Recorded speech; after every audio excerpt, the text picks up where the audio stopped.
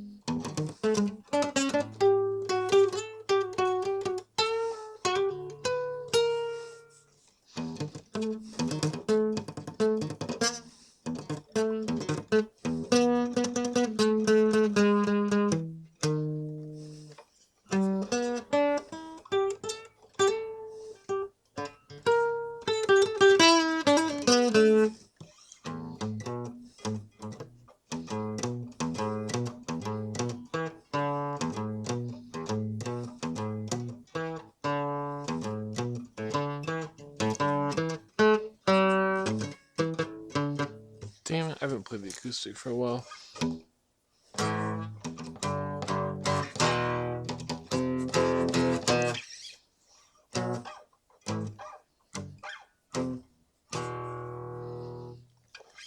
I only practice on YouTube.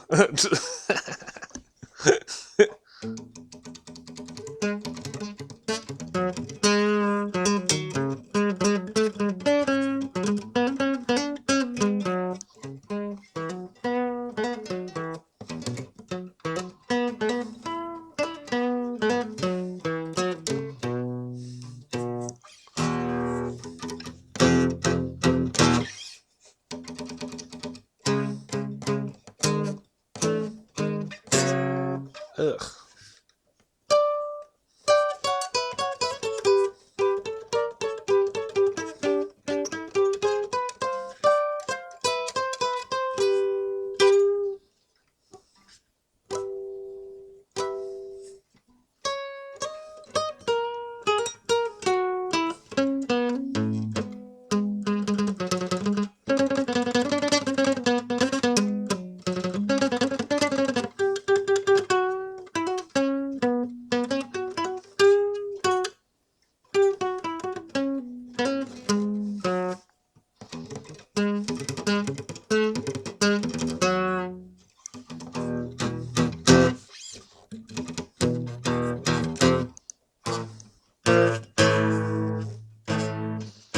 Ah, some sounds out of tune.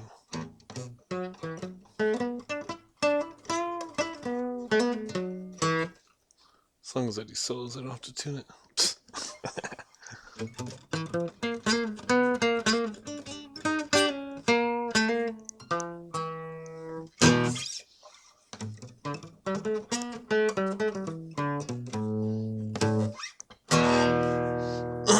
This guitar is like 100 years old, by the way. It's a damn it! What the fuck? I got guitar phlegm in my throat. This is my great grandpa's. He was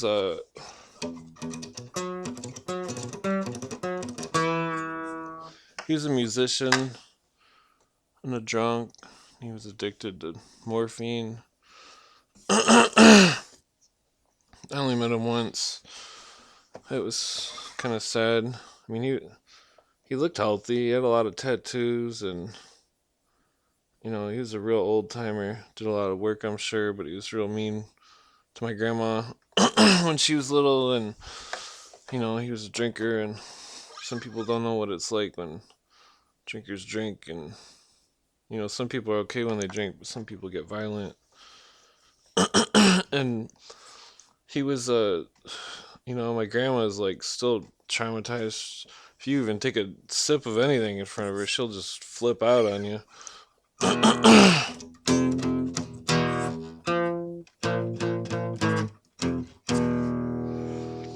But I mean, it was probably like,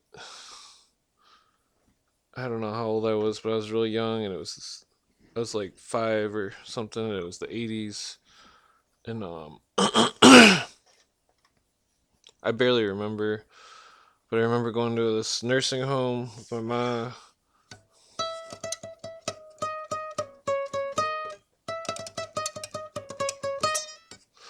and he was laying on the bed, and you know they were talking about like, oh, he was fighting nurses because they were trying to give him a bath, and I mean, I wouldn't mind some ladies giving me a bath. I'm just joking. But anyways,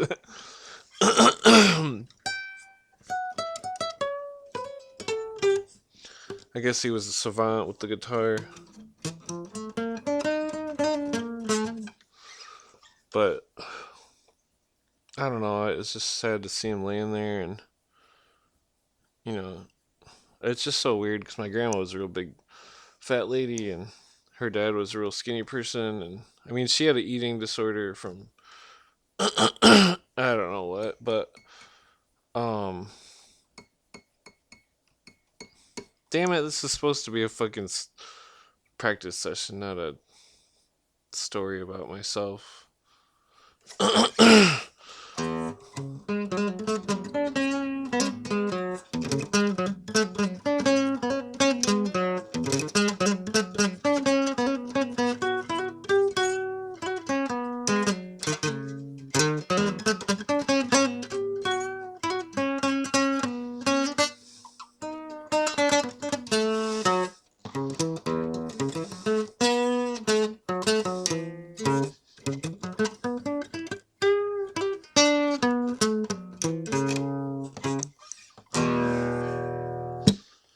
Yeah, I always end every verse with E.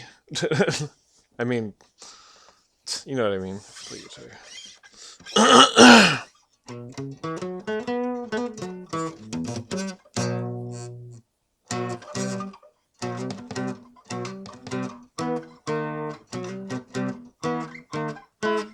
Ugh.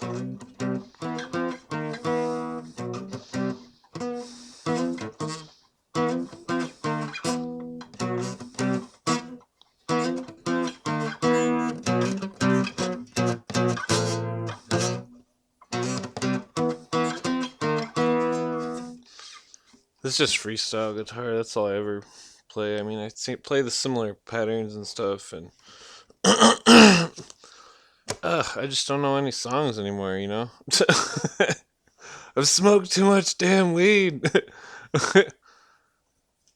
uh, damn it! I don't know why I think it's because I'm sitting on the couch and it's got cat hair or something. Damn it! It's like 5 in the morning. My woman's gone. Freaking. It's dark. There's nobody up. There's nobody up. Damn it. That's not a singing voice. Nobody's gonna listen to this anyway, so fuck it.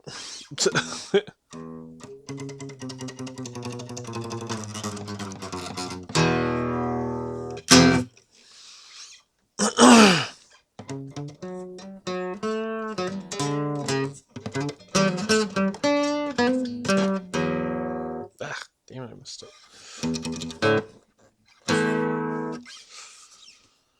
My cat's in fear of her life for the guitar. It might kill her. The cat's afraid of the guitar string. Even though I could play anything else loud as fuck, and she wouldn't. She said it sleeps right through the William Cooper yelling at people.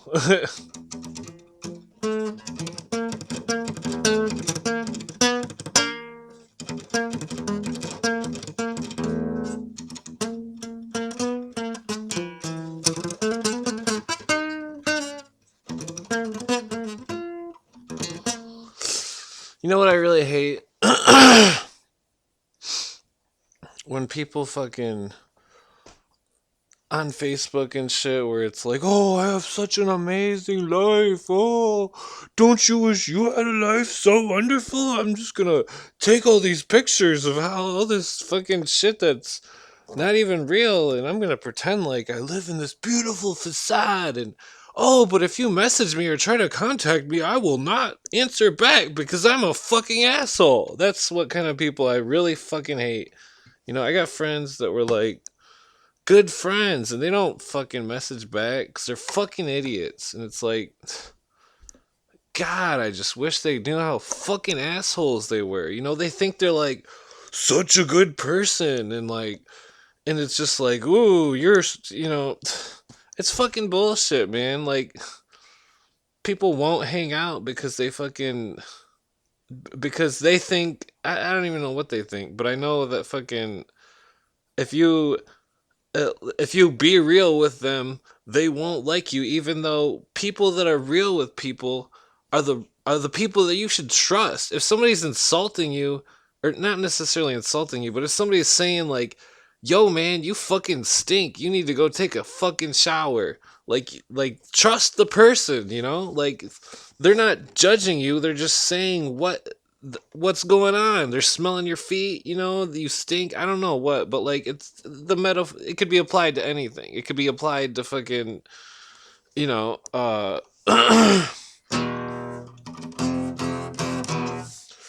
it could be applied to me and my guitar. You know, I'm not the greatest at guitar, and fucking,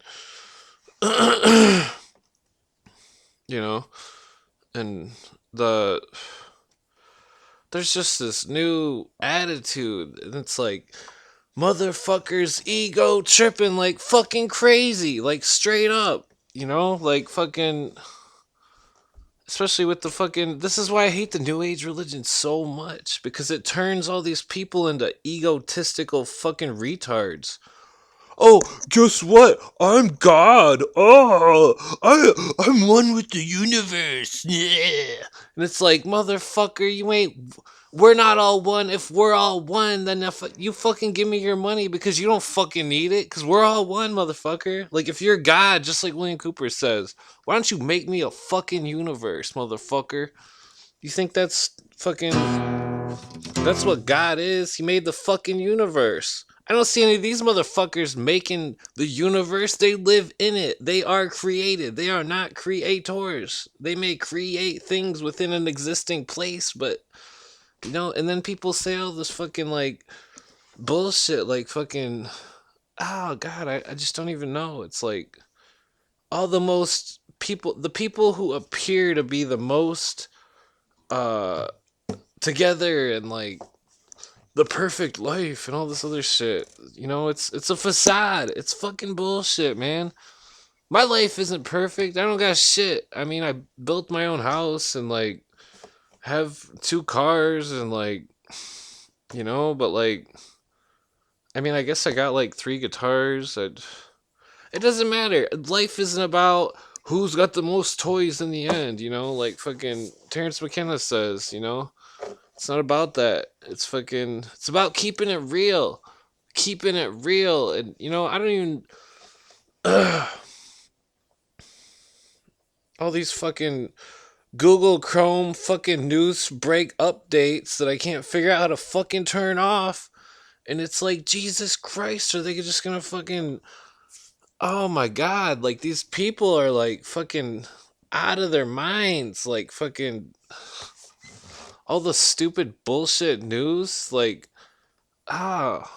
I don't even, you know, is Corona real? I don't know. If it is, it's probably the wrath of fucking God because he's sick of all this bullshit, you know? Like, or else it's all made up, you know? The Illuminati, they like to use terms that dedicate to the sun, and Corona means sun, and fucking, you know, I don't remember who it was, damn it, it was somebody, I don't know if I used to know them or not, but I used to talk to this person called, oh, what the fuck was their name? Useless Eater. It was this black chick that fucking, not a black chick I dated before, but one that I never knew, and we were just, internet friends or whatever. But anyways, like, this useless eater uploader made two videos in the last year or two or something about, no, the last year, about Corona, and fucking showing all these like dead birds and shit, and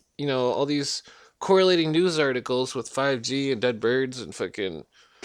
And then they showed this. They made this point about Wuhan and two other main cities, and like fucking the three cities in Europe and Asia, which were the testing grounds for fucking 5G, and fucking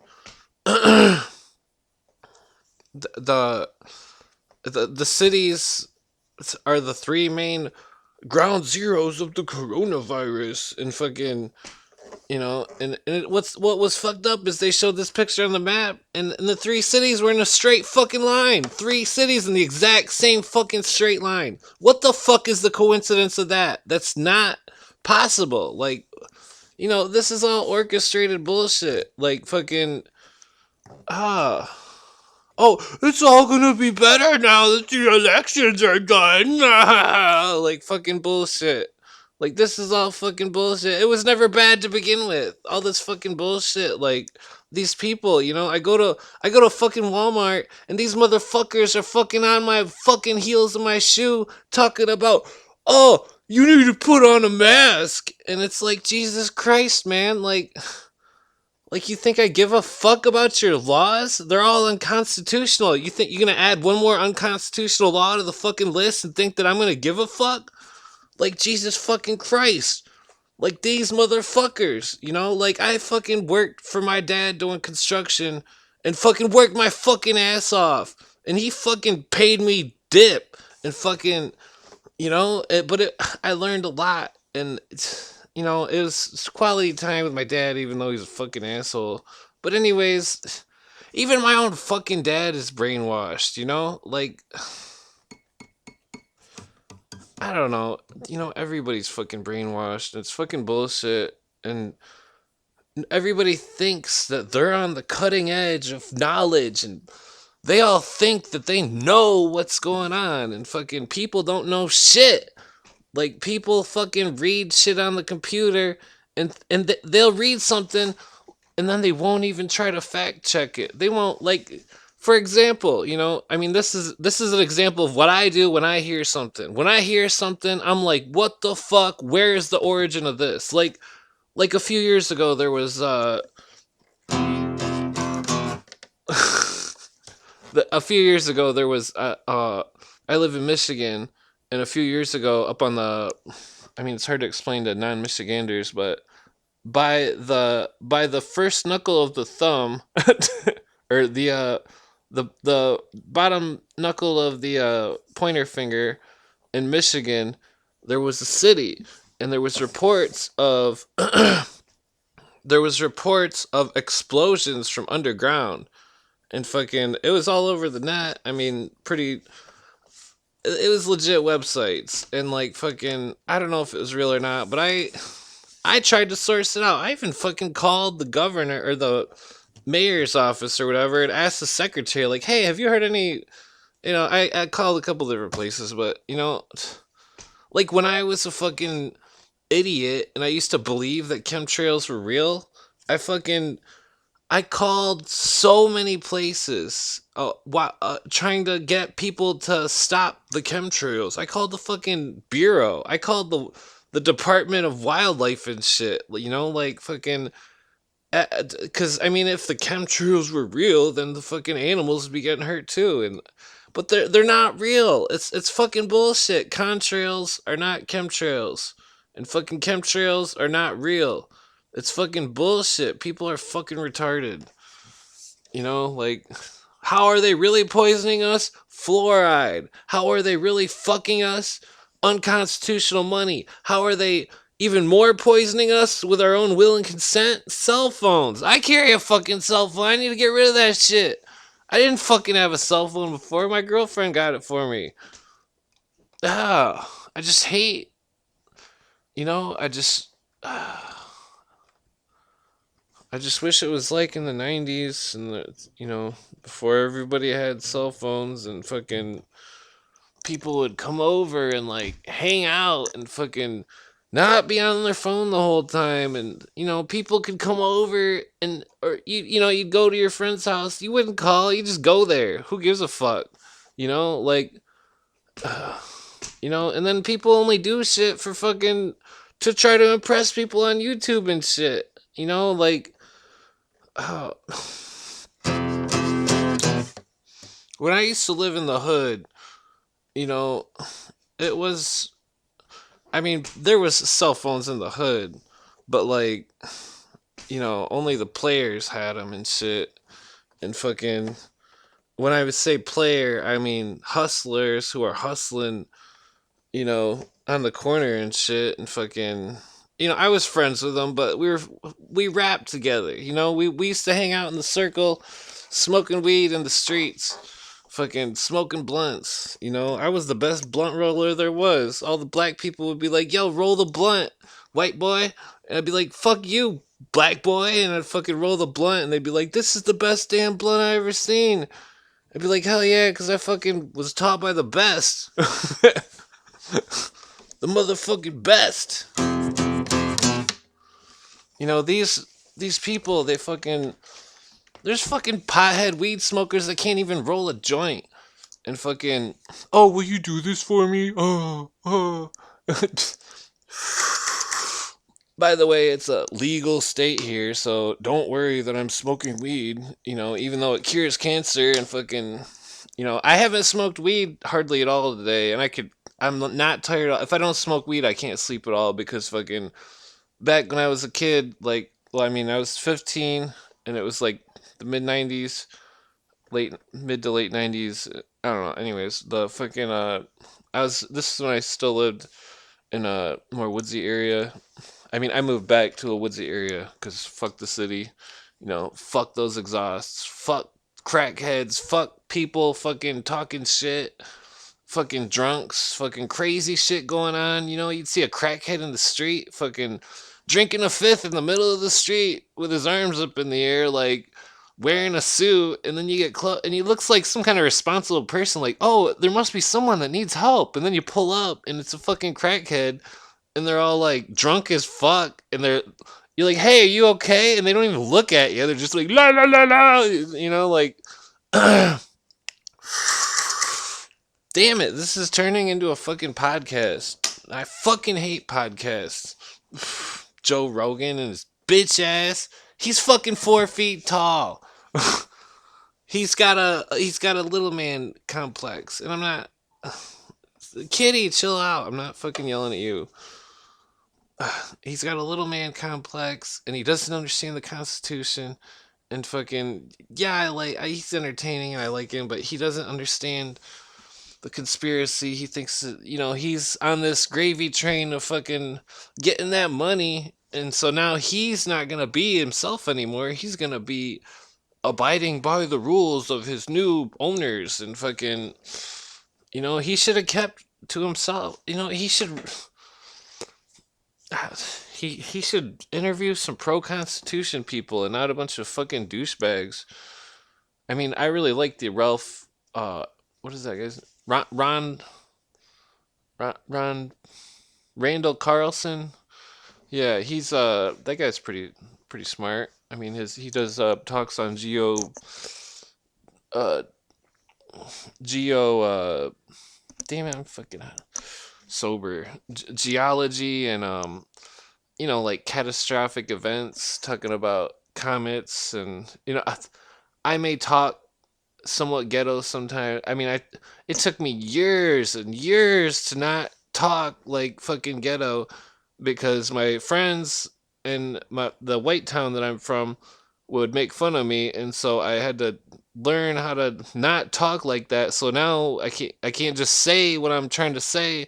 I have to edit my words, even though I'm king of not filtering out what I say, but I have to speak slower because I'm trying to just not speak ghetto because I mean, one time I was I was in the hood, and like there was some mushrooms in the hood going around, and I ate some mushrooms with a bunch of black people, and we were chilling, fucking smoking blunts, and fucking damn it, I don't know, it was a fucked up story, but anyways, they were all hustlers. I wasn't really a hustler. I just smoked weed, and I worked at Little Caesars holding a sign on the fucking corner while people threw pops at me and shit. Anyways, they'd fucking drive by and throw their soft drink at me.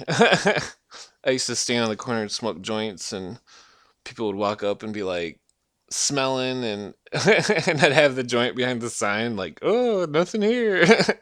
Anyways, so I'm tripping with these like, what was it? It was like five black people. I was only friends with two of them. The other ones were kind of strangers, and there was this white chick who was ghetto as fuck. And I swear she was banging my friend's cousin, and fucking But anyways, like it wasn't my mushrooms or anything. I mean, I rarely trip. I've tripped quite a few times, but like, I don't know. Anyways, so we're all tripping, and fucking they all start talking white. And I'm like, what the fuck? This is all a charade?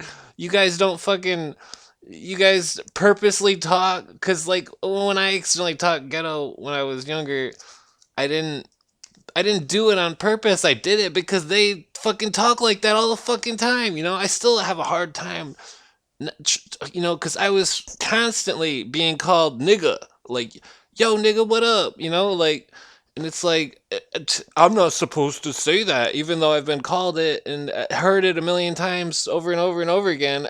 And, my friend Nunu, he fucking was like, yo, say it, man. It's not a big deal. And it's like, I'm not gonna say it. Like, fuck you. I wouldn't say it, and fucking, I would never say it in front of. But he was dead convinced that I should say it in front of everybody, and I'm like, dude, I'm not gonna say that shit. I don't know. But anyways, so they were all talking white, and fucking my friend's uncle, being a crackhead like he was, freaking decided to go out with this Korean bitch, and fucking she bit him in the shoulder, and like, I don't know, but he brought a bunch of popo there, and fucking, you know, it was crazy because they were all doing bad stuff, and then he brings popo to my friend's grandma's house, and fucking, we're all tripping on mushrooms, and in the hood, everybody. I mean, I didn't have a gun, but everybody had a gun, and fucking, except for me and my best friend, we were both the youngins. I mean, like, it was crazy because like we had literal immunity from fucking anybody in the hood, because we'd like sit on the porch and be like, "Yo, fuck you." We'd fucking talk shit to anybody walking by, fucking like straight up. We'd just sit there and smoke blunts, watch crackheads walk by, and be like, "Hey, look at this fucking crackhead looking like my friend." He would always be like, look at this motherfucker. He looks like a struck match." And it's like, dude, you're not supposed to say that. Like, and then he would be like, nigga, I'll say whatever the fuck I want. I don't know. It was hilarious. Because it wasn't racism. It was just language, like, I don't know. Anyways, I don't know where I'm going with this story, but this isn't even what I meant to talk about. God damn it, it's like fucking way too late in the morning. Um, but my point is that that's kind of where, I mean, I watched X Files before that and shit, and I thought, I always thought there was a conspiracy, and I learned about. I mean, I knew about the secret societies when I was way young, like fucking 10, and I mean, just the ideologies of the X Files, where the people are in secret societies with fucking secret pacts and agreements, and damn it, I'm switching spots. I hate that couch. It's all dusty, and even though I can vacuum it all day long, and it's still fucking dusty. Anyways, the like damn it, I'm fucking thirsty. Anyways, so like Mulder's dad was a Templar in the show. I mean, that's clear. And the smoking man was obviously I think he was supposed to be Knights of Malta or something, and the guys who are perpetrating or it's just fucked up because like Krychek was, I don't know what he was a spy from Russia or something, but like that blonde-haired lady was working for the UN in the episodes, and the cover-ups were going on, and it was all about this alien disease and fucking uh they had this vaccine they were trying to make and all this other I recently started rewatching the X-Files, but only the UFO episodes uh because I would always ignore those episodes because I always disliked them, and I just thought they were lame because I don't really believe in aliens, even though I've seen 3 UFOs that were totally legit. I mean, I have no idea what they were, but they were definitely real. I mean, but I can't say that it was an alien or anything. I have no idea what it was. I mean, for all I know, the fucking cigar shaped one was fucking Russian spy drone or something that was like 2 football fields long. I don't know what the fuck it was, but like the Kitty, what the fuck are you doing? Ah, she hates me. Anyways, oh, so William Cooper points out, I don't remember what episode it was, but he points out that the secret to the movie They Live was not that there was actual aliens, but damn it, turn the AC on. Fuck it. Not that there was actual aliens, but the aliens was a metaphor for the secret societies, which makes everything totally different story. I mean, you put on the special glasses and you can see the secret meanings behind things, and like that's all just a metaphor for, you know, like how the books say specifically, know them by their signs, symbols, and passwords. And if you don't speak the esoteric symbolic language and you think you know what's going on, you don't have a clue because fucking these people are running shit, and they've ran shit for a very long time, and they don't give a fuck about you, and they don't give a fuck about the Constitution. And all these people are on their happy parade towards towards their the it's like Terrence McKenna says, I mean, he didn't make it up, but the road to hell is paved with good intentions. Oh, yeah, good intentions. Oh, it's like the crazy mother that keeps her kid locked in the room and doesn't let him live life and fucking sheltered stupid babies fucking walking around everywhere.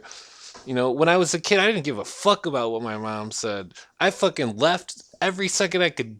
I went to party every second I could. Fucking drink and smoke weed with my friends, go skateboard and fucking hang out and fucking party. You know what I'm saying? And fucking like, I never had no ambition to fucking study the Constitution or like, and now I know more about the Constitution, the Supreme Court cases than most people do at all. I mean, like, I've written to the fucking Attorney General and all sorts of people, and they don't have a goddamn clue what I'm saying, and fucking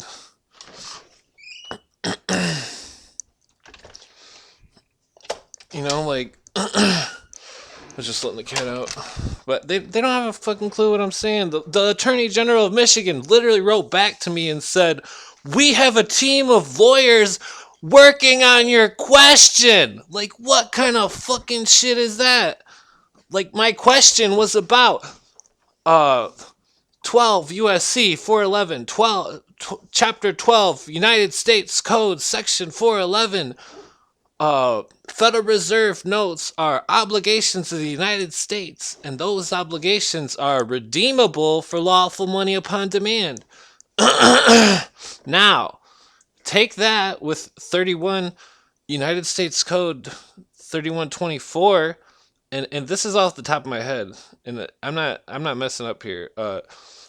It says obligations of the United States shall not be obligations of the United States are exempt from state taxation.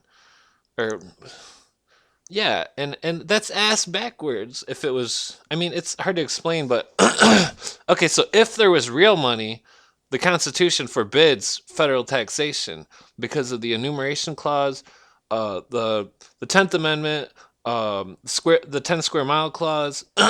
Those all forbid the federal government from touching a state citizen, and the supremacy clause protects that. And fucking but anyways, it's backwards because they're saying the state taxes are exempt from taxation with the obligations of the United States, aka Federal Reserve notes. And I mean, based on that, because of the Federal Reserve, or because of a number of things. For one, the 14th Amendment was never ratified. The 14th Amendment violates the 10th Amendment. The 14th Amendment violates the 10 square mile clause. The 16th Amendment was never ratified. The 16th Amendment violates the 10 square mile clause and the 10th Amendment. And I could go into more detail, but the enumeration clause, anyways. So all of this ideology system that people believe is America, the smoke and mirrors, fucking, they believe in all this bullshit, and you can quote the law verbatim to anyone who's in government, and they will look at you like you're a fucking retard. And anyone, I've been verbally attacked by more people than you could ever imagine because of my pro-Constitution beliefs, and I'm just a fucking stoner skateboarder. I mean, I don't skate much anymore, but Jesus Christ, I cannot contemplate how much people are off the rockers. But my point about 31 USC 3124, and I mean, well, first of all, 12 USC 411, it says specifically that Federal Reserve notes can be redeemed for lawful money at any Federal Reserve bank. Now, call up your local, just like Carl Miller says on the Know Your Constitution thing. He says, that he goes into the Federal Reserve Bank in Detroit. He slaps down some silver notes, and he's like, "I want my silver." That's it. I just want my silver. He said that the bank called the police on him, and the police were like, "Yo, give the man his silver," and fucking nothing happened. But what I'm saying though is that I've called more Federal Reserve banks than you can imagine to ask them about this law specifically, how I can redeem my Federal Reserve notes, and fucking they don't have any fucking thing to redeem it for. They don't have any lawful money. And fucking I sat on the phone for hours waiting for the fucking Nevada, or the Nevada fucking director of the Federal Reserve Banks of the country. I talked to the fucking director of the country of the Federal Reserve Bank in Nevada on the phone, and I bring up the laws, and he says, "Well, I have no idea what you're talking about." And I said, "Sir, go to a law website, type in the laws, read it to me over the phone because it's only 2 paragraphs." And then he's like, he does it, and he's like, "Oh my God, this is insane." And I'm like, "Sir, are you the person with the authority? Are you the person that I'm supposed to talk to help solve this problem?" And he said, "Yes, but I have no idea what I can do. I have no authority." And, he was just shocked. And the fact that he fucking, didn't know what to do, he had no fucking clue about the gold silver clause in the Constitution, which, according to constitutional law, the gold and the silver is the only thing that can be tendered in payment of debt within a state. And this is a state. And you're in a state. And guess what? That doesn't matter to these people that have taken our Constitution and they've wiped their fucking ass with it. And you think that's a fucking joke? All these people walking around thinking it's fucking, "I'm full of shit because I believe in what our founding fathers gave us," When I was young, I didn't give a fuck about anything. Not anything. I had no honor. I would steal from people. I I mean, I wouldn't steal from my friends, but I would fucking like tell kids at the skate park, oh, yeah, I can get you some weed. I just take their money and buy some weed and smoke the weed. And fucking, I didn't learn honor until like till I met black people in the hood who had honor, and I mean, they're not like the black people in the hood today, though.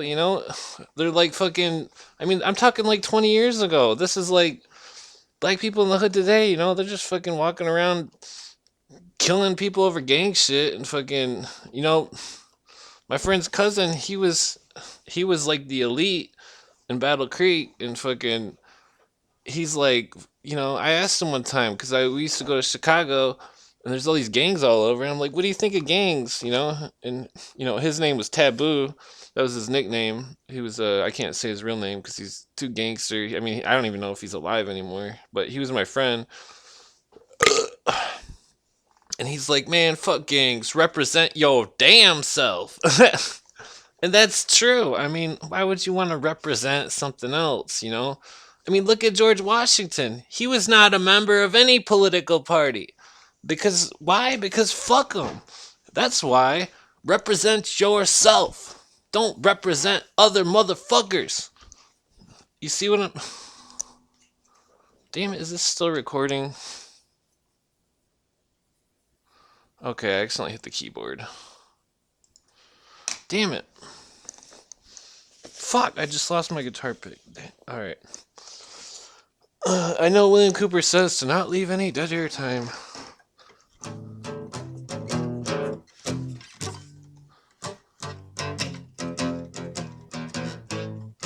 Damn it, I'm holding it all stupid.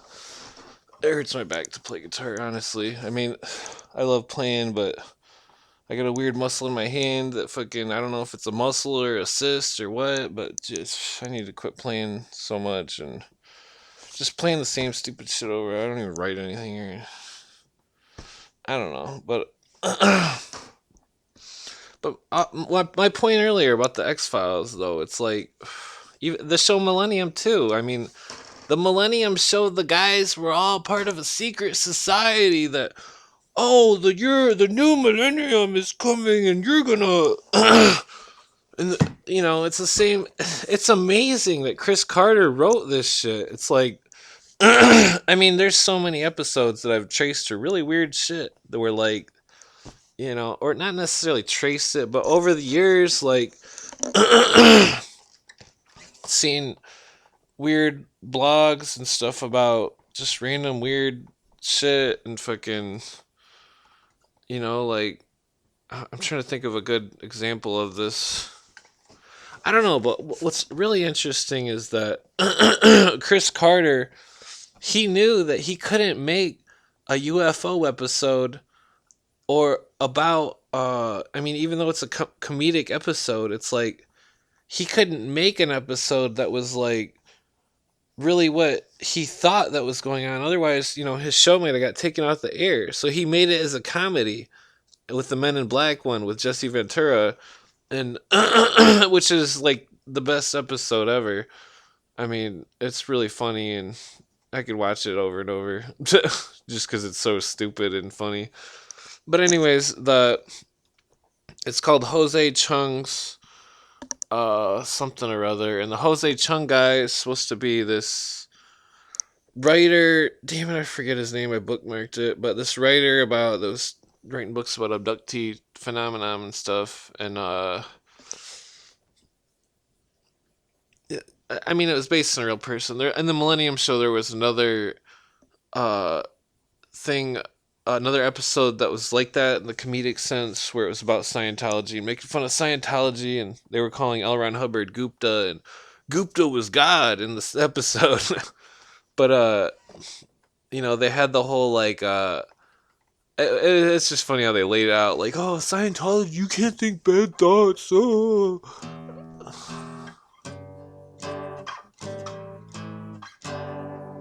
Oh, that's way out of tune. Anyways, so the it's just so weird with the Men in Black phenomenon, where it's like people report weird shit where like in the episode, the guys pull in the driveway, say a bunch of weird shit, and then fucking like, oh, you didn't see a UFO, you seen the reflection of smog of swamp gas from Mercury. But the they pull out of the driveway backwards and drive down the road backwards. But what's fucked up is that it's actually been reported by weird eyewitnesses. Like, I mean, I'm talking like before the YouTube sensation, because I used to be into this for a long time, and like they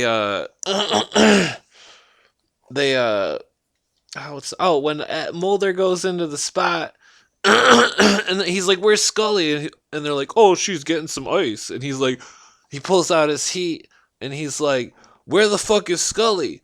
And she's like, she walks in the room with a bucket of ice, and he's like, "What the fuck?" And then the hypnotist is Alec Trebek, and then like he tries to tell Scully later because uh he was trying to tell Scully later, because she was under hypnosis and didn't know what was happening, and fucking and he's like, yeah, it was Alex Trebek, and she's like, Mulder, that's just ridiculous.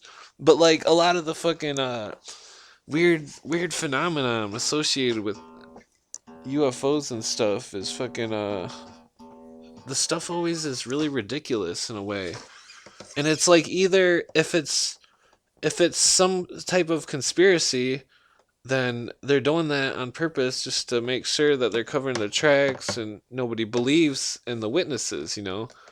But if it's not some kind of conspiracy and it's a real phenomenon of some sort of supernatural presence, then it's just really creepy because fucking it goes down to fucking the old Native American stories, which I'm part Native American, and I'm not gonna say what her. It doesn't matter. I'm part Cherokee, and I mean, I don't know if she was actually Cherokee or a different tribe and just said Cherokee because it was easier to say or something. But then part Sitka, which is it's a tribe that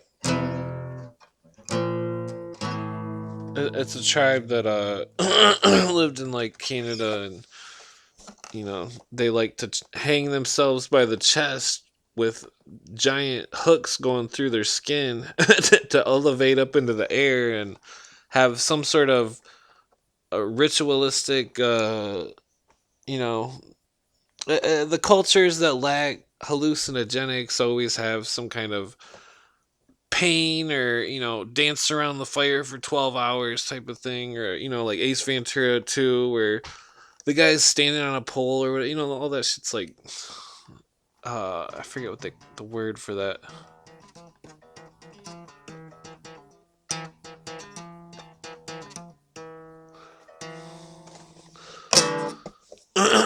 But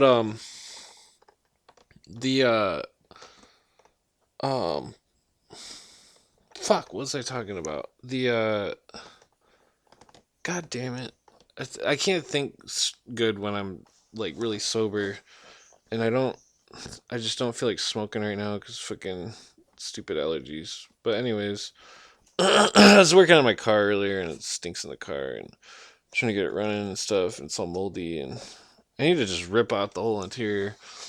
But anyways, this is my second car I'm working on that started the other day but won't start again, and I changed the fuel sensor, or I changed the timing sensor and the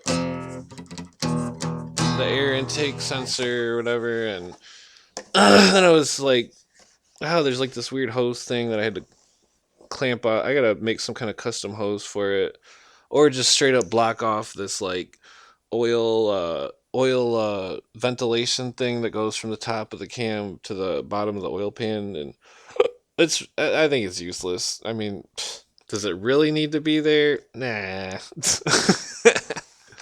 But anyways, uh oh, the supernatural aspect of the men in black, the Indian stories, the tricksters, the Heyoka spirit, the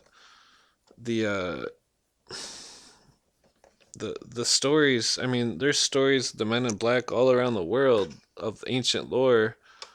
The trickster spirits. You know, I don't know what. I don't know if they're real or not, but I've many years ago.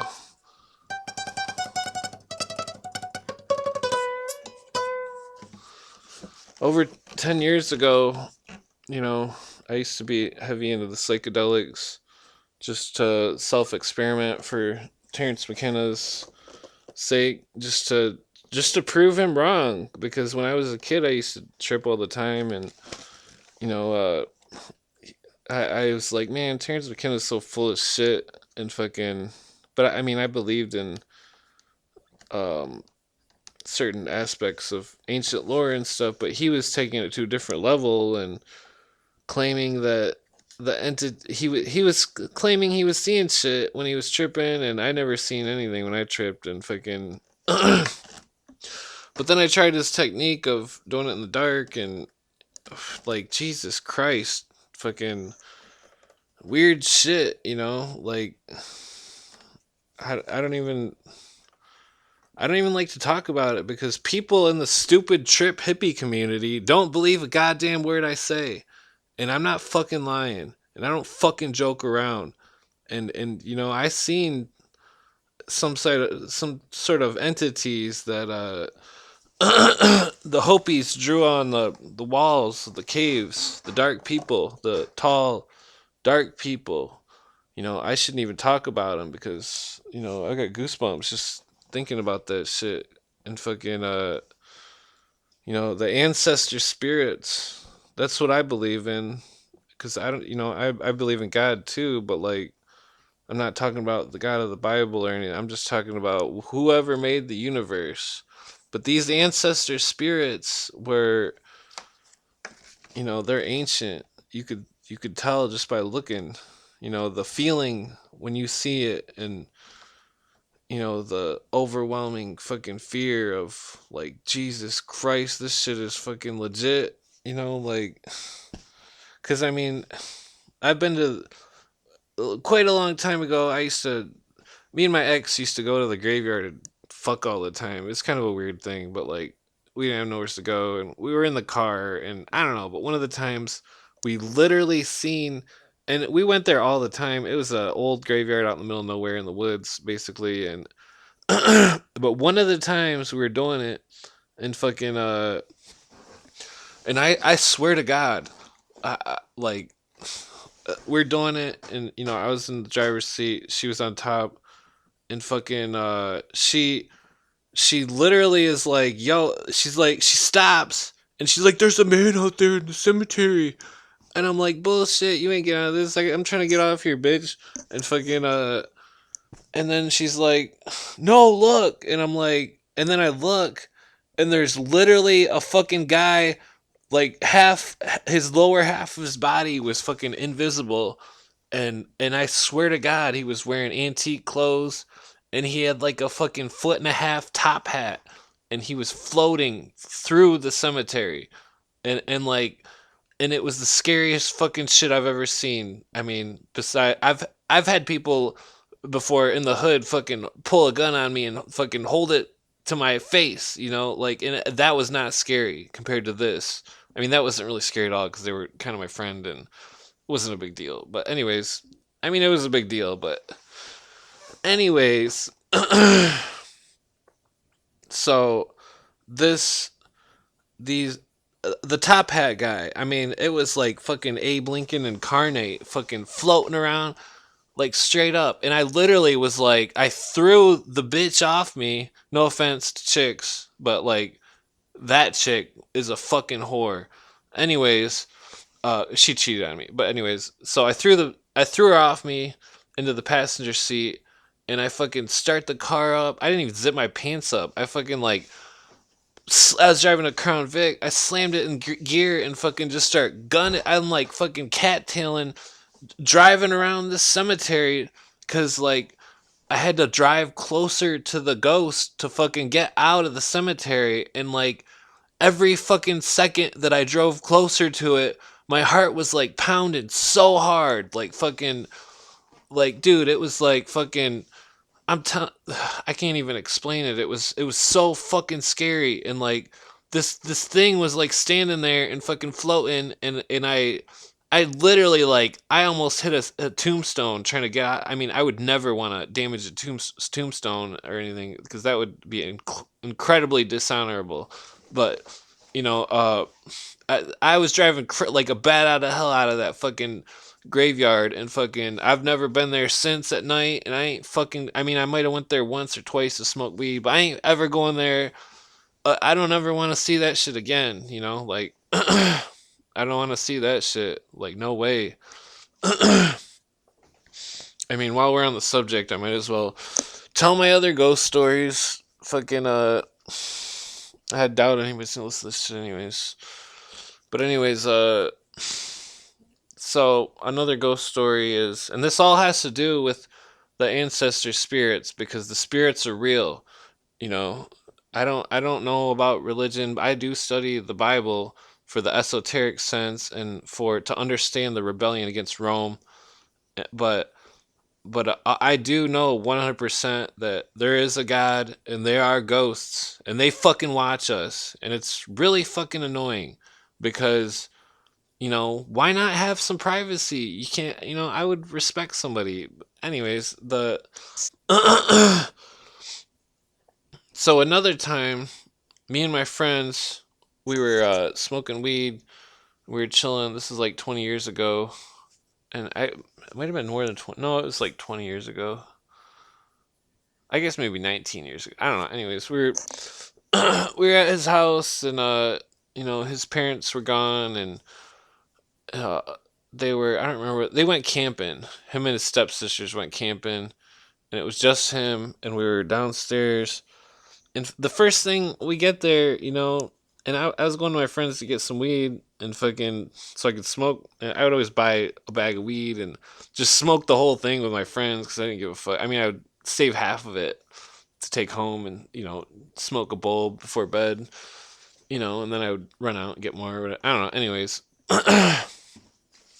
the my friend's like, yeah, there's fucking, this place is haunted, ugh. And we're like, this is way before the I seen the guy in the cemetery with the top hat that was a mink skin hat or beaver skin hat, and fucking, I've never seen a beaver skin hat in real life besides at a museum.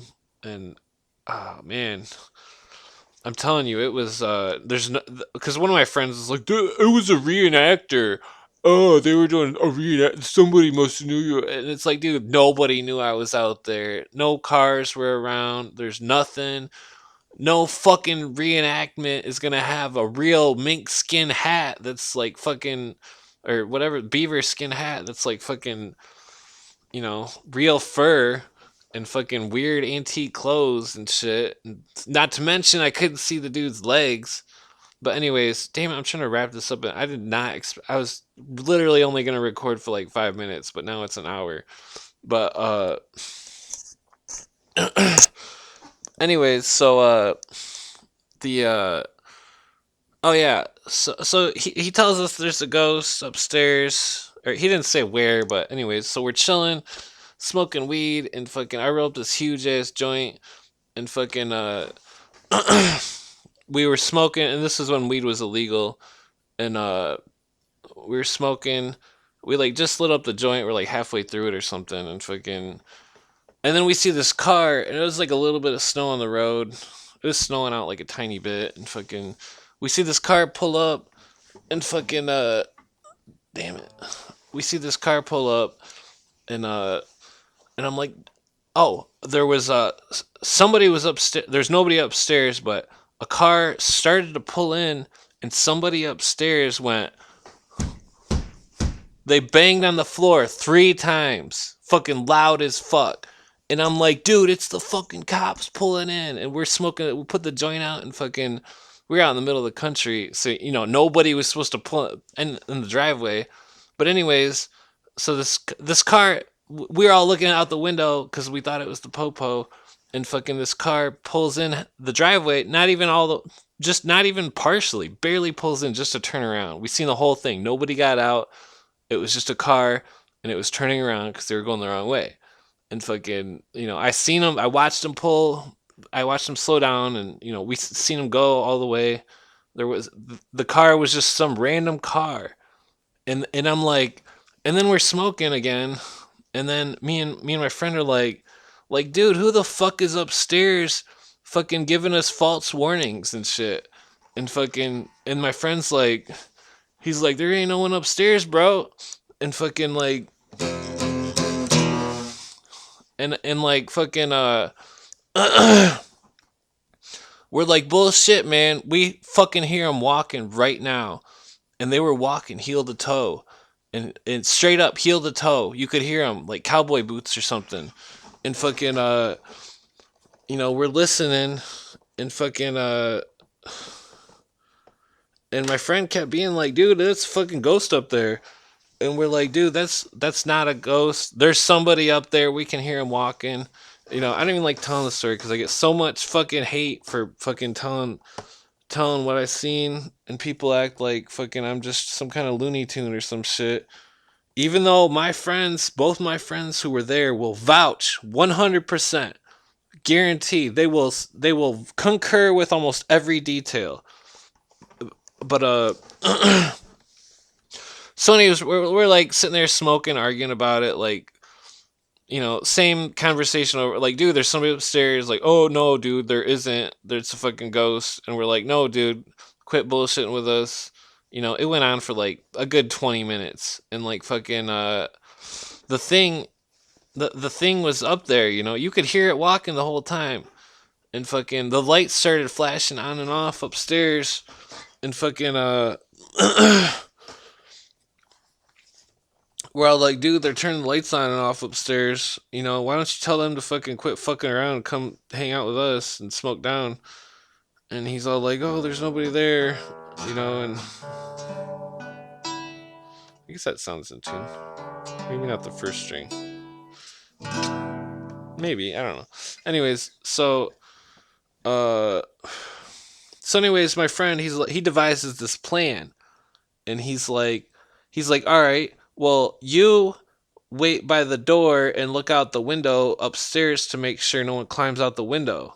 And then I was to look in the basement towards the stairway to make sure, and keep in mind that there was no power in this one room in the basement for some reason. But anyways, I could see the light shining down the stairway. It was all perfectly visible. There was nobody there up the stairs. We didn't want to. I don't know. It's really weird, but so there was an outdoors door upstairs, and my friend who came there with me, his part was to go upstairs through that door, and then and then I was to make sure nobody came down the stairs, and then we all had to keep our positions, so if there was some kind of burglar or some shit there, we could get him and fucking whoop his ass. And because my friend was had all that weed, so we weren't gonna call the popo. We were just gonna whoop his fucking ass, tell him to get the fuck out of there. But anyways, I mean, this was a long time ago. We used to be a bunch of stoners. It's not like it's bad or anything. It's just smoking weed. Anyways, so I'm waiting at the stairs. My friend goes up to the outside upstairs door, and the second he opened the door, I swear to God, the footsteps stopped. I was pointing at the footsteps the whole time, and fucking, and like, just to make sure I didn't lose track of where they were. And then they stopped right in one spot, and I stood there and I looked at my other friend who lived there, and I'm like, the dude is right there. I was pointing to it. We're listening, both of us, and fucking the dude didn't take one step, and fucking the dude's standing there. And then my friend, you could hear him going room to room, making sure there's nobody in the rooms, and fucking then he gets to the living room where the ghost was standing, and God, it gives me fucking goosebumps like crazy, like straight up, and fucking Jesus Christ. Anyways, the dude was the thing was standing there, and my friend walked right through it, he fucking walked right through it. I swear to God, I could hear him walk right above it. There was no shift in weight in those footsteps that were still. Because if there was a person up there would have been a shift in weight. The floor would have creaked. There's no way that my friend could have walked right through a person if there was a person standing there. And he walked right through it. I swear to God. I swear on my kid. I swear on all my dead friends. I swear on everything. And fucking. And, so then he walks back through it a second time after, because he walked up to the window. It was a big bay window or some shit, and fucking then he walks back through it, and then the second he closed the upstairs door, I heard, me and my other friend downstairs heard the footsteps walk from the position where they stopped originally, and and they were, and you may not see this right now, but I'm pointing at the ceiling like I'm right there right now, because fucking that shit was fucking real as fuck. And fucking that thing fucking started pacing back and forth again. And me and my friend, we were totally convinced, and fucking, and like and we're like, well dude, we're gonna have to sit here with you until it stops so we know you're okay and safe, you know. And he was cool with that, and we rolled up a bunch more joints. I rolled a big ass blunt, and there was a D12 CD that was really popular at the time. And I'm like, well, fuck that ghost. I'm gonna put this D12 CD in. We're gonna listen to it as loud as we can and smoke this blunt and not give a fuck. And fucking. So, anyways, we proceed with the plan, and fucking, and like we're halfway through the blunt, and the thing upstairs started to get really fucking mad. And like, dude, it was, I'm telling, I don't even like to say dude. I only say dude if I'm extremely serious. But, or if I'm referring to a dude ranch. But the the thing, and I say thing because it was not a fucking person. There was no person up there. There was a thing up there pacing back and forth, heel to toe, and pacing back and forth for over an hour, fucking pacing. And it kept proceeding to get heavier and heavier. Like, it was like fucking, at one point, it was like fucking marching around upstairs, fucking stomping around heel to toe, and fucking we're all scared to death, fucking crying and shit. Like, no joke, three fucking, you know, like 19-year-olds who were tough people, you know, we weren't no pussies. You know, we all had to go to work the next day, and fucking I had to wake up at 8 o'clock the next morning and fucking to be on the job site, or I had to be at the job site at 8. I mean, most of the time I'd show up late because I worked for my dad, which he underpaid me. That's why I work. I don't know. It doesn't matter. But anyways, um, the thing was stomping around, and then it starts fucking it starts like right. It was like literally like heel to toe, like fucking back and forth in like a 8 foot path, just marching back and forth over and over again, like fucking marching, like fucking, and then it fucking and then it right above my friend who lived there, right above his head, it started fucking. There was this noise, and it started fucking tapping on the ceiling above his head. It's freaking me out just fucking talking about it. I don't like talking about this shit because it's kind of dark in here, and you know I'm all by myself, and fucking I don't know. But there's this noise that fucking started tapping, and we're all like fucking crying basically because it was so fucked up. And it was like, because it was real. It wasn't no fucking joke. It wasn't like all these stupid YouTube videos that are all fake as fuck. But I mean, like, I mean, some of them are real, but the second it started tapping on the ceiling, and fucking, it was walking back and forth at the same time. And me and my friend were like at the door with the door open, ready to leave. And we're like, literally, like, sorry, dude, we can't take this anymore. Like, we gotta get the fuck out of here.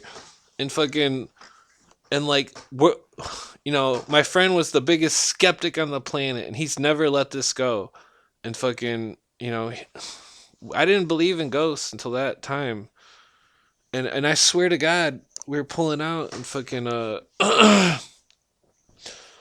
were pulling out of the driveway, and there was something standing there that was like a dark mass of like a blob of like a some type of tall blob, like an abominable snowman type shadow thing. I mean, it was fucking creepy as hell, you know? Like I was like fucking freaked out for so long by that. And then years down the road, my friend's sister lived in the same house and said she seen, and this is, keep in mind that this is a country area, and that the only town nearby has zero black people, and it's not a racist thing. It's just, you know, there's no black people in the town I'm from.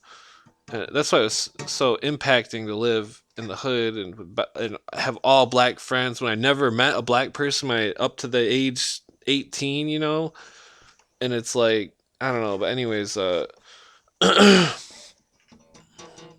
like oh yeah, so there's no black people in the town and where I'm from originally. And I mean, I've lived in big cities and stuff. I've lived in Grand Rapids, Kalamazoo, Battle Creek. Those are the three major cities in the area.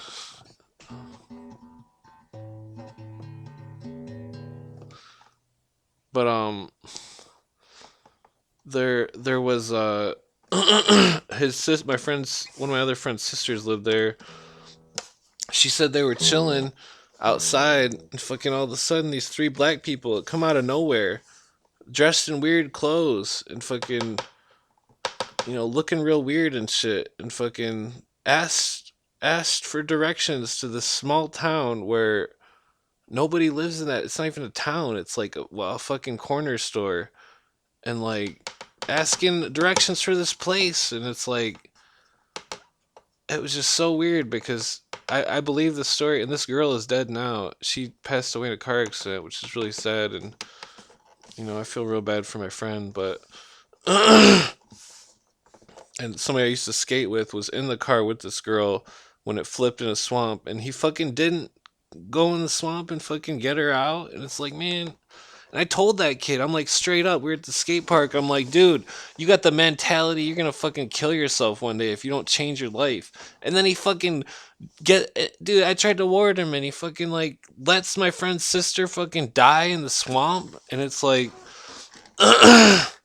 just fucking pisses me off. I'm gonna whoop that kid's fucking bitch ass when I see him.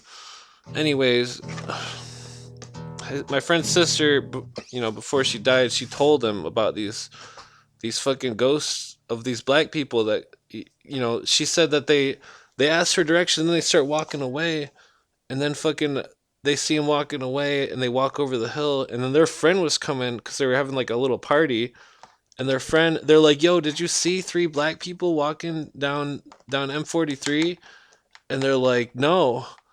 And fucking, and it was just the weirdest thing. And you know, another one of my friends lived at one of the places right next to it, and I swear to God, his fucking dog was like possessed or something. Like the dog was fucking rabid. It would like it fucking ripped my jeans. Like I was walking up the stairs once, and it like, everybody will vouch that this dog was fucking evil. And then later, my friend who had the dog kind of went crazy. I swear to God, he was fucking haunted. I mean, that's a whole nother ghost story. Like, but you know, that place is a weird place where it's at. It's abandoned now. I mean, it'd be cool to. I don't even want to step foot on that property. I don't even. Every time I drive by, I look at that place and I'm like, fuck that place, you know. And fucking oh, the other ghost story, I might as well tell it, is ghost story number 3.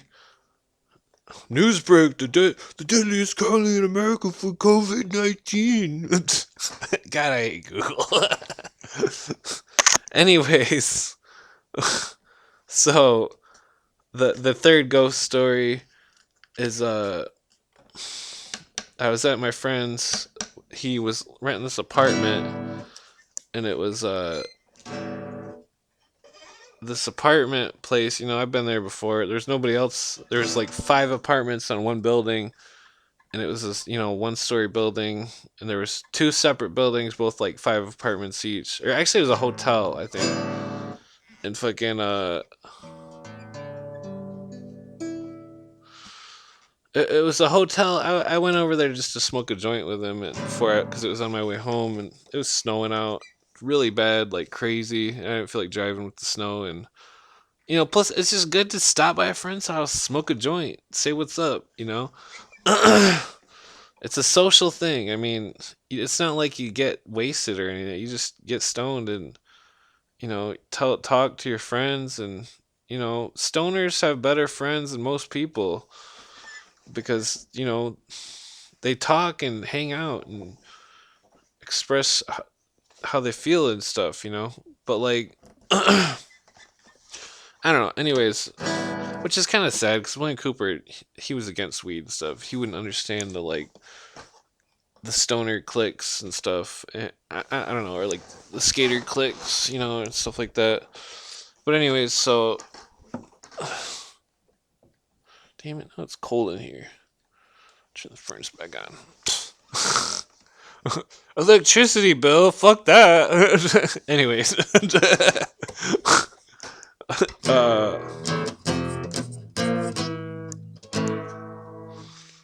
that doesn't sound right. Anyways, so I go over to my friend's house, smoke a joint with him. We're standing by the window, and actually, two weird things happened at this place. And this one happened after the first weird thing. The first weird thing was I went there to smoke a joint, left his house, and then I never have fainted in my entire life. I've been put in a chokehold so hard, and I've had people choke me out, trying to fucking choke me out and try to make me pass out. And I had a kid at school. He was my friend. He walked up behind me in class and fucking puts me in a sleeper hold as hard as he can. And he was like a professional wrestler for high school, and he couldn't get me to choke out. And like I would not give up.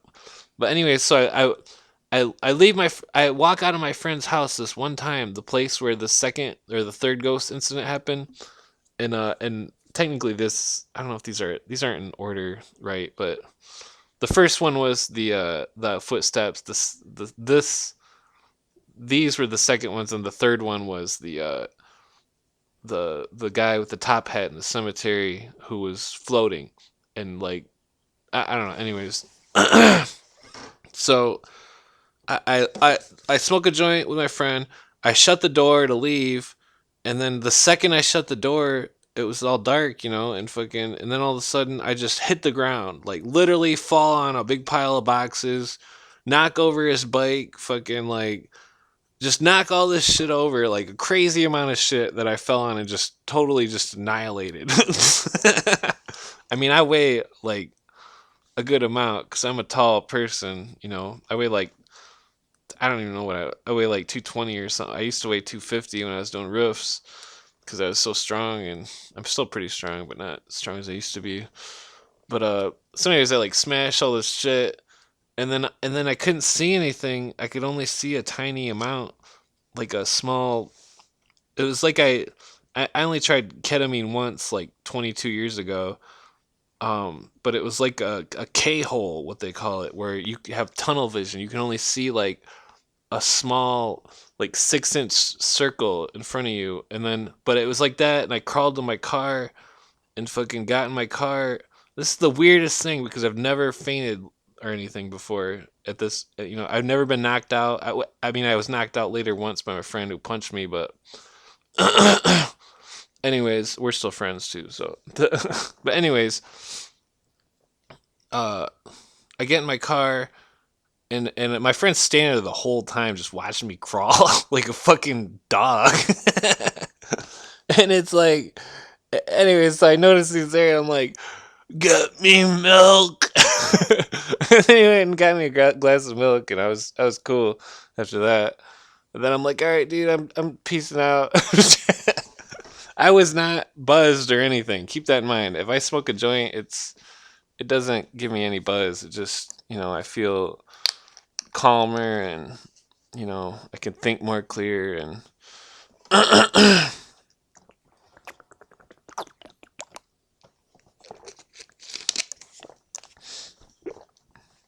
okay, so like a few weeks after that, I stop at the same place, smoke a joint, we hang out.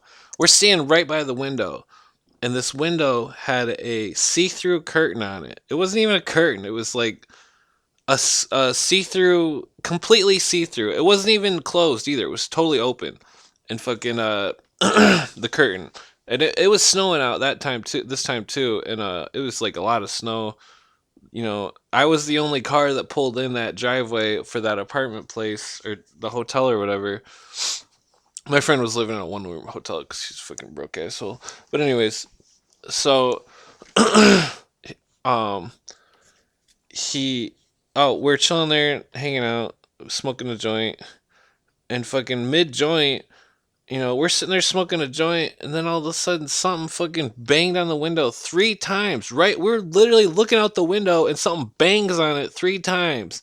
We instantly, I'm talking instantly, like didn't even, I was still holding the joint, or I don't know if the joint was out or what, but we both ran outside as quick as we could, and then looked around everywhere. So we went around the whole building. We ran around the whole building as fast as we could. There's no footprints anywhere. There was no footprints on the roof.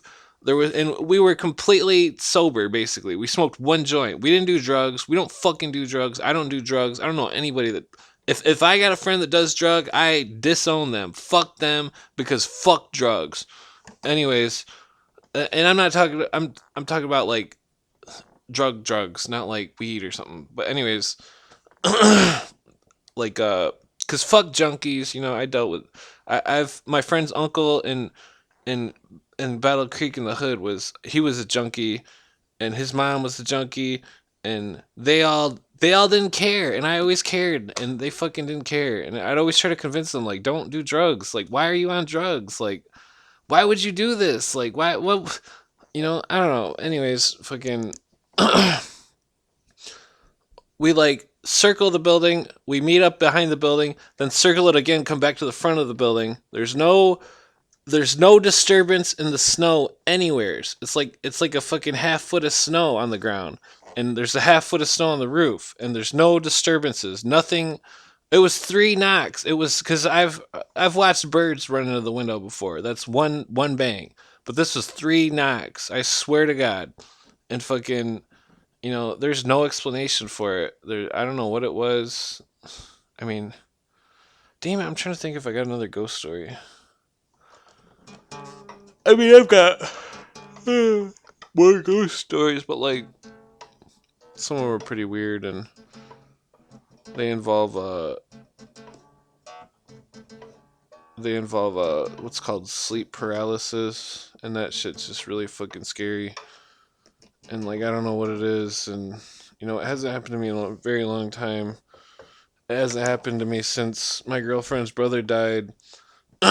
He committed suicide, just like some of my best friends, and he died, and I had this sleep paralysis that was so fucked up, and it was like it was like a shadow, and it was like I woke up, and there was a person at the edge of the bed, and they were like crouched down, and fucking they were looking at her, and fucking I swear to God it was her brother's ghost, and it fucking freaks me out, and fucking his ashes are here, and that shit fucking just bless him. I feel so bad that I couldn't save him, because you know I my best friend killed himself, and like he was my best friend, and fucking and then my girlfriend's brother kills himself, and I should have seen the signs, and I should have fucking said something or did something. I tried. He was drinking, and him and his girl were doing Quanapin, and fucking I told him, I'm like, dude, don't be doing those pills. Like, pills are fucking bad. Like, don't touch pills and don't drink. And then I blocked him because I didn't want my woman. I didn't want to make things worse with him, and fucking, and then my woman's brother killed himself, and it's just shitty as fuck. I wanted to play Magic with him, the card game, and like fucking. I would have really liked to have a new friend. I mean, I met him once, and he was cool, and damn it, I don't even know where I was going with this. It's just so sad when somebody kills themselves. When I recorded that Goody Mob song the other night, it, me and Steve, we used to sing that shit, smoke weed and sing it, and fucking, you know, feel like we're on that soul shit, fucking. Because I mean, I don't know. It's hard to talk about. I mean, after all these years, my friend Steve, he died in 2002. Oh, that's another ghost story. Jesus Christ. He died in 2002 and fucking September 7th, 2002. His name was Steve Kilmartin. He was from Chicago, from K-Town. He was from he used to live homeless in the city, then he moved to the small town, and we were all friends with him because he was so cool. Because he was from Chicago and knew all this cool stuff. Told us all about gangs and stuff, and like, he was 5 years older than me, and I don't know, but it's just, I really haven't been sad about it for like 5 to 10 years, and it's just really hitting me hard lately. I don't know why. I only knew him for 4 years, and like, he was a funny motherfucker, and we'd always trip. Back in like 1999, we went to see Blair Witch, tripping. That shit was crazy as hell. It was, I mean, it wasn't like any crazy, I don't know, it was fucking pretty intense, but like, we kept getting lost on the way to the movie store, or the movie theater. But anyways, my fourth ghost story happened 2002, probably around November, just probably around March. No, September. No, it was probably around November-ish, around this time. I mean, I remember it was really shitty, cause fucking I didn't have no job, and I didn't have no will to do anything, cause it was like fucking God took my friend. I mean, it wasn't. You know what I mean? It was just shitty. It was fucking. I knew it was gonna happen. He said it. He said he hugged his pit bull that was my other friend's, and he was like, and I knew that look in his face, because he fucking tried to take a knife before and stab himself in the throat in front of all of us, and it was like we grabbed him and fucking stopped him from doing it. I remember seeing the knife hit him in the throat, and it didn't poke through, and it was like, God damn it, it's a fucking miracle, dude. Like, why the fuck would you fucking jab a fucking knife into your throat over and over? Like, it was like the third jab, and he was fucking not bleeding, and there was no wound. And it was like, we saved him, and we always fucking we always saved him. He would act like he was trying to jump off the roof and shit. Fucking, his mom didn't give a fuck. His dad didn't give a fuck. Nobody gave a fuck except us as friends. You know, he wasn't even a skateboarder. He couldn't skate. He'd fucking fall on his ass and run into the fucking.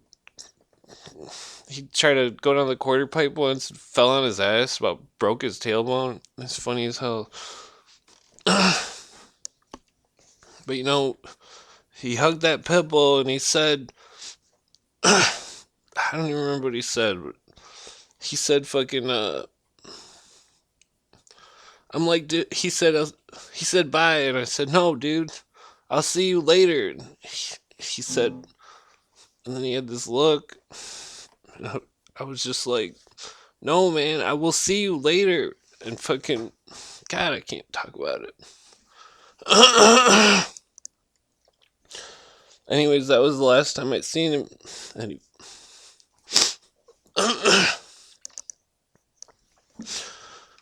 he said that, I remember it was like it was yesterday.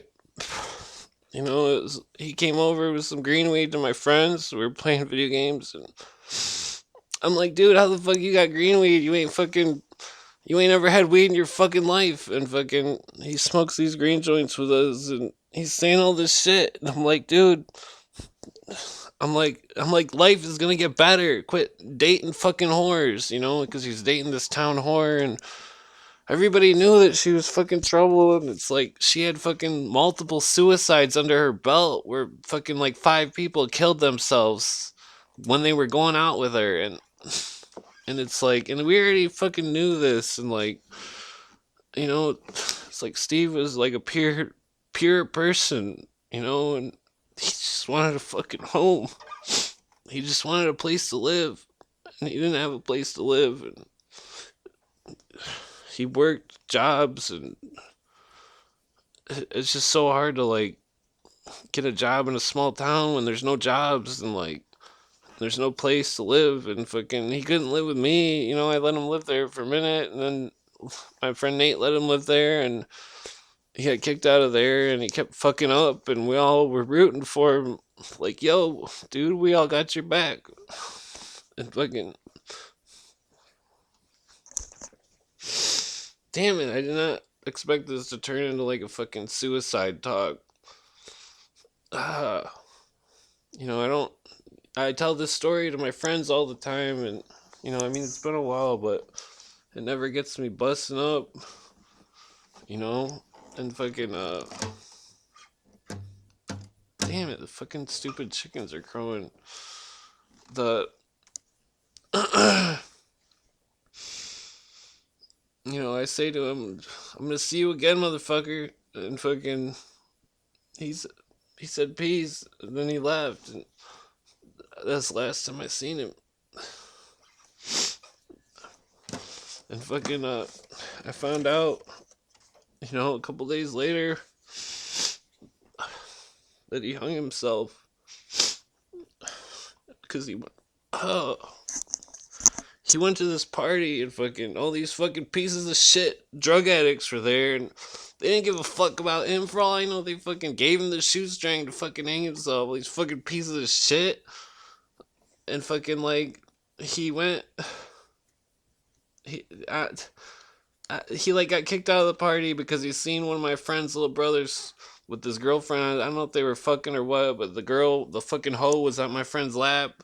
Fucking he walked in the room and seen it, and then fucking left, and then somehow got a ride back to the party. It was out in the middle of the country, and then fucking while everybody's having a good old fucking time, he fucking hangs himself in the front yard, and fucking all the people there, like they all didn't give a fuck. I went to a party later, and fucking some of the same crowd was there, and I fucking drank a fifth, and I'm like, yo, you are a fucking whore. I called that bitch out like fucking, I told her she was a fucking whore to her face.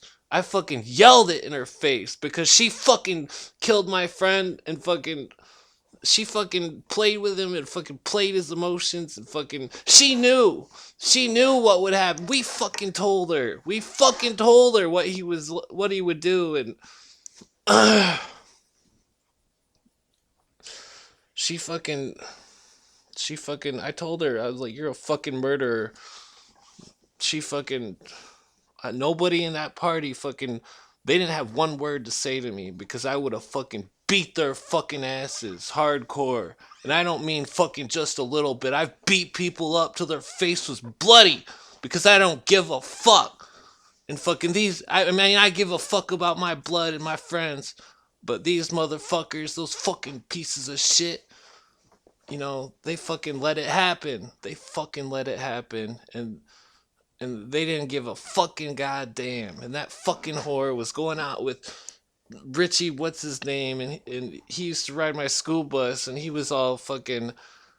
I fucking watched that bitch go out in the fucking yard, and fucking some fucking black dudes came from the city, and fucking she sucked their. You could see her head bobbing up and down. She was fucking giving them blowjobs like a fucking dumb whore, and fucking. I seen her walk in, and I was lit up drunk, and fucking I don't ever drink, and fucking shot for shot with like a half gallon of some garbage shit with my friend, and this is really trailing off.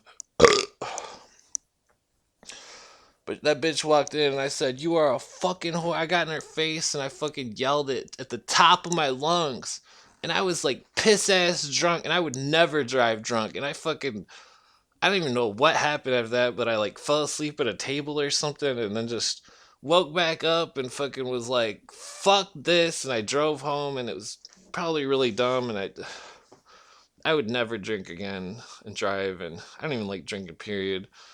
Because fucking, I mean, I like drinking sometimes with certain people, certain types of alcohol. Has to be like, the stars have to align for me to enjoy a drink. Because I won't even drink a beer because I don't like it. It just gives me a headache. And fucking. I mean, I could drink like a bunch of shotguns of Pabst Blue Ribbon or fucking deuces or something, but it's, I'm trying to be healthy and stuff, but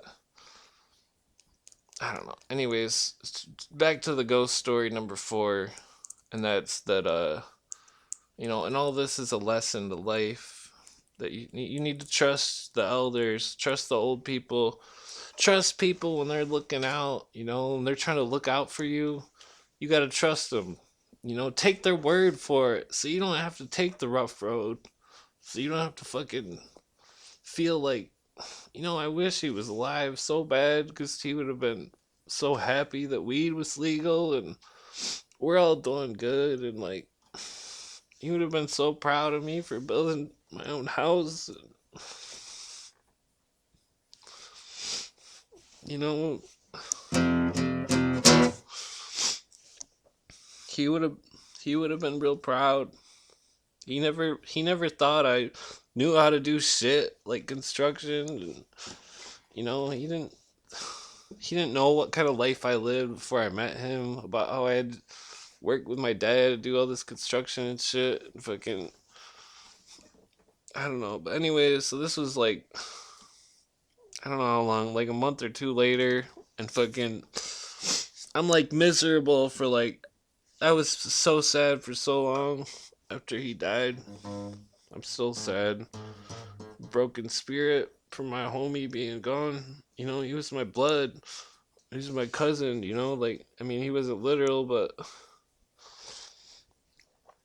anyways, I was just so sad and depressed. I didn't work. I didn't fucking go anywhere. All I did was smoke weed and stay home and just be sad and fucking. And then one of the days, I just broke. Just fucking everything was worthless. Everything was. I didn't want to see anybody. I didn't want to fucking talk to anybody or see any. You know, like I went to his funeral and I shouldn't have went because there was that fucking dumb whore there and a bunch of others. There was like fucking 150 people at his funeral. It was like the biggest funeral fucking that town's ever seen, and fucking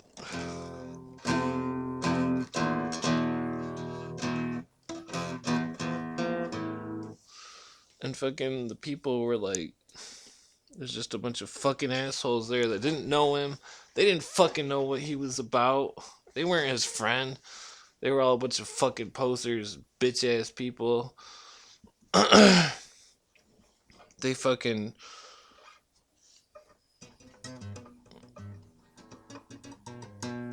I don't know, but I remember when I pushed down his chest because I didn't believe it. I didn't believe that he was dead, and I didn't want him to be dead, and it was him. And I looked at his hand, and his fingers were blown off, where they got blew off in Chicago on the L train by Chinatown, and I mean this broadcast make his ass immortal in memory of you know a friend from the city who taught us about the city, and because we were just a bunch of skater, stoner losers, and he had all these amazing stories of Latin kings and fucking gangster disciples and all these other gangs and all this territory and all this crazy shit and all these fucking his uncle was the chief of police of Cook County in Chicago during the height of the gangs, and fucking just amazing stories about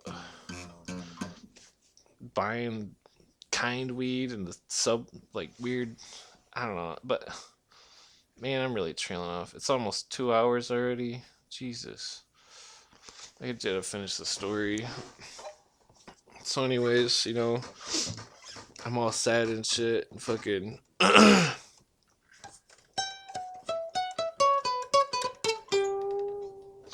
I was out of weed for like a week or two straight, and I had no. Oh, and I always would work construction and just buy all this weed and smoke it, fucking smoke it all, take all my construction money and just smoke weed. I don't know, but anyways, I didn't even have the will to fucking work, and it's out of money. And my mom came in my room and she seen I was crying and fucking, she said, I mean, I don't know if I was crying, but I was real sad and fucking, she said, I said, Ma, can I have some money for some weed? So I go smoke with my friends and feel a little bit better, and fucking not have to be so sad about Steve. And she's like, yeah, she gave me like $100 and fucking, which was a lot of money for her to just give me. And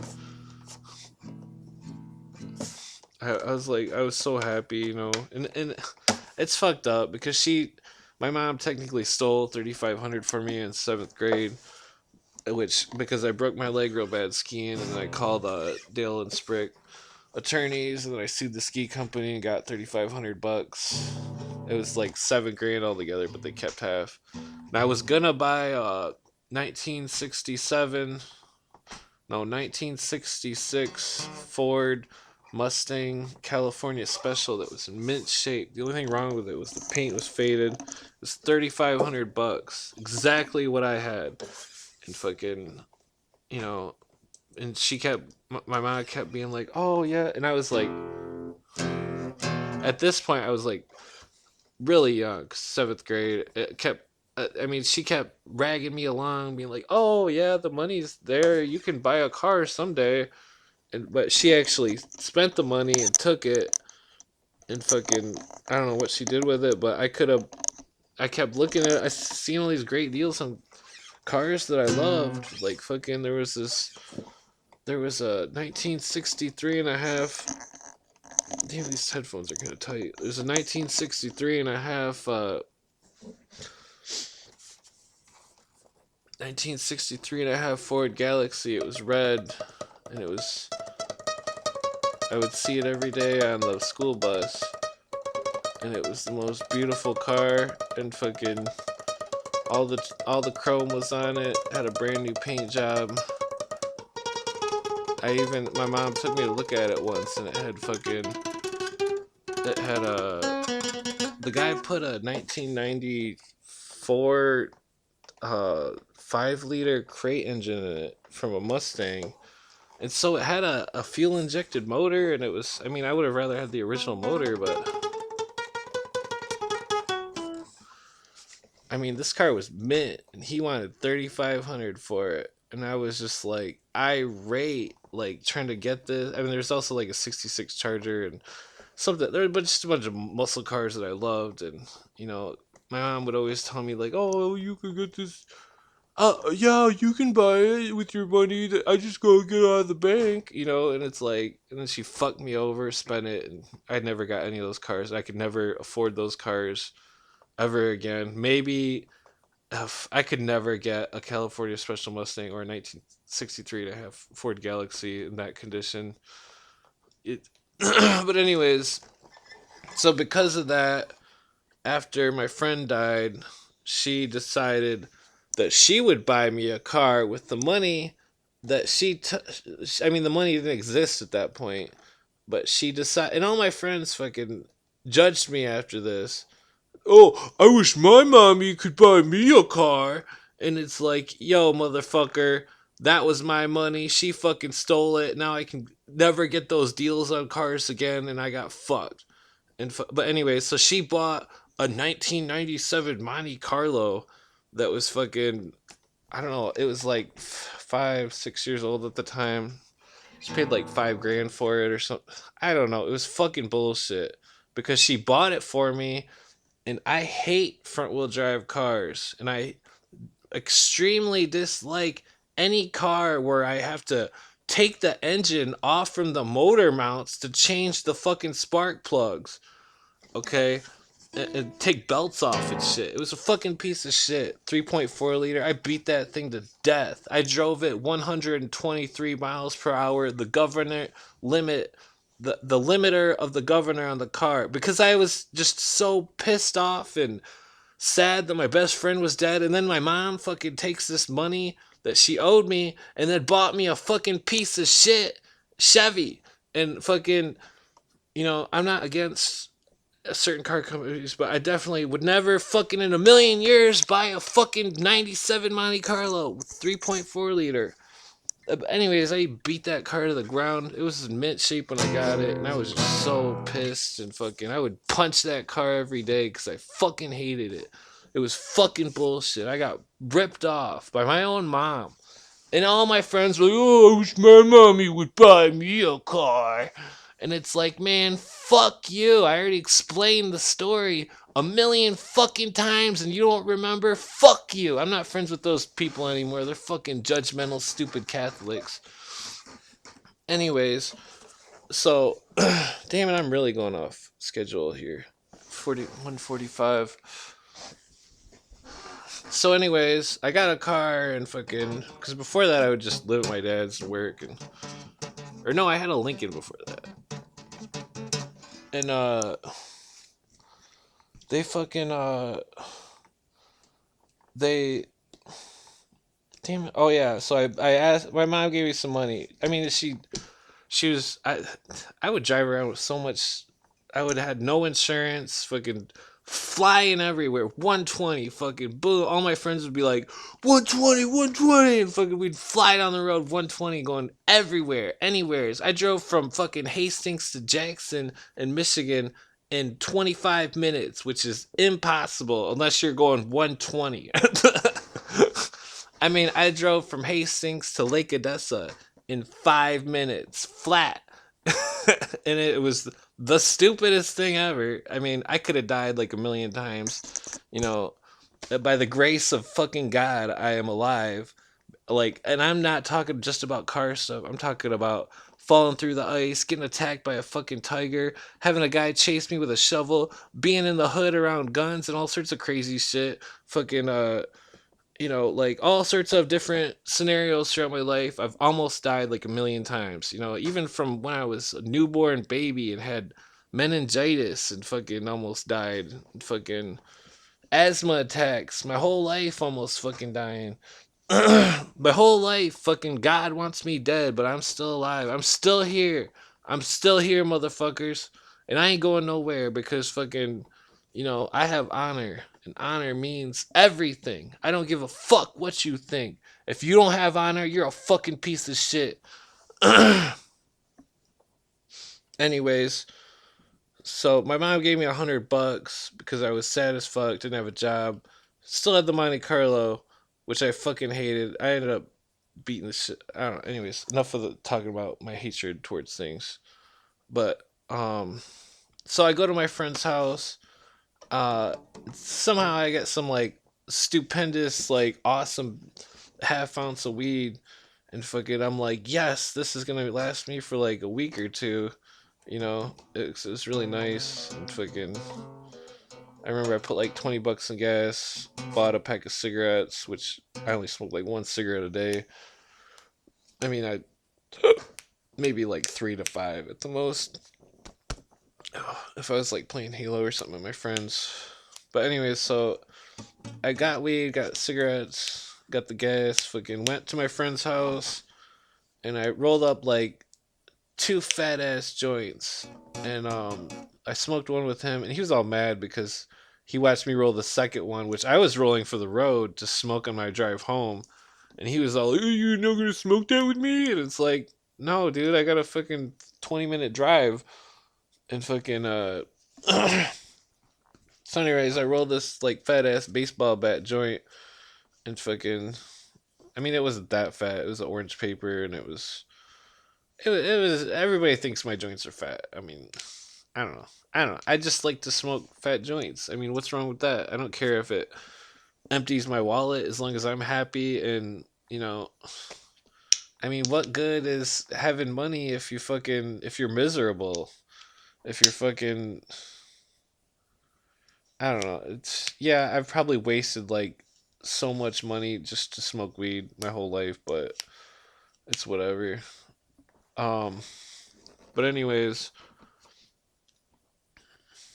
my dad used to get really pissed because I would always need money for. He'd be like, "Oh, just fucking paid you." And I'm like, well, I'm not gonna be able to sleep tonight if I don't get some weed and fucking smoke it, so I can like actually sleep."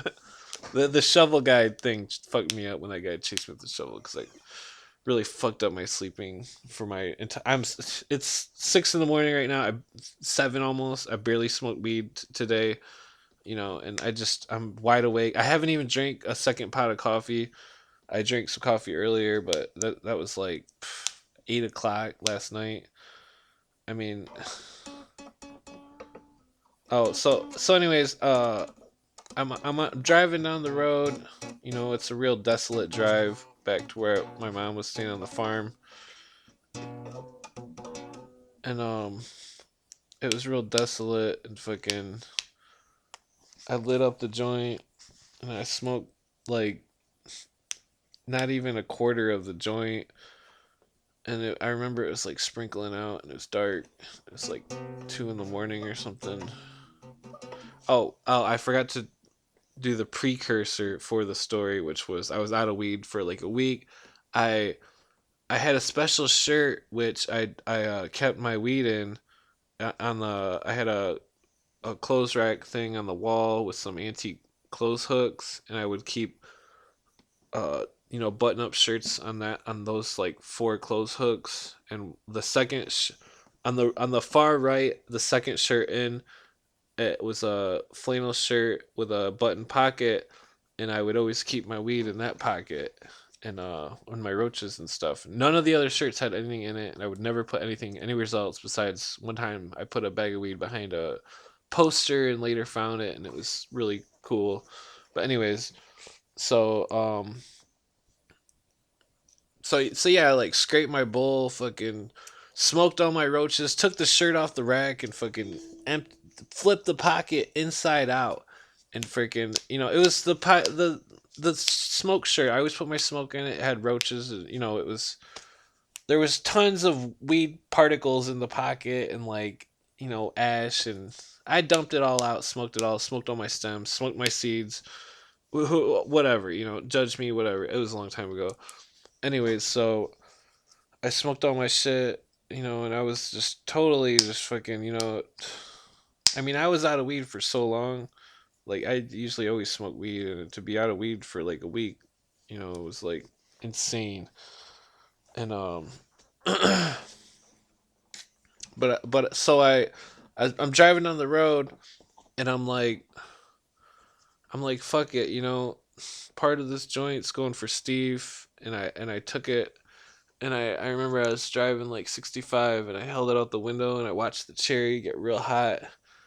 And then I yelled, I was like, "This one's for you, Steve." And I fucking threw it out the window and watched the wind take the joint. I could see it hit the ground behind me and go out in the rear view mirror. The cherry went out. The joint was I held my arm way out the window, like way out the window. The joint was gone. I didn't roll any other joints. There was no weed in my house. Nobody smokes weed in my house. My mom, my stepdad didn't smoke weed. Like there's nobody who would put weed in my room or anything, like. But anyways, so I watched the joint go out. I drive another 5 minutes home, and then fucking I was real happy, in a great mood, fucking awesome mood, like really stoned, had like at least 10 grams of weed left to smoke, and fucking so it's like I don't know, like a gram of weed a day or something. So that would have been like 3 bowl packings a day or something, which was a pretty sufficient amount for back then. But anyways, so um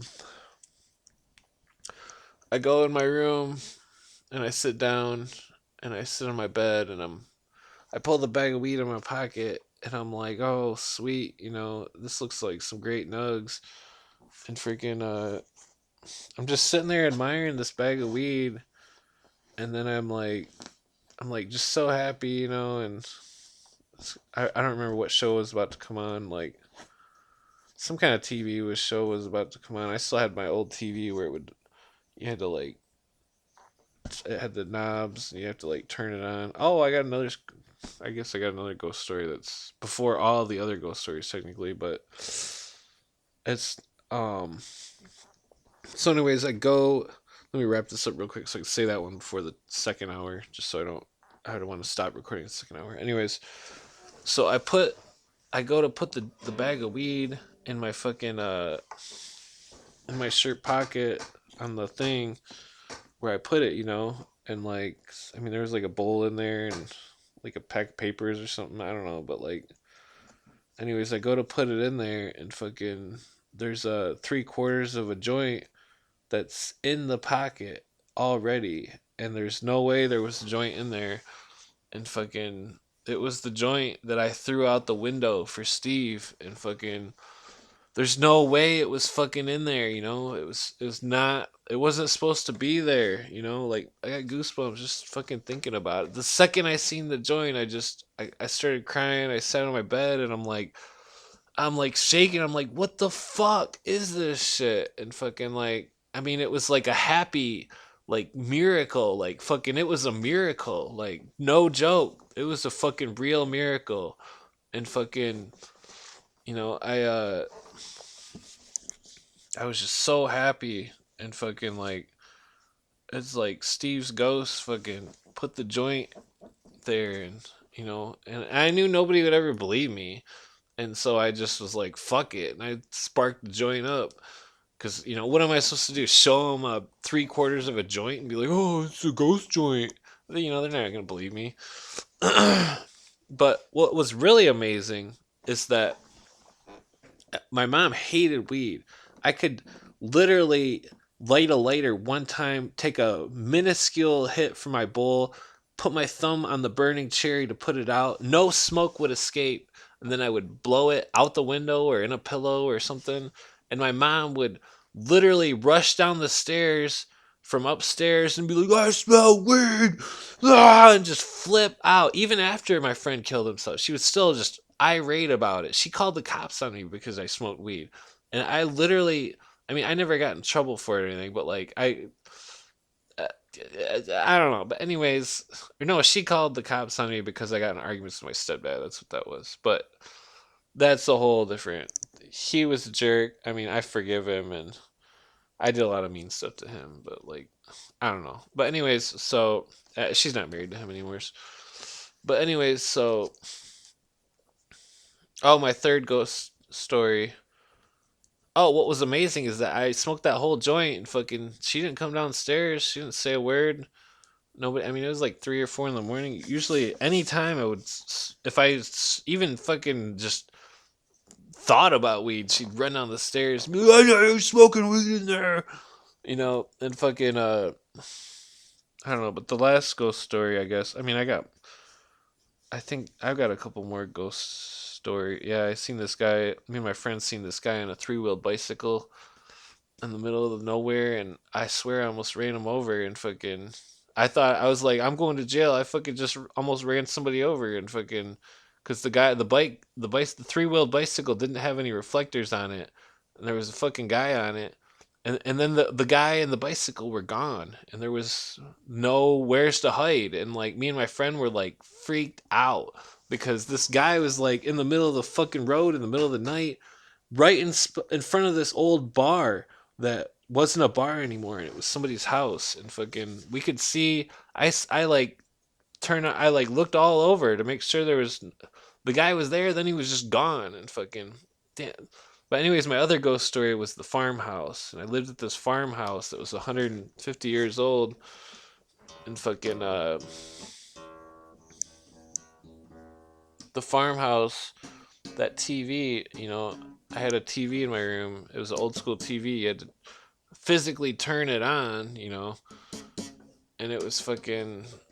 One night I was in my room and it came on, and then and I went to shut it off, and then it came on again, and then I went to shut it off, and I'm pretty sure it came on a third time. It at least came on a second time, which is, first of all, it coming on once, it could have been the knob partially, not clicked out all the way or whatever. I don't know, but for it to come on the second time was absolutely impossible. And fucking you know, I didn't sleep a wink that night, and fucking, you know, I had weird sleep paralysis at that house once, and it was fucking weird. Where I swear there was somebody behind me, and fucking, I swear it was like every muscle in my body was like, I don't know. It felt like something happened to me or something. It was weird. I mean, I like woke up. I thought it was my stepdad or something, and then there was nobody, and then it was just like I was paralyzed and fucking felt this overwhelming presence of another person or something in the room, and you know that's how it always is. That sleep paralysis with fucking, you know, when I was a kid, I was able to like, move when the sleep paralysis would happen, and I could like hide and like I mean I had to go to, damn it, this is gonna be a whole nother fucking couple minutes. When I was in second grade, there was and I've taken psychological evaluations, and I've had the shrink tell me you are the most sanest person I've ever met in my life, because my ex and my mom wanted me to get a shrink evaluation because I was into the conspiracy theory like 14 years ago, started getting heavy into it, you know, and fucking I was just doing research and listening to like Jordan Maxwell videos and stuff. But anyways, so oh, second grade, I we were at, as this is before the farmhouse when we lived in town, and it was a house that my mom built and with my grandpa, and my grandpa helped her build it. And anyways, and when I say build, I mean physically build it, not pay somebody to build it. But so anyways, I remember it was there. I had no door on my bedroom. It was dark, and I seen a light in the living room, and the light was getting closer through the bedroom, and it was like, and I remember peeking out the door or out the doorway, and I remember seeing like a person outlined in white. They were a white person, like white light. They were made out of white light, and I was scared to death. And fucking, I quickly hid under my blanket, and I could see through the blanket because it was like one of those. I don't remember what kind of. It was like a you know like the fluffy thinner blankets with the like silk edges. You know what I mean? I don't even know if they make those kind of blankets anymore, but like I could see the light, the outline of the person through the blanket, and fucking, and it. I don't know what happened after that, but I had two other incidences that was very similar to that, where there was some type of person of light. You know, I can't even. I mean, I'm not exaggerating. You know, the second time was I would live in a town, and I was renting this place, and there was right by a Shell gas station, and freaking I remember I was sleeping, and then I like woke up, I couldn't move, and fucking, and there was this thing standing in the doorway,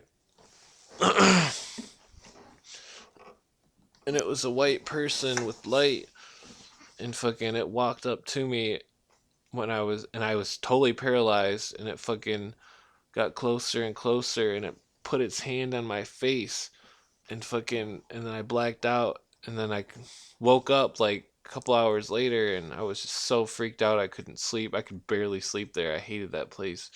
It was so fucking weird. It was like there was a retard upstairs that was, some guy was banging this like retard midget or something. I don't know. It was really fucked up. But anyways, really bad vibes. I don't believe in vibes, but like, I mean, I guess I do, but like, people overuse the word. But anyways,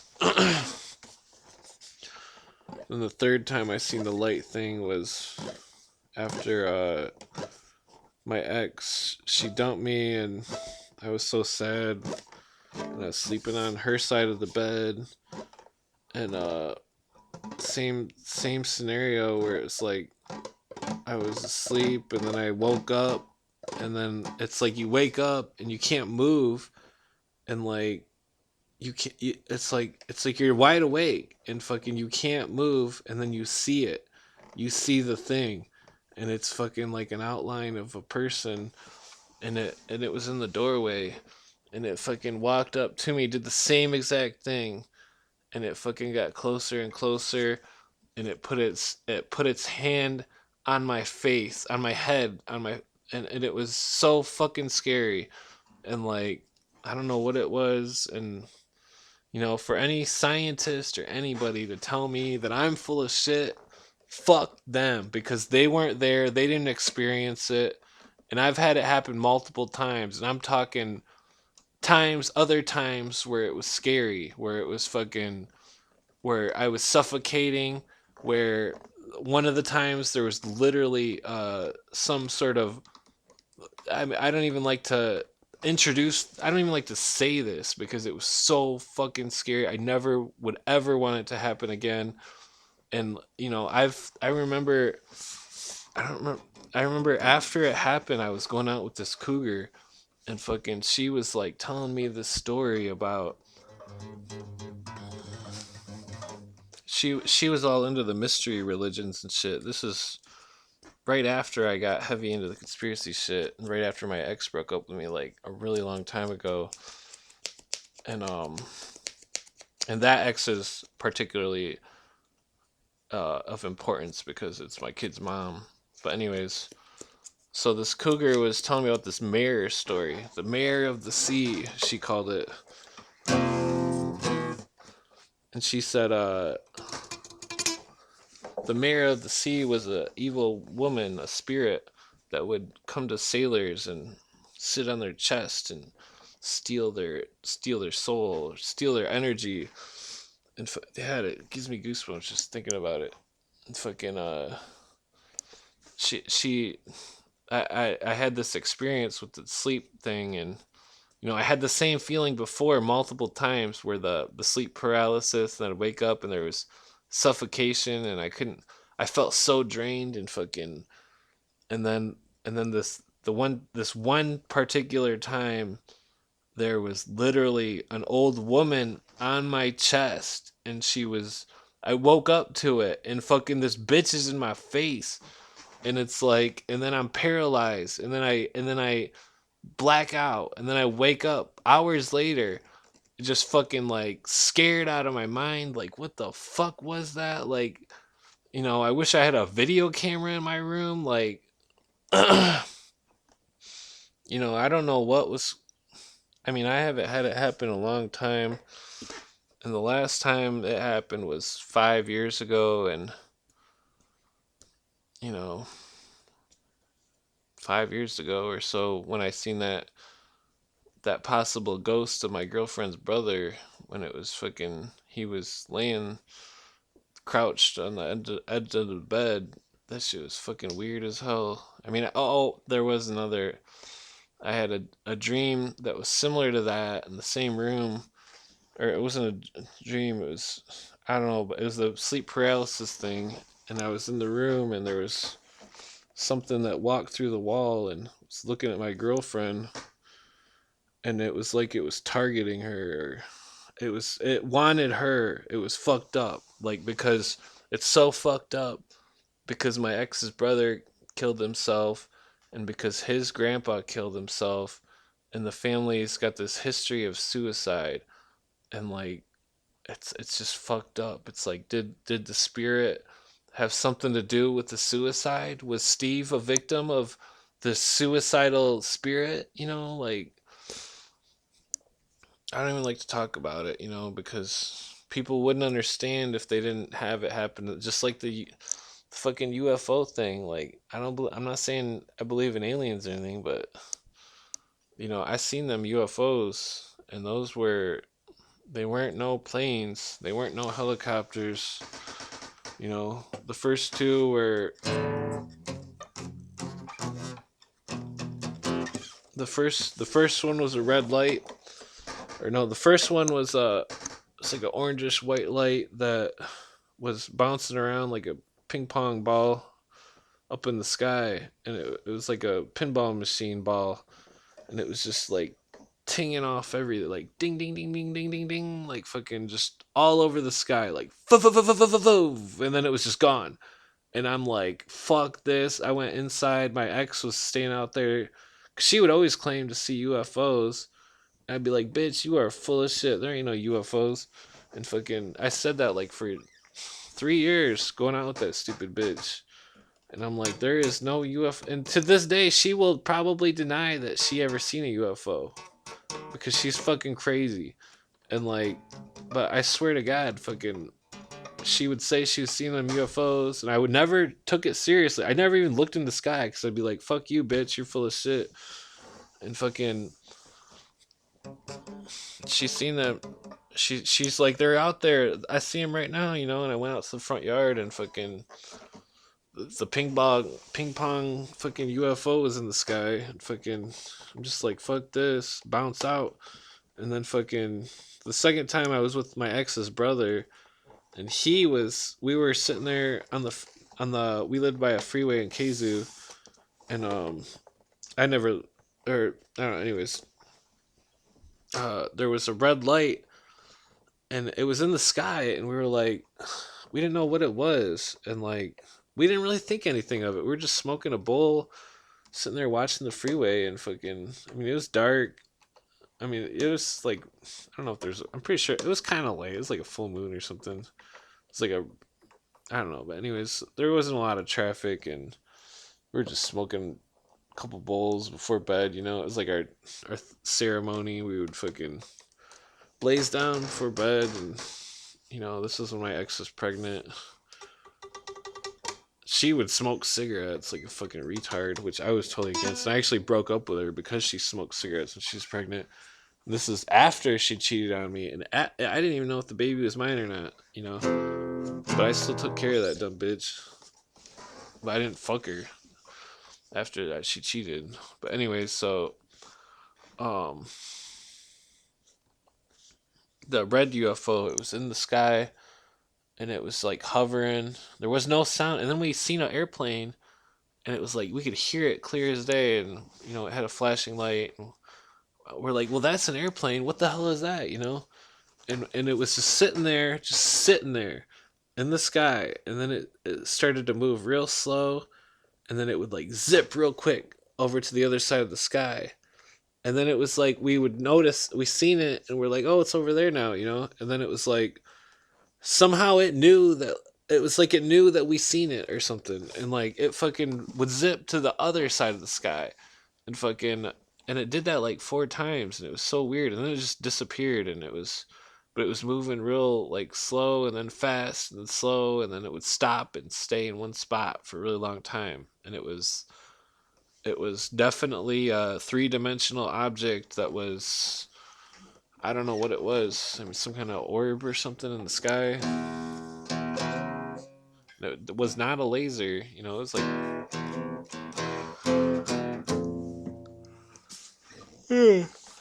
but then the third UFO, I may have mentioned this on other videos. I don't know.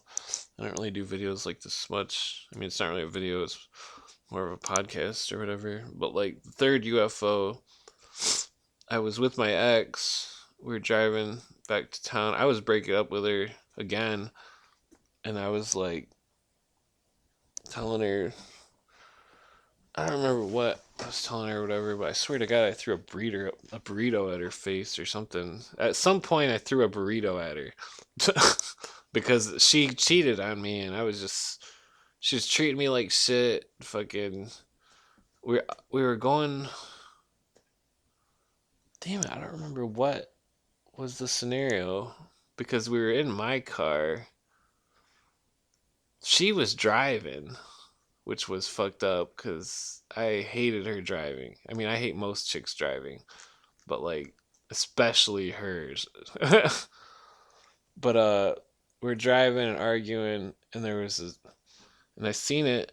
Or I don't remember who seen it first, but it was like 200 yards long, and it wasn't like the other two UFOs. It was way lower. it was really low it was right above the trees, like real tall trees right above it. And fucking, and I swear the other cars had to have seen it because it was fucking huge. And it was chrome. And it was a perfect cigar.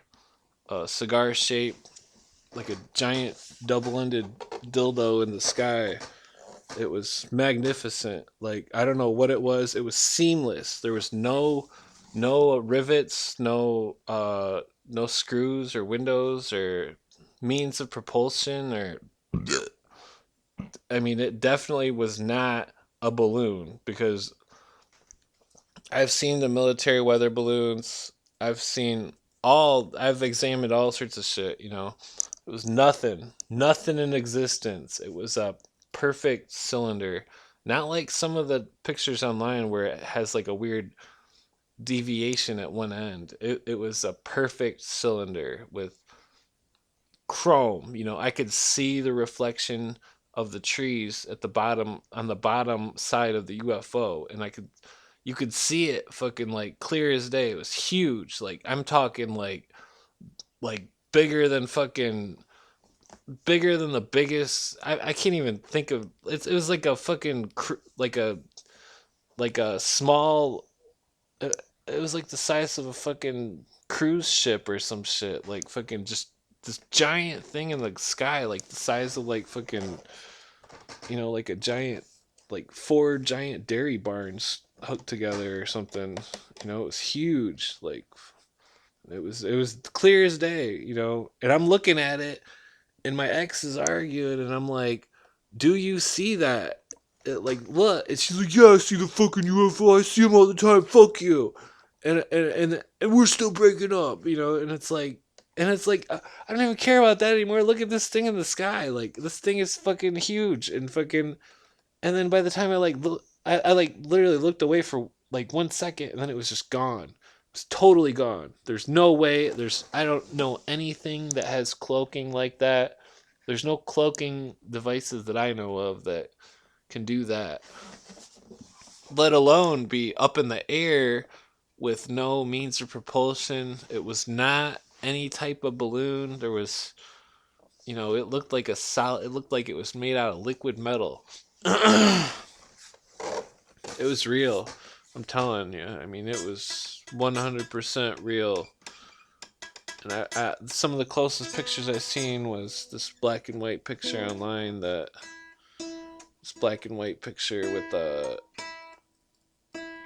taken by some kind of Navy thing or something. I don't know. It's a weird picture. I might have used it on one of my videos as the screenshot for the William Cooper thing. The William Cooper episode. Damn it, I'm just off the chain here talking way too much about shit that nobody's ever gonna listen to. I don't know.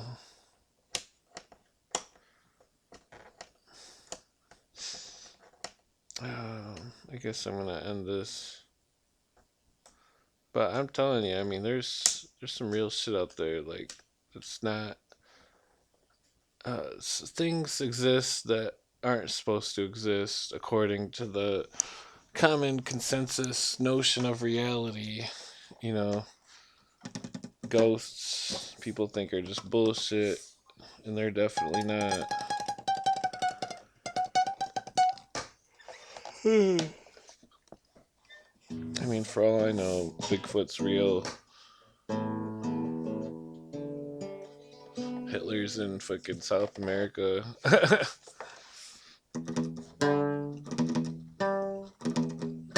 And there's a Stonehenge on the moon. No, I'm just joking.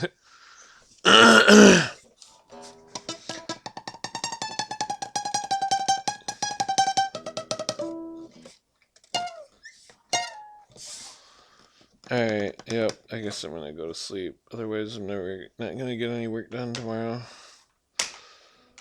Or today. Damn it. God damn it. I'm supposed to fix my sleeping schedule, not fucking be a lazy asshole.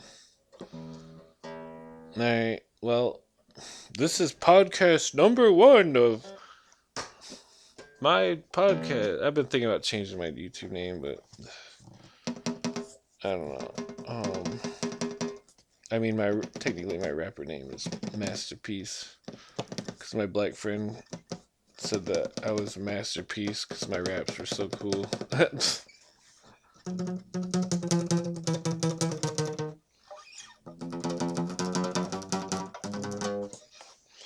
He thought they used to just think I was so cool because my raps. We'd sit and write, fucking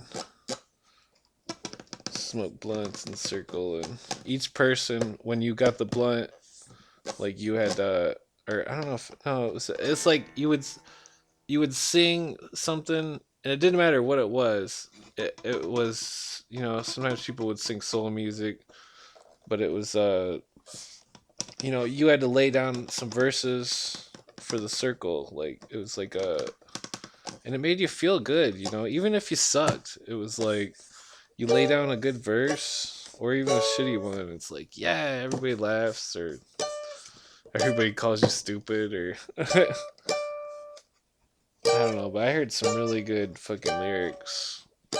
Just people freestyling, or I don't know. I had this one friend, we used to play football in Battle Creek, and he was his name was I forget his last name. Cunningham? No, that's not it. I think there was two Cunninghams. I don't know. Anyways, we were all rapping one time, and all of a sudden he just busts out this fucking like amazing singing that, like, I mean, it was like some kind of soul song. It was like sounded so good. I don't even know if he's alive anymore. He was such a good singer. He was a big motherfucker. I got tackled by him once. We were playing football, and fucking I straight up dropped out of the game because I like got hit so hard. I like did the splits, and fucking I'm just like, fuck this. I'm not getting fucking annihilated. I don't even play football. I mean, I like to play it, but I don't like to get fucking tackled like crazy. He was rough on me because he thought I was some kind of rich white boy or something. But I mean, he eventually thought I was cool, I'm sure. Even if he did, I don't care. I still enjoyed the this experience of, they weren't any different than white people. It's just their parents didn't teach them how to swim. Some couldn't even read. It was real sad. It's like, man, it's like how you go through life not knowing how to read. Like, who the fuck didn't teach you how to read, motherfucker? Like, who the fuck didn't teach you how to swim? I could swim since I was like 3. Like I was born swimming. Shit, I used to live in the country on a lake. I mean, like, I don't know. I used to, when I was a little kid, I would um I would just go out in the woods by myself. I don't know how my parents let me do that. I mean, I would just straight up go out in the woods for endless hours and just be in the woods or walk through fields or like go on these little like one person adventures. Sometimes the beagle would be with me. My dad hated the beagle. I mean, the beagle would always poop in his shoe. But he was always kind of mean to it. I mean, it's just crazy because my mom and my grandma and my aunt and stuff, lots people in my family, I can say things that I remember when I don't even know how old, like 2 or 3 or something, and details about stuff that they didn't even know I could talk. They thought I was retarded or something because I would never talk, and I would always demand to be carried everywhere.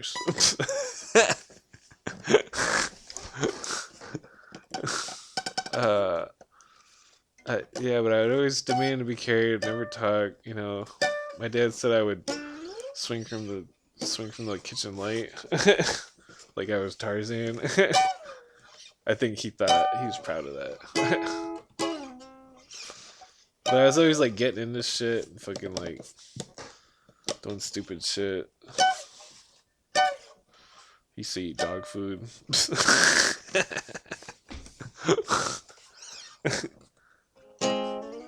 a lot of people, they won't talk about stuff that's embarrassing. Ooh. I mean, I don't know. I mean, there's a point where you don't say stupid shit about how you accidentally got shit all over in the Shell bathroom once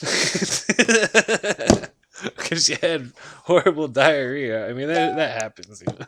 I never thought I'd be that person, but it wasn't on me, but it was everywhere else. Like it literally went through the, literally straight up went through the fucking, you know, the small gap in between the toilet seat and the toilet. Fucking this explosive diarrhea that was fucking like, it just was like all over the walls somehow. And I'm just like, oh my god, throw my boxers away and fucking and then the lady sees me and I'm like run out of there. I had to drive home as quick as I could. Fucking I was so embarrassed. I was trying to like, there was this girl that I used to go out with, and she was at my friend's, and she was coming over there, and like I'm like, yes, you know, I'll get another chance to like try to talk to her, and the second she gets there, I'm like standing there, and then it's like, oh, I got a fart, and then it's like, oh my god, that was not a fart. And then I was just like, I gotta go, guys, see ya, you know. And my friends are like, why are you leaving so soon? And it's like, oh, no reason.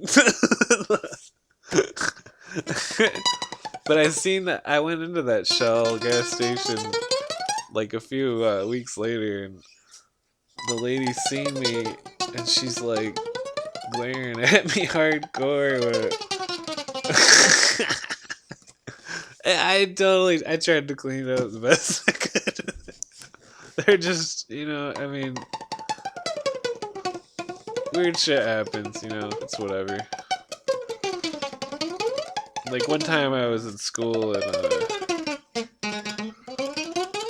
the math teacher, there's a rule where if you were grading the tests, was it the math? Yeah, it was the math. It was like, God, this is like, it was like 7th grade or something, which makes it incredibly more embarrassing. This is like right after I broke my leg and fucking finally got back to school or something. Maybe it was, I don't know. It was around that time. Anyways, so the math teacher wouldn't let you go to the bathroom if you were grading tests. And the whole time I'm like on my knees on the floor, fucking with my body on the desk, trying to like, just because I couldn't sit any longer because I had to pee so bad. And fucking and I'm like sitting there raising my hand, and the teacher wouldn't answer, and fucking wouldn't let me go. I should have just walked right out and went.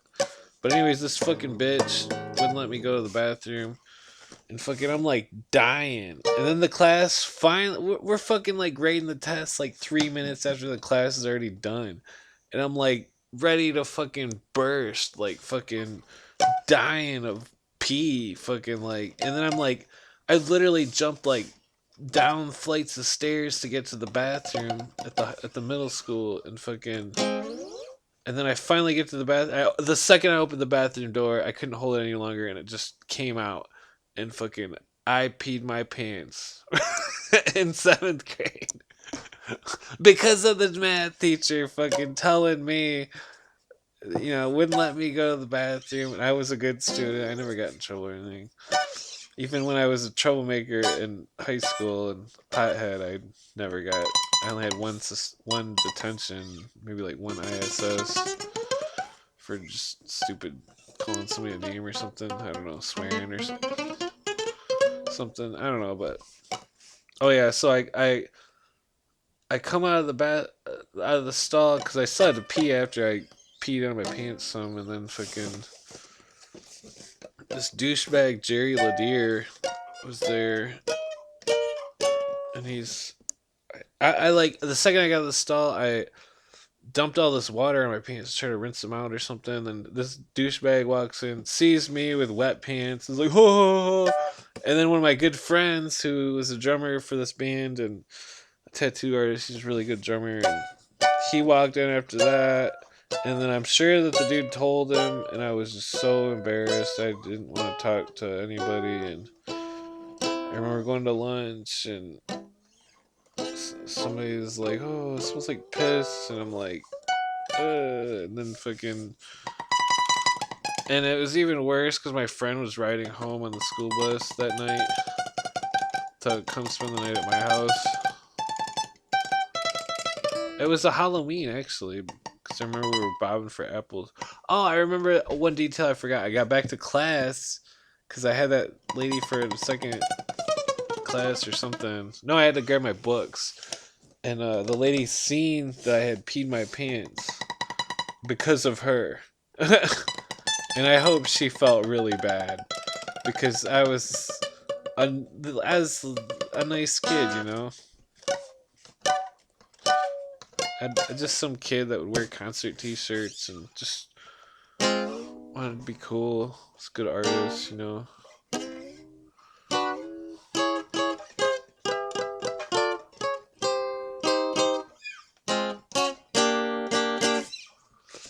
I was a good artist, and the second I got home, I remember the whole bus ride. All I could smell was piss, because I had to ride the school bus an hour in the morning, an hour at night. Damn it! It's already 2 hours and 30 minutes. Jesus Christ.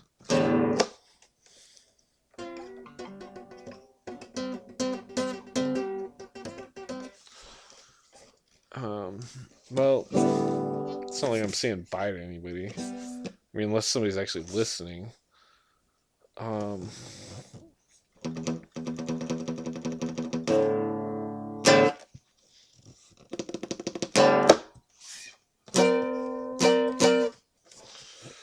Nobody listens to me. Nobody likes my posts. Everybody hates me on Facebook. Oops. I ain't got no satisfaction. Damn it, the sun is out. I'm like, should definitely go to sleep. See what happens when your girlfriend's gone? Can't do shit. Can't sleep. Can't smoke weed. Don't feel good. Say all this stupid shit online. Tell sad stories and cry like a fucking bitch. You know, it's.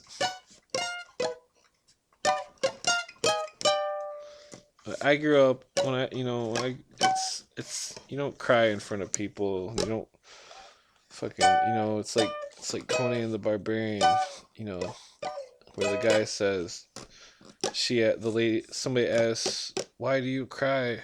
And the guy says, "I cry because Conan does not cry, because he is Cimarron." And that's how I am most of my life,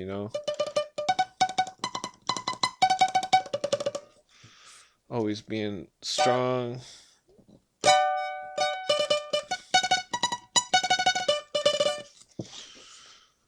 Always being strong. And I'm trying to be strong for all of you when I'm pro-Constitution to the core.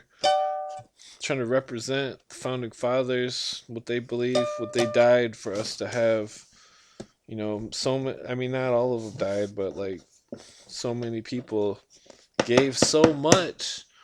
They gave their fortunes, they gave their lives, their families, they lost everything. They fucking had marks of reprisal on their head. Fucking marks by the king on their families. The king tortured their families. Fucking burned their houses. Burned their land. Fucking destroyed everything that they worked for. They donated their entire fortunes. Millions of dollars back then for the cause. For freedom from England. Freedom from fucking England. And when we're sitting here being controlled by the Bank of fucking England through the IMF and through the fucking other various means and channels and fucking all sorts of intricate, stupid fucking bullshit. That's the more intricate something is, the more bullshit it is. You better believe that, because any fucking person who works on a car or works on houses, and they see intricate bullshit that fucking breaks down easily and fucks up easily, they know why it fucked up is because it's fucking bullshit. It's got a million moving parts. That's why you buy fucking, an inline six engine or like fucking just something solid. You don't, but but when we got all these fucking unconstitutional laws and fucking all these moving parts that are gonna break, all this bullshit, all this fucking bullshit, and all these people, they don't understand it, so they think that, oh, I don't understand, so you clearly can't understand because I don't understand. And I've dedicated the last 13 years of my life trying to figure this shit out, trying to be responsible. God damn it. I'm not a fucking redneck, and I fucking sound like one. And I'm fucking, you know, nobody knows what it's like to fucking go your whole life trying to just be somebody cool and be a party animal, and then to fucking have all these people be like, oh, you're just a square. You don't believe in, you don't know what it's like to be hip or cool. I was the coolest motherfucker, like everybody in the high school, they thought I was so cool. I dropped out and fucking, I got through the mail degree and stuff, but everybody thought I was such a badass, and I wasn't even trying to be a badass. I just wanted a girlfriend, and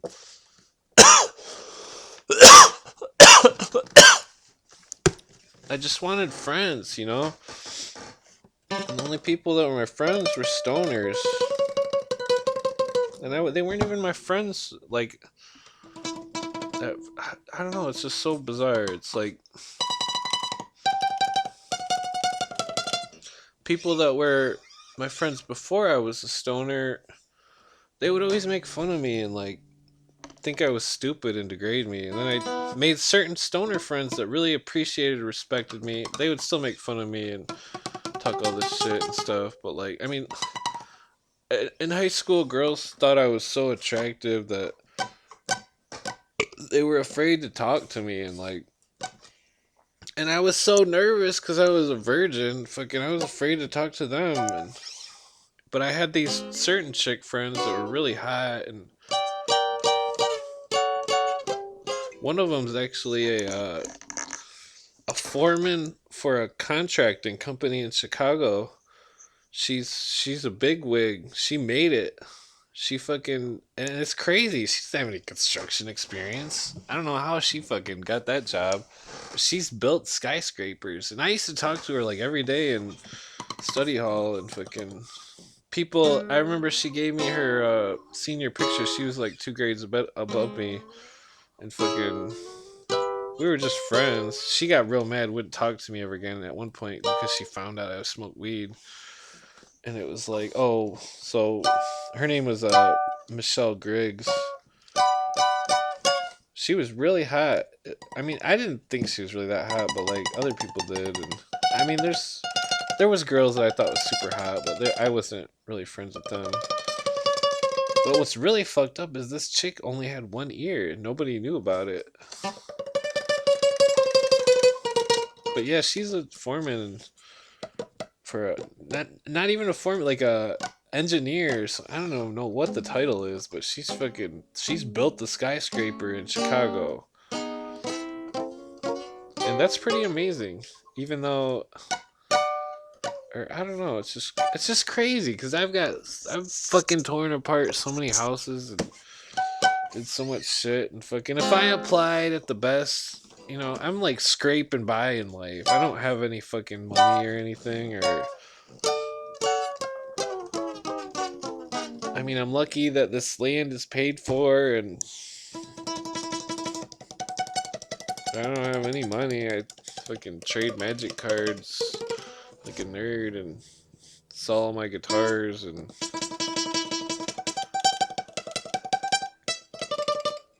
But I dedicate my life to this research, everything. I've spent hours, hours, and hours, and hours, and hours listening to Cooper, verifying his information over and over. Everything that I hear, I verify and I check just like he tells us, and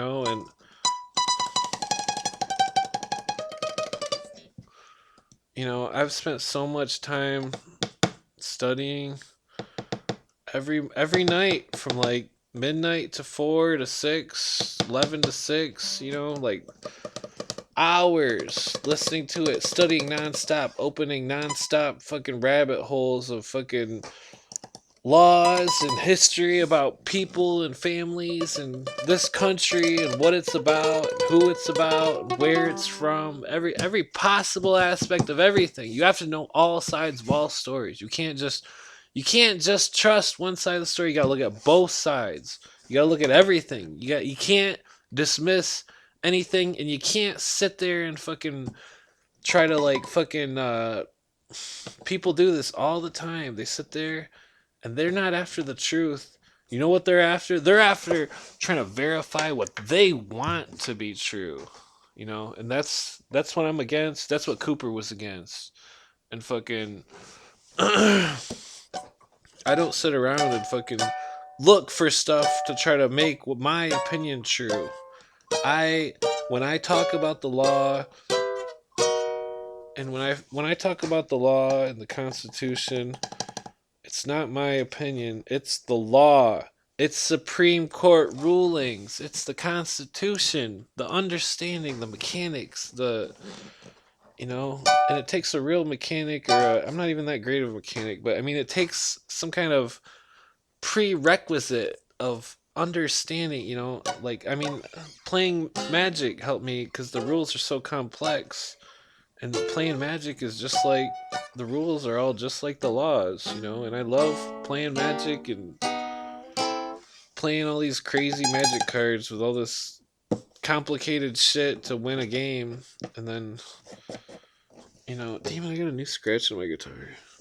Fucking, the laws are just like Magic, I mean, and not just the card game, like literal fucking Magic. It's words.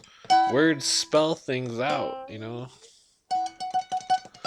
Our forefathers constructed basically it was a cage built out of words so that the federal government wouldn't subvert our rights. They wouldn't destroy what the founding fathers made. This cage of words. The 10 square mile clause. The 10th Amendment.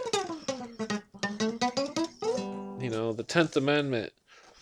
It kept the powers vested to the state are vested to the state, and the powers vested to the Fed are separate. When the powers the state has, the Fed cannot have that same power, and vice versa. So if the state has the power to tax you, the Fed can't have that power. It's in violation of the 10th Amendment.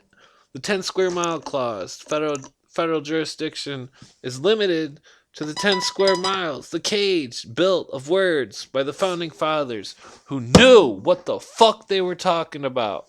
They knew it. George Washington, he wasn't a member of any fucking party. He was a general, a man of valor and cunning skill of deception to defeat the enemies, to do what was right, to save people from fucking tyranny and taxes of the English and the bullshit, They were real men, unlike fucking bullshit bitch pussies that play football and fucking, or, people that, dedicate themselves to some art or something. When you dedicate yourself to the betterment of a whole country, and all the people in it, like, they did it for us. And there's, he thought, George Washington and all the founding fathers, they thought so far ahead, and they're like, they knew, they were arguing in that hot ass fucking room, fucking talking about the Constitution, and then the Queen of England goes to Philadelphia and says, what a wonderful country I have created. And then I forget what the rest was, but she was implying ownership currently on our country. This was a few years ago. My woman, she went on a tour or something with her family, and they said that on the tour, and she was like, "What the fuck?"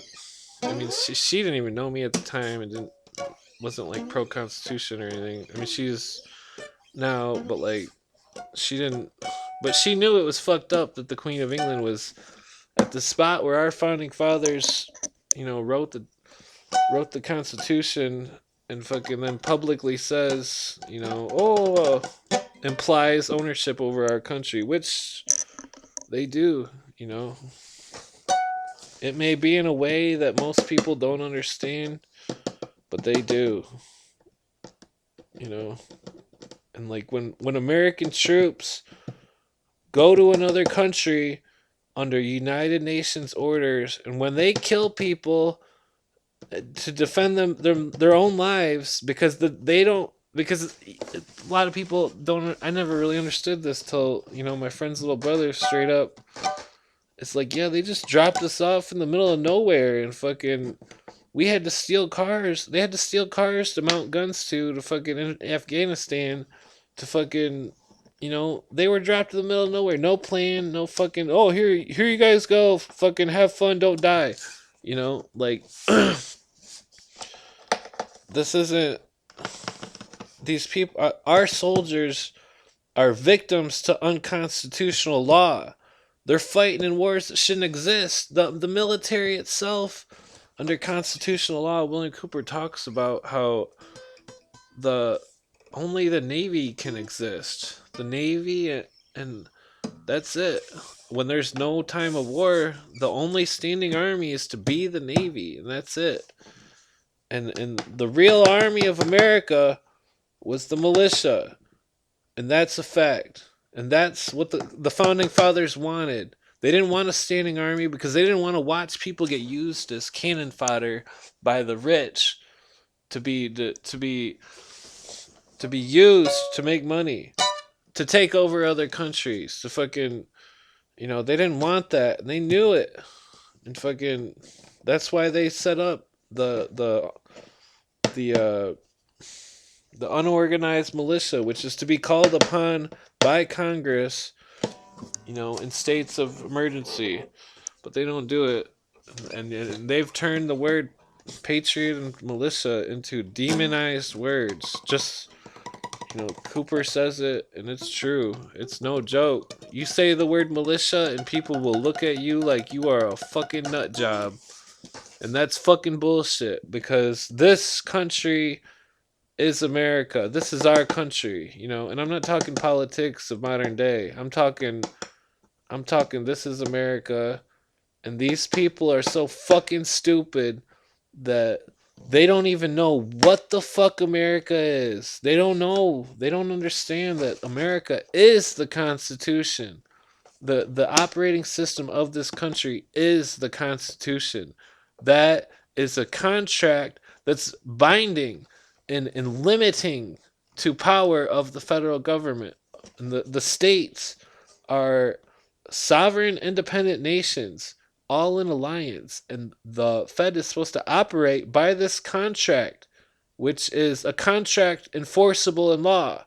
And when they don't, I'm not saying that I would ever take up arms or anything. I mean, I want peace. I want people to be free. I want our Constitution. I don't endorse violence. All these people fucking comment on my shit and endorse violence, and I'm like, no, that's not the way. It's not the way. If there was a civil war, William Cooper says it. He's like, there's gonna be a civil war if shit don't get fixed.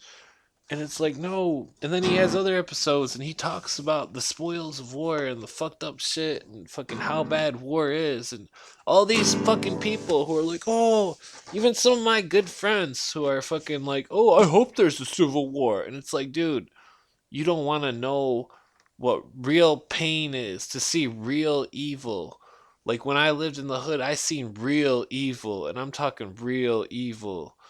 And fucking, you know, and it's just, and that wasn't even that bad of evil. I mean, you know, when you see war, and I've never even seen war, but I know I trust people that have told me in person. I trust my friend Derek, who's dead, who died on a motorcycle after surviving as a medic for 4 years in the Middle East, seeing all this crazy shit, seeing helicopters and shit blow up and people blow up and fucking holding people's brains in his hands because they fucking had their skull ripped off. Fucking, this motherfucker was a punk. He had punk tattooed on his knuckles. He was a fucking asshole. He was funny and he was my friend, but he was a fucking asshole. He fucking, he was fucking making all these weird jokes all the time and like fucking always doing stupid shit. He showed his nuts to my friend's girlfriend. My friend put him in a headlock so bad that the whites of his eyes turned red. Damn it, it's almost 3 hours. Jesus Christ.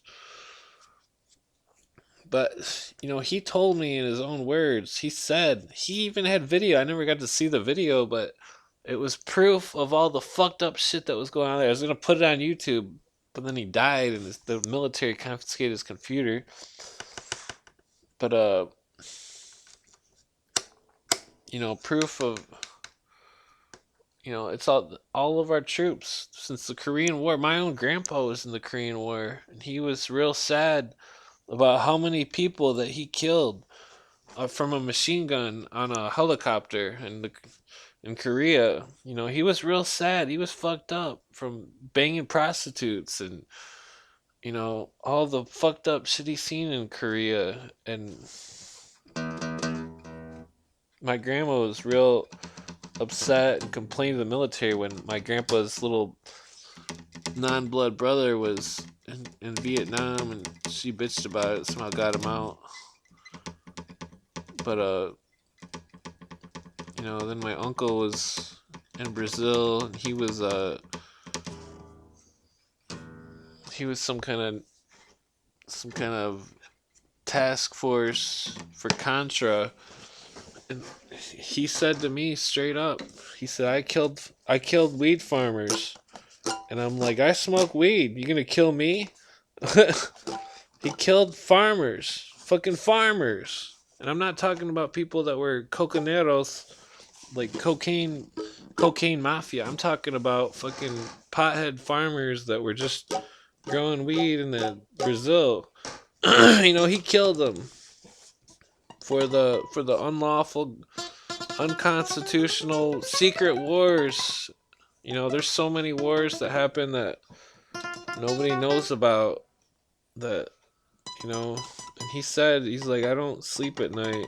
Fucking, he said that he's seen too much blood, and I told him, smoke weed, it'll help you sleep. And he's like, no, there's too much. I can't. Oh, I'm not a goddamn fucking stupid lazy stoner. Blah blah, and I quit talking to him because he was just so insulting, and he didn't care about the Constitution. He's a fucking socialist. He's a fucking raging socialist. His wife is from Germany. She's a fucking retard socialist too. And all these people under the guise of under the mask of thinking that it's gonna help. No, you can trust the socialists. They're not gonna do what Hitler or Mussolini did.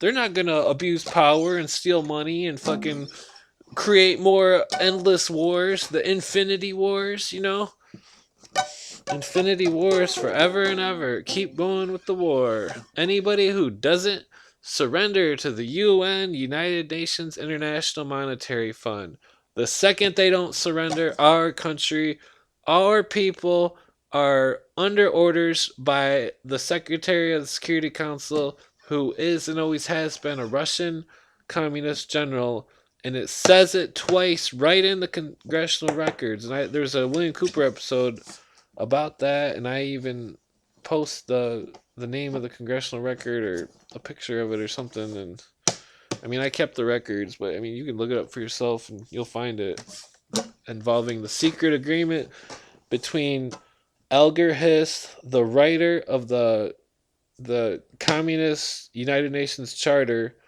and Molotov, an Italian dictator or something. That the agreement was stipulated in the congressional record twice that the military advisor, leader, whatever, of the Security Council would always be a Russian communist general. It's not a joke. It's not a fucking fallacy. It's not a fantasy. It's not confabulated. I've shown the congressional record to my military friends who are still in the military. They didn't understand because they're fucking idiots. You know, I showed them all sorts of shit. They don't fucking care. They don't care about their fucking oaths to the Constitution. You know? They don't care about anything. They care about their fucking paycheck and being funny. I'm gonna post the funniest meme. Yeah. All these people acting like they're fucking grown. You know, I'm supposed to live in a world like this. You know, I just wanna be left alone. That's why I don't go do anything or go anywhere or anything. So I don't care to travel. You know, when I went out with that cougar, she wanted me to go to Egypt with her, and Iran, and Italy, and France, and all these other stupid places where she had her secret mystery school meetings. Would tell me all about it. Fucking her brainwashing and fucking. You know, this chick would pay thousands of dollars to go do some weird dress up ceremony in some weird temple in Egypt. And I would stay home and listen to William Cooper. I always thought she was lying. The cougar, I thought she was a liar until she started saying weird shit. She would always say these weird hints. Because she was under oath to not actually say anything, but she would say certain weird shit that really just, like, she was in some kind of, I don't remember the name of the group, but it was like a female Templar type group. And I'm not talking the good Templars of the Crusades. I'm talking the Vatican controlled Templar. Anyways, the Vatican controlled Templars were known to spit on the cross, and there was a rite in Freemasonry where they would take them into a room with a crucifix on the floor, a big crucifix, and they would spit on Jesus and say that they would accept the crown instead of denying the crown, because they thought they were the god.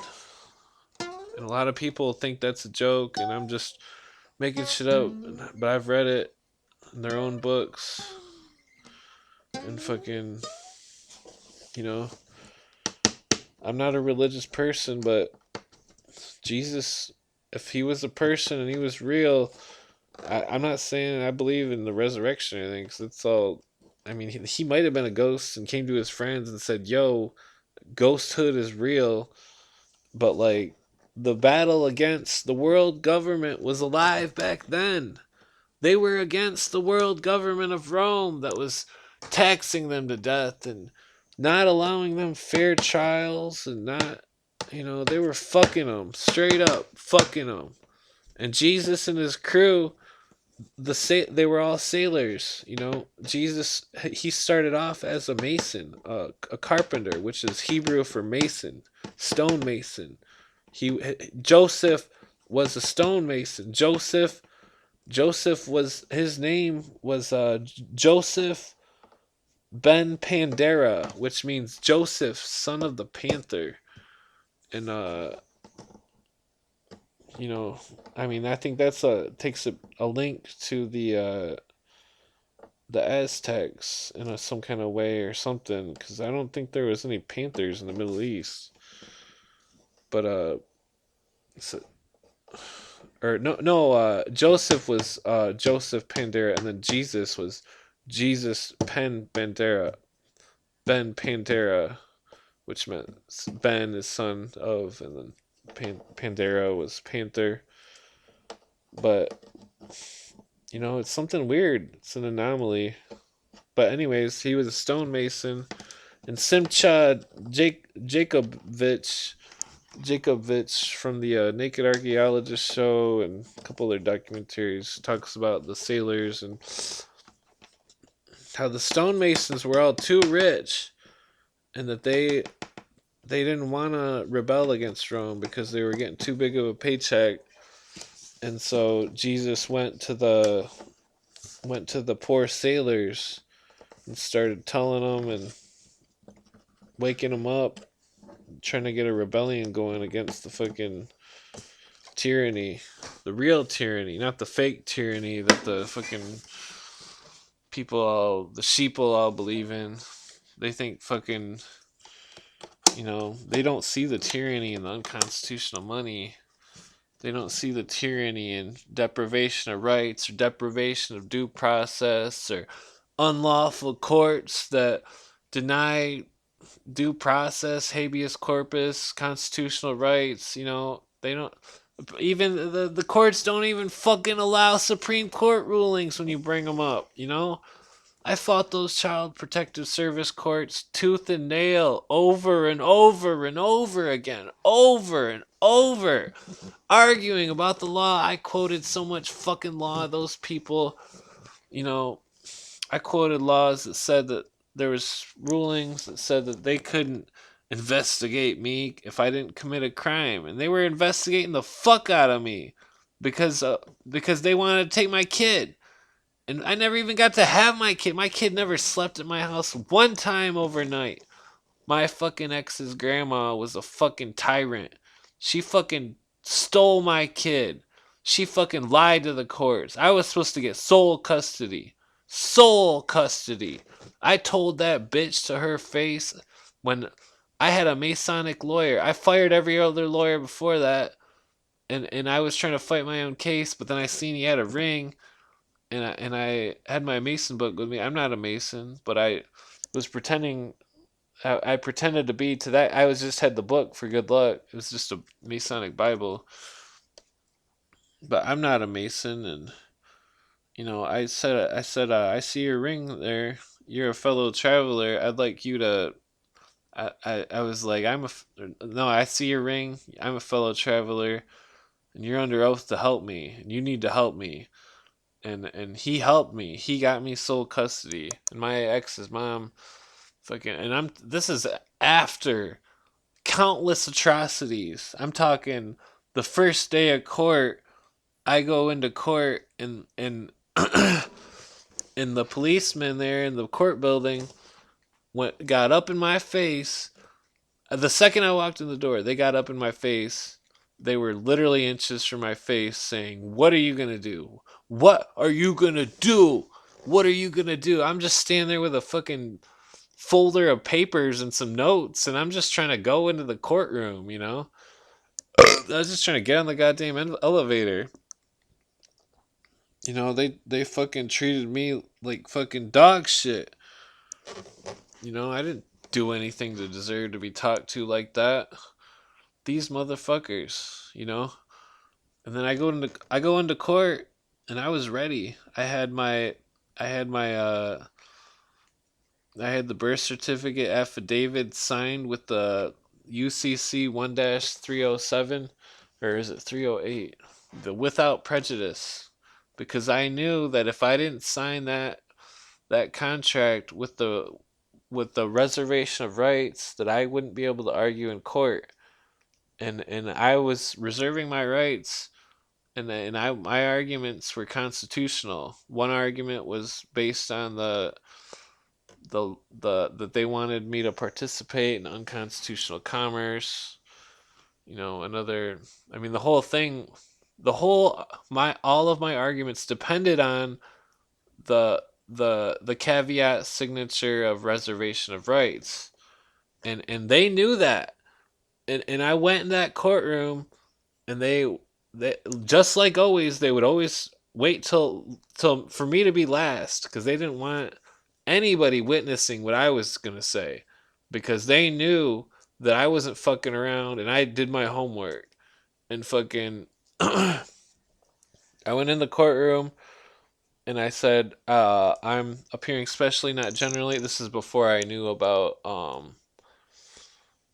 the pleading in the form of a demur and asking for. Actually, I did kind of do this. I did do this. I asked for a declaratory judgment on the the constitutionality of it. I asked for declaratory judgment on the jurisdiction challenge because I was challenging jurisdiction with the because they didn't have me under the jurisdiction. I went up to the bench and I had the affidavit in my hand and I said, "Your Honor, I'd like to submit this affidavit as evidence for the court." And he wouldn't let me submit it as evidence on the record. And they have to let you submit it on the record. It's the goddamn fucking affidavit, birth certificate, contract that puts the kid under the jurisdiction in the first place. You know, I'm not fucking around. This isn't bullshit. And then you know what he said to the stenographer? The lady who types. He said, "Erase everything that guy just said," which is unlawful. You can't tell the stenographer to erase something, you know. And from that second on, every court case was a goddamn shit show. It was fucking bullshit. It was fucking dog shit. These people are fucking cutthroat pieces of shit like none other. I've never seen such a fucking person who was a soulless piece of shit in my life. These people were fucking garbage. They fucking took my kid and I didn't do a goddamn thing to fucking do anything wrong. I didn't fucking do drugs like my ex. I didn't fucking do anything wrong. I smoked weed legally. I had a fucking medical card. These people were fucking garbage. You know, they threatened my old family doctor into getting my history of my patient records because my ex's mom or whatever knew that when I was 15 I was suicidal and fucking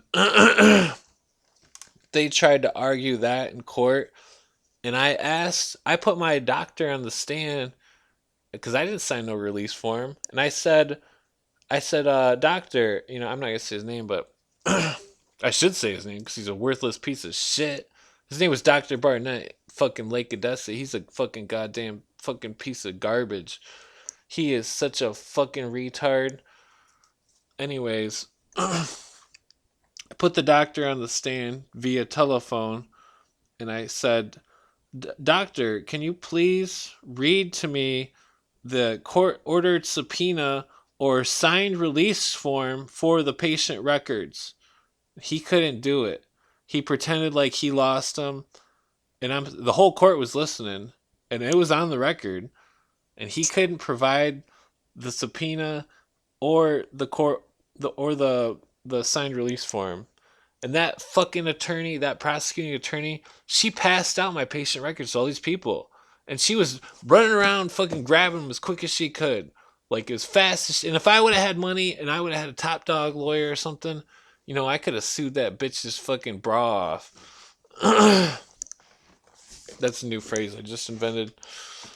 I mean, that's just I mean, other atrocities include you know, they were harassing me. They were fucking, you know, they came to my house. They inspected it. Everything was fine. You know, they were sitting there fucking dogging on me about a cardboard box that had some computer parts in it that was in a closet. You know, that's all they fucking had. That wasn't nothing. I moved the closet to a locked room. Or the box of computer parts. But anyways, fucking what is the next atrocity? There was so many atrocities. I mean, they were just arguing like little kids in court. They didn't have shit on me. When I had that Mason attorney, he was a 32nd degree Mason. I seen the ring. He all pretend like it was his dad's, and which I think he was just bullshit and fucking. He walks in the courtroom, and this is after countless fucking cases where I was kept trying to challenge jurisdiction, and then they kept assigning me attorneys, which is unlawful because I was specifically I was acting as a pro litigant attorney, pro se litigant, which means your own attorney, which you have the right under the Fifth Amendment to be your own attorney, and that's I can't remember the exact wording about it, but it's either the Fifth or the Sixth Amendment. But anyways, the right to be your own attorney is solid, and it's a right, not a fucking privilege, and it's any right that is suppressed by the court or any government office. If they're suppressing a right, that's a felony called deprivation of rights in the color of law. And they deprived me of my right to be my own attorney, and fucking they broke the law. They didn't suffer any consequences of, you know, they didn't there was no legal action taken against them when they violated my rights over and over and over and over again. Nobody gave a fuck. When my kid was born, my ex was against vaccines and I was against vaccines. And fucking, she agreed to not get the vaccines. And the second I left the room, a nurse came in and sat there while my ex was on the C-section drugs. And they sat there and used scare tactics and said, your kid's gonna die if the kid doesn't get the vaccine. And fucking, you know, and she was on the C-section medicine and she was under the influence. She already said no. We both said no before she even got the C-section. And fucking, I called CPS and was like, they fucking vaccinate my kid with our consent. This is bullshit, bullshit. And they didn't give a fuck. They didn't give a fuck when my ex was on drugs. She was fucking, my ex was doing speed. And I don't do that shit. That's fucking gross. And fucking, she was doing that shit in front of my kid. And I called CPS. I would never tell on anybody for anything except for the guy that chased me with the goddamn shovel and tried to kill me. Fucking beat my head in with the shovel. Anyways, fucking, I called CPS and I'm like, yo, my ex is on speed. She's on drugs and she's got my kid. They didn't do anything. I called them 3 times. And then finally in court, they brought up a drug test. And I'm like, and they said she tested positive for it. And then I brought it up to the court and I'm like, Your Honor, I've fucking called CPS 3 times on her, telling them that she was on drugs and demanding them to drug test her. And you're telling me this is the first time they drug tested her? They didn't have a clue. They didn't give a fuck. They didn't fucking have a clue, They were, then they wanted to drug test me. And fucking, because they didn't know I had a weed card. And I'm like, yeah, I'll take a drug test. And then I fucking slammed the card down on the table as hard as I could, like, boom! And I was like, here's my medical card. And then they're like, oh, we don't want to drug test you now. And I'm like, oh, why not? Because that's all you had on me? You thought I was going to test positive for weed and fucking you were going to take my kid because of it? And fucking, my ex is a fucking worthless piece of shit. She's such a dumb bitch. It's like she literally like forced me to fucking get her pregnant. Like, oh, it'll save our relationship. I promise I'll be with you forever. Oh, I promise this and I promise that and blah blah blah. And she's fucking so retarded. When you make a promise like that to somebody and then you break it and fucking, I was hoping for a family, life, a family, like a real family, and fucking, because I never had a real family before, and all I had was my mom and, a stepdad and stupid stepbrothers that didn't live with us and turned out to be real pieces of shit. And fucking,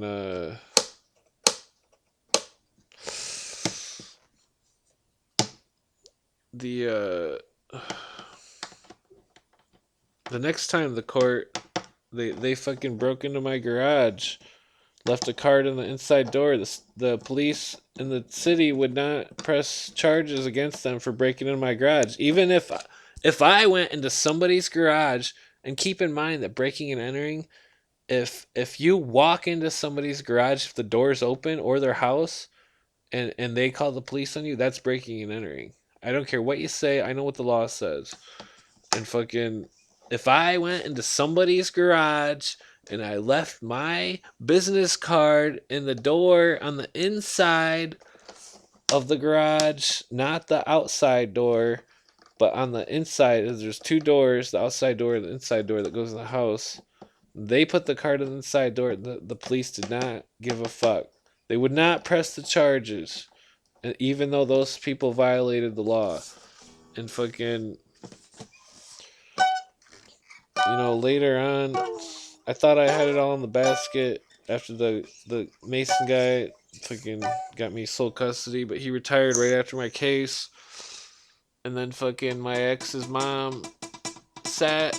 She told the courts she thought, or she straight up fucking, she's a fucking demon whore. I'm telling you, she fucking straight up. I wouldn't even, I can't even imagine. I don't know how she could make up, fucking say such fucking bullshit. She, my ex's mom caught my little kid touching herself and then told the courts, even though my little kid has never been in my house overnight and I've never seen my kid without my mom there. So I was always had a witness and fucking, and I'm not a pervert.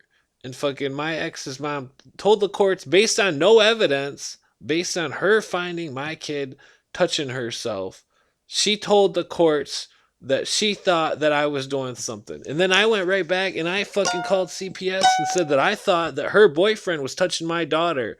And they didn't do a goddamn thing. And fucking I lost my sole custody and I kept still fighting. And then I kept bringing it up in court over and over. I'm like, oh, you want to fucking drag my name through the mud and accuse me of bullshit and fucking just so you can get money for my kid? And fucking, you know, they didn't give a fuck. Then they kept telling me to stop bringing it up. And I'm like, oh, why? Because my name was fucking, when I heard them say that shit, I was ready to flip the table over and start punching that bitch in the face because that's fucking bullshit.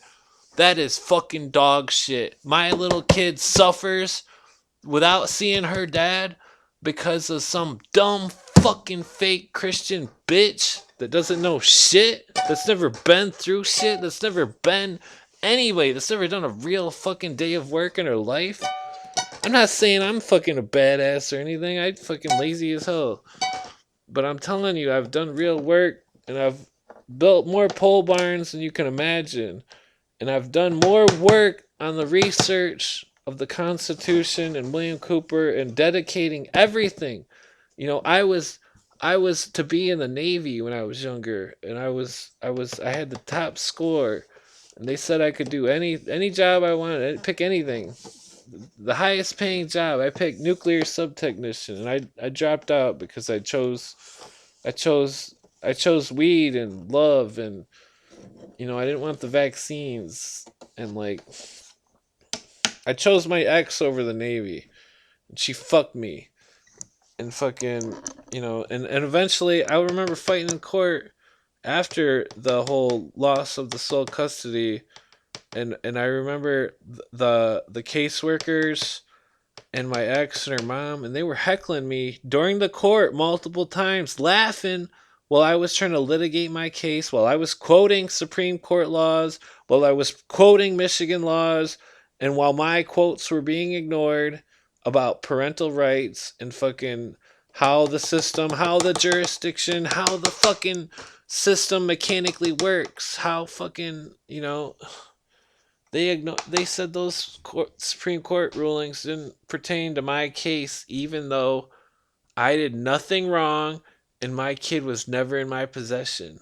And fucking my ex smoked meth and hookered herself out in Kalamazoo to black people. And fucking, I'm not a racist person and I don't have anything against black people, but I have a whole lot against my kid's mom fucking being a hooker and doing drugs. And fucking then my ex having my kid in her possession while she's fucking doing that shit. And I have no power about it, even though I was a fucking grown man and this is my fucking my life, She was That bitch was my common law wife. And in the courts, and a lot of people don't get this. And I hate talking because I sound like my dad and I sound like fuck, and I'm just a stoner skateboarder who, did a lot of construction where I had to listen to a lot of stupid country music. But I told it's just such bullshit. Oh, my point. The common law, the Constitution only exists in the common law. And when I argued, or it doesn't even matter what I argued. When you go to any courtroom in this country and you try to argue the common law, and they will say there is no common law in this courtroom. And when they say that, that's a direct admission that there's no Constitution in the courtroom because the Constitution only exists in the common law. William Cooper talks about that, and so does Carl Miller. And this is a very serious subject because the duality of the court systems, which was originally a civil and criminal court, was merged into a commercial law court with admiralty jurisdiction. And many people will say that this isn't true, but I've dug it up in the law books multiple times through various means and all sorts of it's not a joke. It really is admiralty law, and there really is a military. It's a military law of commercial. It's a commercial law with criminal penalties if the commercial law isn't followed to the letter. The letter, and that's why I signed my driver's license with the without prejudice. You don't sign your name; you sign without prejudice because that is if you get a traffic ticket, you're not allowed to argue the Constitution unless you reserve your rights on the contract, and the contract is the driver's license. And a lot of people don't understand this. They don't know how to argue law correctly, and it took me a lot of trial and error to fucking learn anything about anything with law. And I'm telling you, like, I had it on lockdown. I had it on fucking lockdown with the laws. I was quoting shit and fucking I was doing the procedure. I was doing everything by the law procedure, and they fucked me because I was smarter than them. They were mad that I fucking studied, and they went to school for so long to be lawyers, and those fucking lawyers didn't know shit. They didn't know jack shit. They couldn't they could barely contemplate my fucking litigations. They were so stupid. And then the nerve. And then the end of the court case, I thought I had it in the basket. They didn't have nothing on me. They had a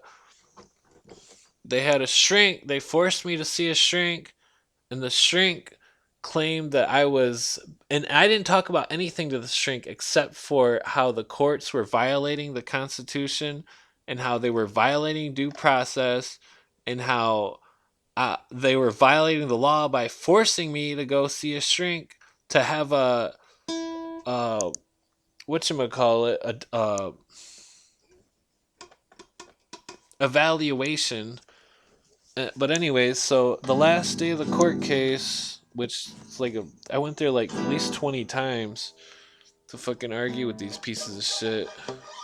The last day of the court case, I put the shrink on the stand, not knowing what I'm gonna say. I had no plan at this point because I didn't expect the shrink to be brought on the stand. I didn't expect it to hold up, and because I refused to do the evaluation. He couldn't evaluate me. I refused to do it. But anyway, so he claimed that he could evaluate me, and whatever I said at the evaluation, he evaluated me based on that. And so I immediately thought of a plan. And my plan, and prior to this, I had already seen my family doctor about digestive problems and all these ulcers that were in my intestines, ulcerative colitis or whatever, bleeding from my guts from stress. That's what it was. That bitch and her mom made me bleed from my guts from stress. The stomach acid was coming out of my stomach and going through and melting my intestines, my small intestines. And I was suffering like a fucking dog. I could barely stand or sit. I could barely fucking do anything. I was in miserable pain for so long because of all this stress that this bitch had caused me. And fucking but anyways, I put my doctor on the stand, my new family doctor, and I told her, I asked her, I was like, am I in constant pain? She said yes. I worded it a different way. She said yes. I had to word it 10 different ways, because those fucking lawyers are shady as hell. And fucking, if you don't corner them with words, then they will fuck you. And I cornered those lawyers with words by the judge was like, "What are you getting at? What are you trying to get at?" And I said, "Does your honor understand that I am in constant physical pain?" And he said, "Yes, you've asked that in different ways like 10 different times. We understand. It's on the record. The doctor's testimony is on the record." I'm like, "Well, good, Tell the bitch to fucking cross-examine this lady." Fucking so the other lawyer cross-examined, she said it was embarrassing for them to talk about it, you know, because I don't like to show weakness and fucking it was my personal medical information of me bleeding out of my guts, fucking in constant pain because of this bullshit. And fucking, I even got the court video. And then I put after I established the fact that the shrink, or that the doctor said I was in constant pain. Then I put the shrink back on the stand, and I asked him. I said, and it took me forever to word it right because I kept fucking up. But because I'm not an attorney, I'm just a regular person, I'm just a regular person, and fucking, it just shows how much a regular person can, if they put their will to it, they can study and they can learn. And they can fucking, all sorts of people come to me for questions. They say things. They ask all sorts of questions and think that I'm fucking know all.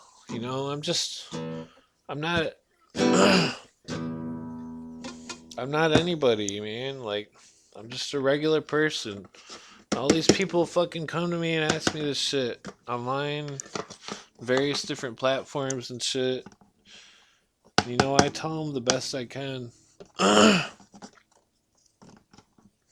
And I promote the Constitution and promote nonviolence, and I tell them like it is, and they get mad a lot. But anyways, so I put the shrink on the stand, and I tell him, I ask him, I say, is it possible to do an accurate assessment if the person you're assessing is in physical pain and you're unaware of it? And he said no. And it took him quite a long time to say no, and because he kept saying all this other shit, and the judge, because he knew he was cornered, he knew I fucked him. I verbally fucked him, and the lawyers knew that I had fucked them, and that they knew my strategy was on point, and they did not expect it. They did not expect me to outwit their stupid asses, because I'm just a stupid stoner who smokes weed and skateboards. But I fucking outwitted those fucking educated idiots. And I'm telling you that you can too, god damn it. This is fucking bullshit. And fucking, the judge was sitting there like, answer the question, yes or no. Answer the question, yes or no. And the guy wouldn't answer. And then he's finally like, no, I could not do an accurate assessment. And right then, I won that case. But these people are criminals. They fucking violate the law every fucking day, and they don't give a goddamn about fucking real people with real honor and real respect, and who are real good. I didn't fucking do anything wrong. The only thing I did wrong was I didn't have a job because I didn't want to pay child support until I had my kid, and then once I got my kid, I was gonna start being ultra responsible. I had a job all lined up and everything. But anyways, not having a job is not a reason to not fucking give the parent fucking custody of the kid. So, anyways, this caseworker who had it out for me from the beginning, this bitch, this fucking caseworker that was laughing while I was fucking quoting the law, saying things on the record, uh, questioning people on the bench, questioning witnesses and shit. I was saying, and I remember, uh,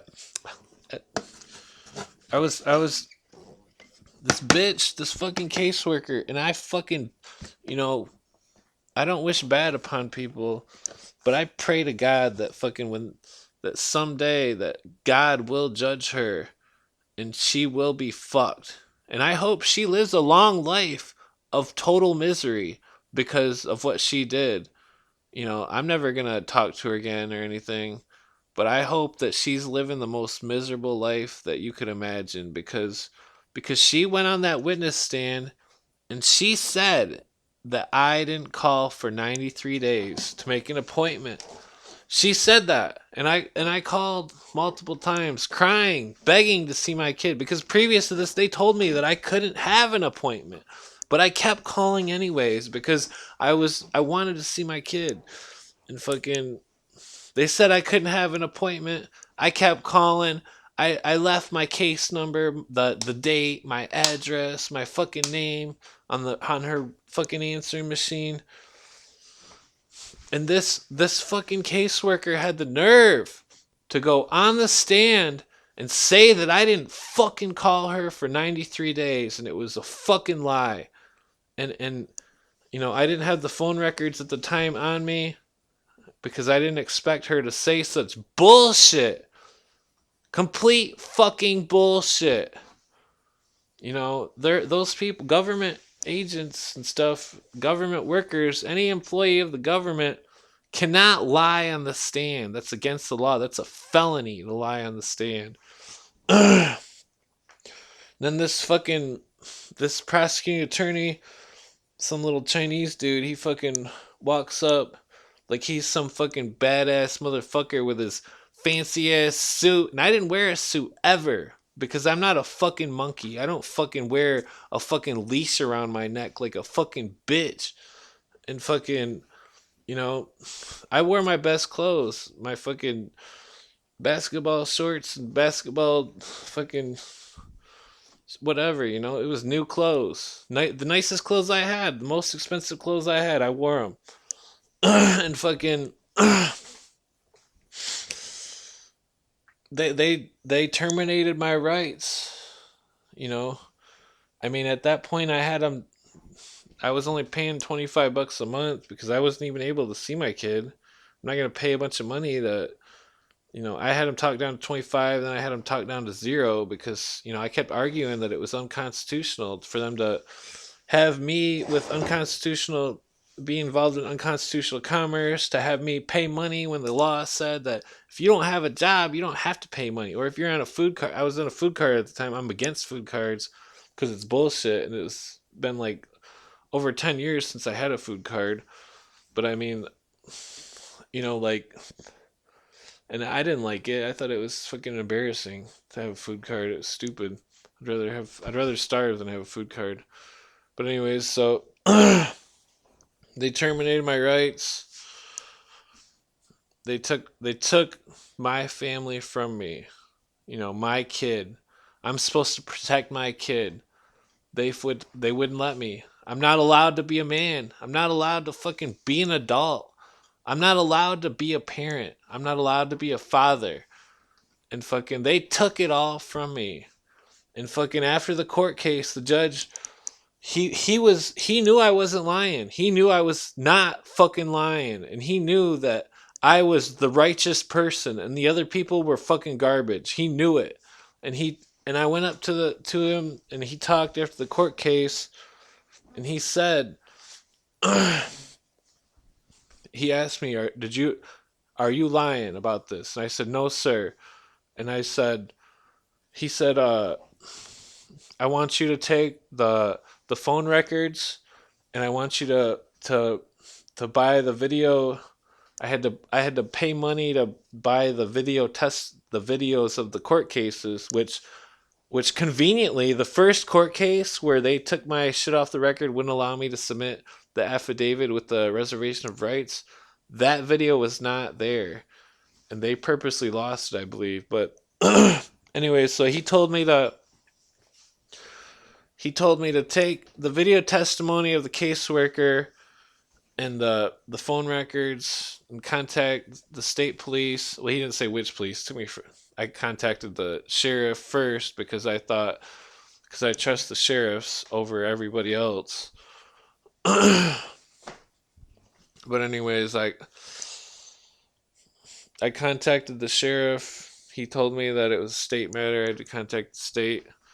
I contact the state, and they say, and I tell the guy my evidence and what the judge said, that I was supposed to press felony charges of perjury against the caseworker, which it was my only chance to see my kid. Besides if I could join a tribe, and the Native American laws trump the Native American laws trump the fucking U.S. laws for when you have a kid, and depending on which tribe. For the Blackfoot tribe, the Native American laws go as far as to say that I could force my ex to live with me if I wanted, which I would never want that. But but anyways, so the state policeman, I called them up because I was always smoking weed, so I was nervous to go in person. But he straight up was like, he's like, I'm not filing that report, and I'll tell you why. And he said some bullshit story about how some guy committed murder and they couldn't even pin perjury on a murderer. And I begged and I pleaded. I said, "Sir, I am not exaggerating. The judge told me to do this. This is my last hope to see my kid, you know." And he said, "Sorry, I can't do it." And it's fucking bullshit, cuz if you go to any police and you need to file a report, they have to file it. They can't say no, you know. And that was, that those people got away with it. I got fucked. My little kid doesn't have a dad because of those people, you know. And I live every day being sad and feeling like shit because my little kid's out there being treated like shit, fucking raised wrong, taught wrong, told to believe bullshit, fucking being fed McDonald's and fucking microwave raw turkey, fucking being being surrounded by fucking idiots. A grandma who fucking sold dildos. A fucking grandma who fucking my kid went into the grandma's room and almost touched a anal beads. And fucking my ex told me about that. I was so pissed off.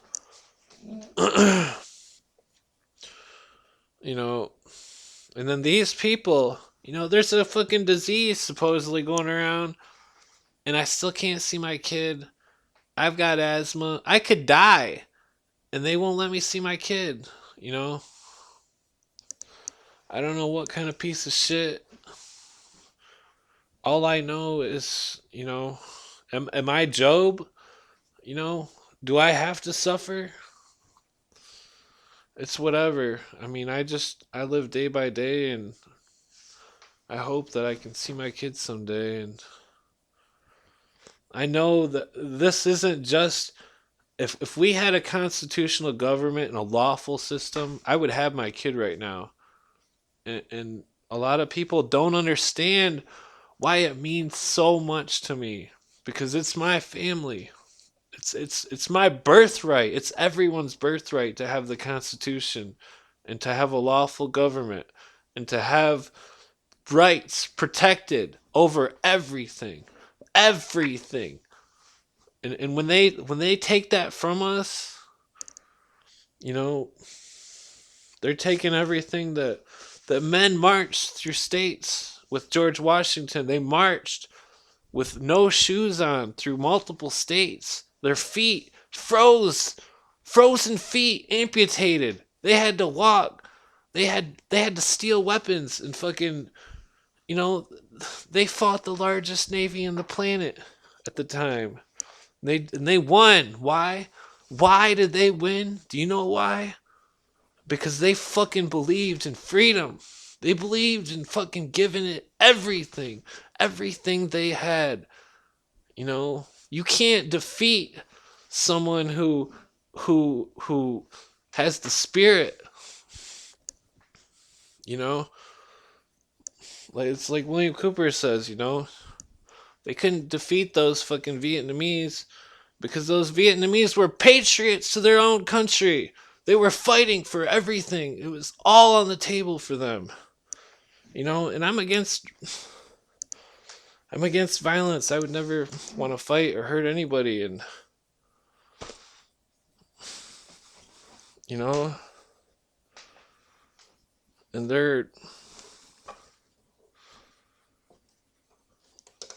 I just pray that there's not going to be some kind of civil war or something, because it's not, you know, I would never participate in either side, because you know, it's all bullshit. It's all bullshit. I just want to live my life and be a farmer. And I know it sounds stupid.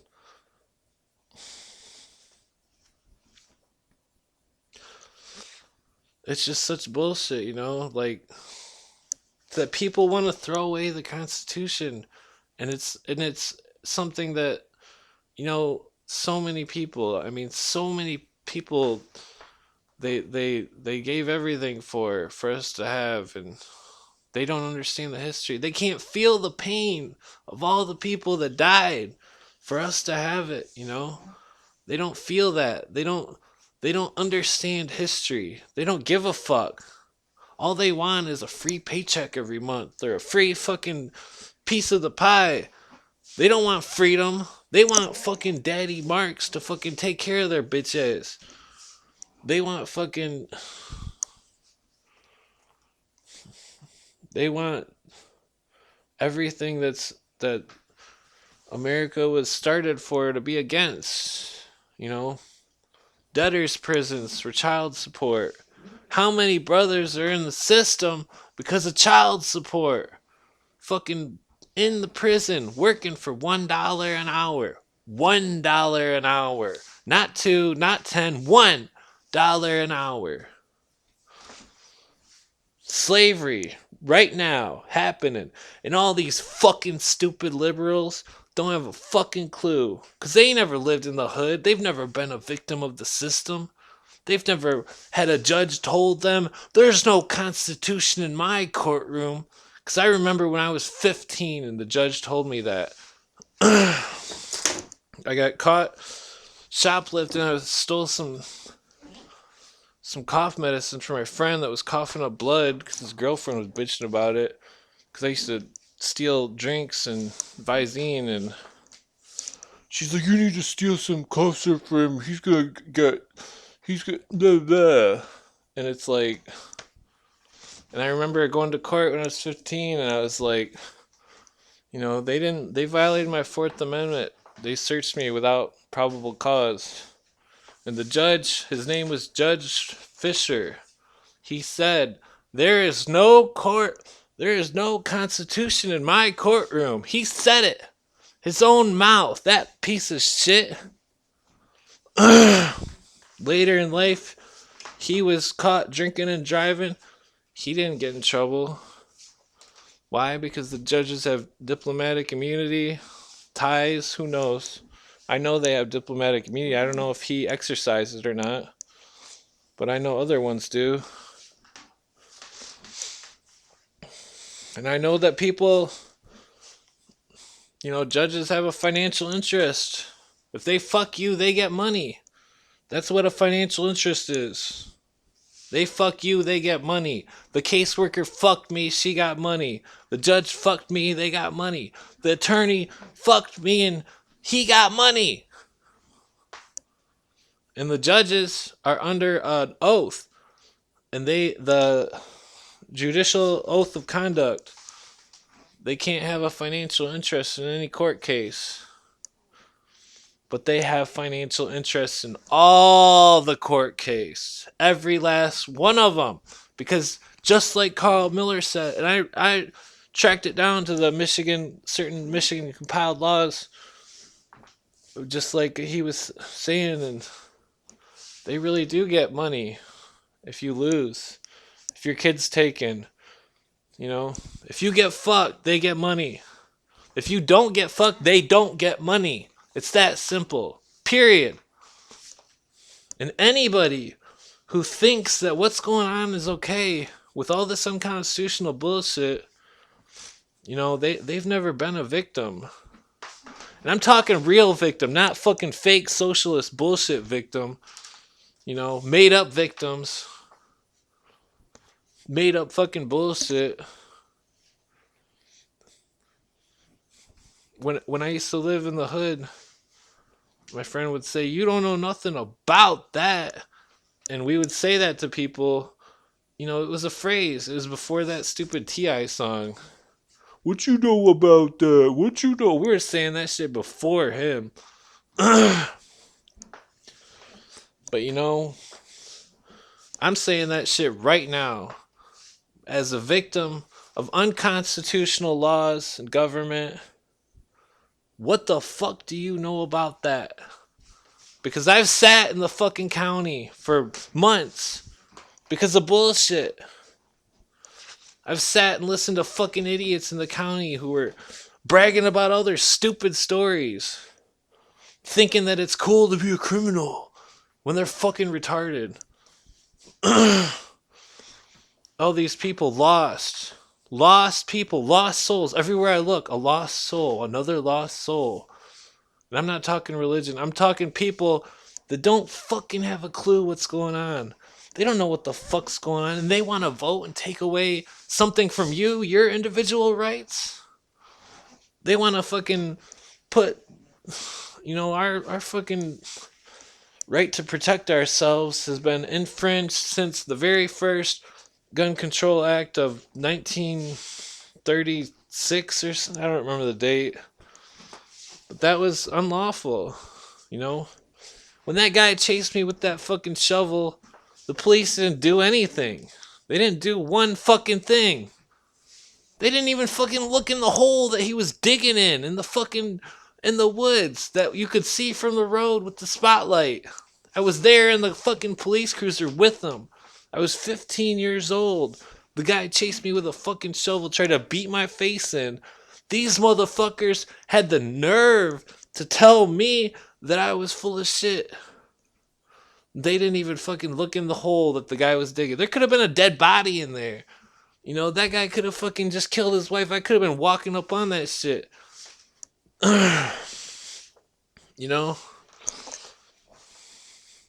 What if that happened to some girl and she couldn't run away quick enough? And if she was armed, she could save her own life. Or what about the rapist who wants to rape your kid, your daughter? You gonna send your daughter off to college and not have her have a gun or something to protect herself? There's fucking rapists everywhere. I wouldn't want my kid to not have a fucking heat.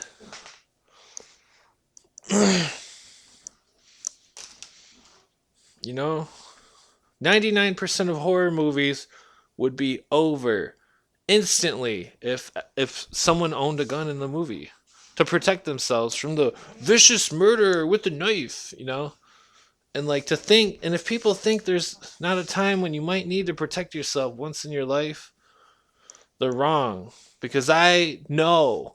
Because I was attacked by somebody when I was 15. Attacked. They fucking would have killed me if they would have got a hold of me. They would have fucking killed me. The guy fucking swung right at my face. I took off running. He chased me. I ran 2 miles. Fucking call 911. Police do nothing. I called the sheriffs or whoever over and over again. The detectives. Like, yo, did you find the guy that fucking tried to beat my face in? Did you talk to the people at that house? You know, they never talked to nobody. They never confirmed anything. It was all just fucking. They thought it was all bullshit. They thought it was me that dug the hole. For all I know, shit. You know, And then there's people. I just had a fucking. I live out in the middle of fucking nowhere, and some fucking crackhead. I don't even know. I haven't seen a crackhead for 20 years, and fucking some fucking crackhead, some speeded out fucking retard. Me and my friend are hanging out, just smoking cigarettes. I mean, I don't smoke cigarettes, but we were just watching X Files and talking about conspiracy and hanging out, because my woman's gone, and we walk outside. There's some fucking crackhead guy there. 2 a.m. What if he had a gun? What if he was trying to hurt us or rob us? Or what if it was your kid or your wife or your mom fucking in a house alone, and some crazy guy comes and fucking she can't protect herself. The right to protection, the founding fathers wrote about it. They wrote whenever they went to the big cities, they would carry 2 to 3 pistols because they didn't want to get fucking robbed. That's what they wrote. William Cooper reads all about it. I've heard him say it. I've looked into it. When I used to live in the Battle Creek and Grand Rapids, Grand Rapids one time, I had fucking some Mexican dudes. They were just about walking right on my heels and my shoes. And I knew if I would have turned around that they would have started shit. And I didn't turn around and I had balls, because to not turn around is to have balls. And I've walked up to people who I knew wanted to fight me, and I put my back right to them because I knew they were fucking bitches. They weren't gonna throw a punch. They were fucking bitches. But you know what? Not everybody's like me. Some people, you walk in the hood, they can smell the fear. They look right into your eyes, they'll see the fear. And if you fucking blink, and if you think that, and if you let your guard down for once, if you don't know who the fuck you are, and if you don't represent, and if you don't fucking have honor and fucking be real, then you're gonna get robbed in the hood. No joke. You're gonna get robbed. You're gonna get raped. Who knows what, I've heard all sorts of crazy stories just in smaller cities. I'm not talking about Chicago or New York. They were fighting dogs in Battle Creek, which is horrible and disgusting. And I never seen it, but I found out later because I seen it in the news. And it was one of my friend's fucking basements. I was so pissed off. I remember he had this pit bull, and I turned that pit bull into a love factory. That thing fucking loved me. And I would give it jerky, but the whole time he was raising it to be a fight dog. And he got rid of that dog and got a real mean dog. And he was fighting them, and it's just fucked up. Like, who the fuck would do that? Who would bet money for 2 dogs to viciously attack each other? That's sick. You don't do that to dogs. You don't fucking do that shit. And maybe it's a good thing that I don't talk to certain people like that anymore. But that's like the least of the most fucked up shit that goes on in the big cities. They talk about gun control. There's videos, literally, kids in Chicago being like, yo, either I carry a gun or I get killed. Straight up. That's what they say. And then black people in the hood in Chicago can't fucking exercise their right, which is secured by the Constitution and Bill of Rights. Maybe the hood wouldn't be so bad if everybody was carrying. Because then the criminals wouldn't be the only people with guns. And that's what people don't get. They don't get it. They don't get it that if you call 911 to protect yourself, to save yourself, they're not going to show up for 30 minutes. And you're going to be fucked. Royally fucked. You're going to be so fucked. You think it's a joke? You wait till your car breaks down some strange place or some fucking weirdo comes up. You know, I had to tell that fucking weirdo, I'm like, get the fuck off my property. He's like, yo, oh, somebody was shooting at me down the road and blah, blah, blah. And I'm like, I know you're full of shit. I was like, get the fuck off my property. This is private property. Oh, could I use your phone? It's like, no, you're not touching my phone. I'm not letting you use my phone. I don't give a fuck if somebody really did shoot at you. Get the fuck off my property. Because nobody really shot at him. And that guy walks a mile down the road and then fucking gets arrested by the sheriff for being a fucking crackhead trying to break into people's houses. I straight up called him out. I'm like, you gonna break into my house, motherfucker? He breaks in my house and whoop his ass.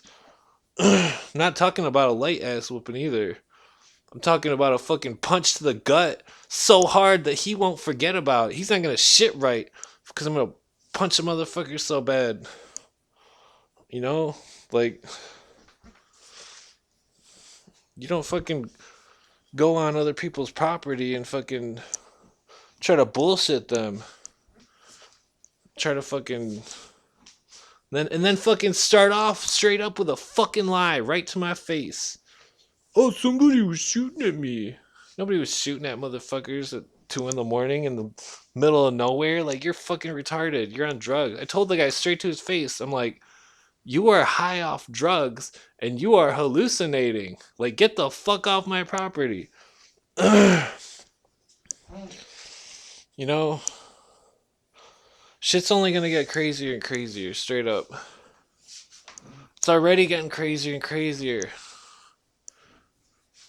It's so crazy, you know. Everything's fucking crazy, and we're all warned about it way long time ago, way before the founding fathers. You know, the Phoenician sailors, the Essenes, they wrote about it. They wrote about Babylon. Babylon the Great. You know, me don't want no Babylon. That's that reggae. They don't want no Babylon because fuck Babylon. That's why. Sodom and Gomorrah. You know, those people were worshiping the idols on some bullshit. Literally, they were fucking the highest forms of savagery, godlessness, bullshit. You know, these people are fucking, they want to rebirth the Babylon. You know, they call Britain New Israel. The secret societies, this is New Egypt. You know, the old capital, which I'm not against that because it's just a poetic thing, you know. It was a poetic gesture of old school Masons who were pro freedom and wanted to make something beautiful, you know. They weren't fucking Satanists. Thomas Jefferson, William Cooper says that Thomas Jefferson ripped pages out of the Bible. Yeah, he did. But he took all the Jesus quotes and put them all in one book and said that's his book. He doesn't give a fuck about the rest. He just cares about, you know, the good deeds and the mysteries of the one dude. And regardless of any supernatural effect, you know, if there was a person that helped some people and fucking tried to stop tyranny from world government and fucking, then they were a good person, you know, even if they were a symbol or a mushroom, like John Allegro says, or perhaps some kind of mushroom shaman, you know. But it doesn't matter. It doesn't matter what it was, because the words are there and they mean something. Just like the Constitution, many people think it's just words. Words on a piece of paper, a relic. It's just a relic. Oh, It's a outdated document. Ooh, all these fucking stupid people that don't know shit about shit. They don't know nothing. They're fucking idiots. I know a woman who's my friend since high school. She's a nurse. She's a fucking retard. She believes in bullshit. She fucking used to steal. She was hooked on drugs and would steal from the hospital. I quit being friends with them when I found out they were on drugs. Fucking doing opiates and shit. You know, what kind of piece of shit steals from some old dying person that needs pain medicine? You know, and oh, we need a socialist government to help everybody. And it's like, bitch, you don't help shit. You're a fucking bullshit artist who judges everybody. You know, they claim to be Catholic. Fuck the Catholics. The Pope, Pope means door. That's the same word that was the name of the high priest of Babylon was the door. He was the door to God. You know, my God doesn't fucking need a door because whatever God is, God's everywhere. Whatever he made everything. And I'm not talking about religion or anything. I'm just talking about theoretically what is a God, you know? God made the universe. Period. Done. That's it. You know? There's no more thinking beyond that. We don't need fucking some guy with a fucking fish uniform who fucking sits on the biggest pile of gold on the planet telling us that his word is the word of God. You know, that guy's probably never dug a post hole in his life. He's probably never roofed a house. He's probably never even made his own meal, for all we know, you know? I mean, these people, they're ego tripping. They're fucking on some bullshit. Everybody's ego tripping. Doesn't matter where you look. One person's fucking ego tripping off. They're all fucking just, you know, anybody could take anything that's good, start ego tripping, and fucking turn it into something bad.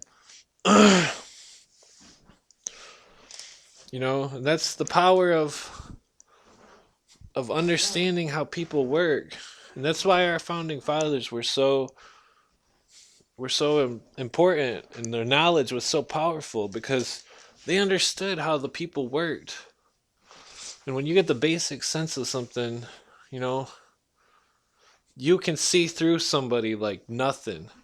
You can see right through them. You can see through their bullshit, see through their lies. You can see their pain, their love, their work, their heart,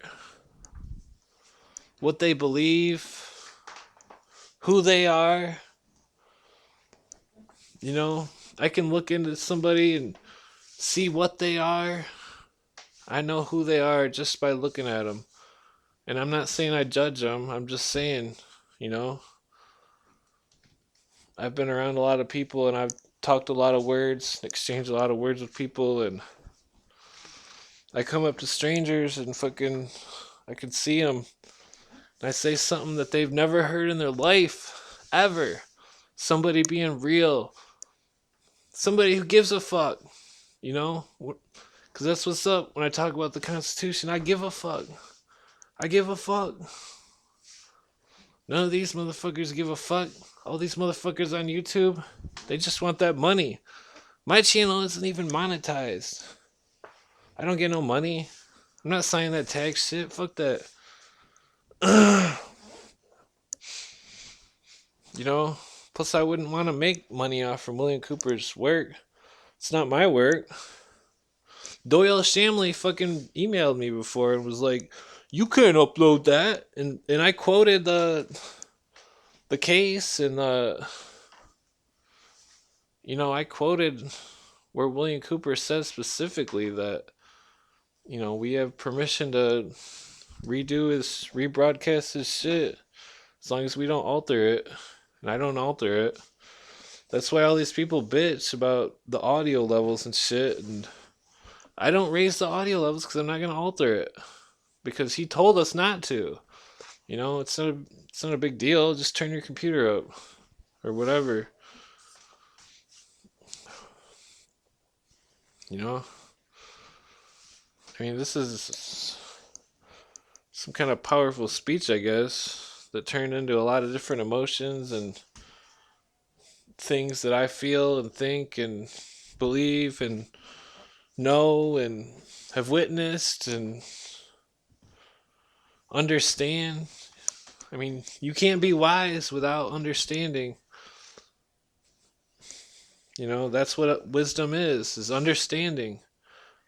And evil is misunderstanding or understanding and ignoring what's real and what's good and the right thing.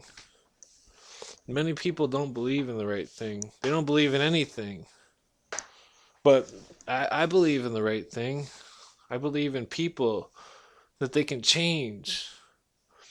They can be they can awake. They can awaken from their fucking sleep like fucking Snow White. The kiss of knowledge.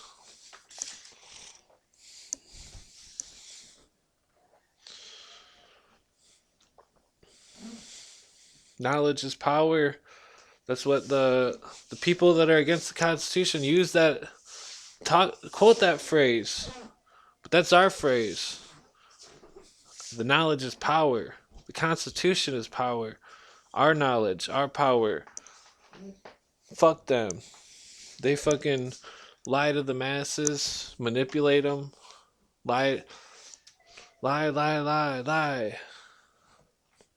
The sheeple, I don't even like to use that word because it sounds like some fucking bullshit Nazi shit. Untermensch. Untermensch meant subhuman. I don't like calling my fellow man subhuman. And I understand why William Cooper and all these other people do it. And I still do it. But I don't like it. Because I believe everybody's equal. You motherfuckers got the same brain I do. I'm not smart. I'm nobody. I'm fucking just a dumbass. I can't even fucking buy a new car. You know, I had to help. I had to borrow money for materials for the house. You know, I can't do anything. I can't even keep track of my fucking wrenches. But I mean, I keep trying. I keep studying. Keep chipping away. Because we can never say die. Fucking Ozzy. Never say die. Black Sabbath. You don't ever say die. Vegeta from Dragon Ball Z. In the fight against Frieza. I mean, I feel stupid for even saying this, but he said it too, you know. Never say die. He on his dying words, he told Kakarot to to I don't know, it's funny because Kakarot is Japanese or whatever for carrot. And Vegeta is vegetable and Bulma and the other ones, the girl names are like names of bras and panties and stuff in Chinese. I don't know. I'm getting off the subject. Maybe I shouldn't do a 4-hour rant. My throat hurts.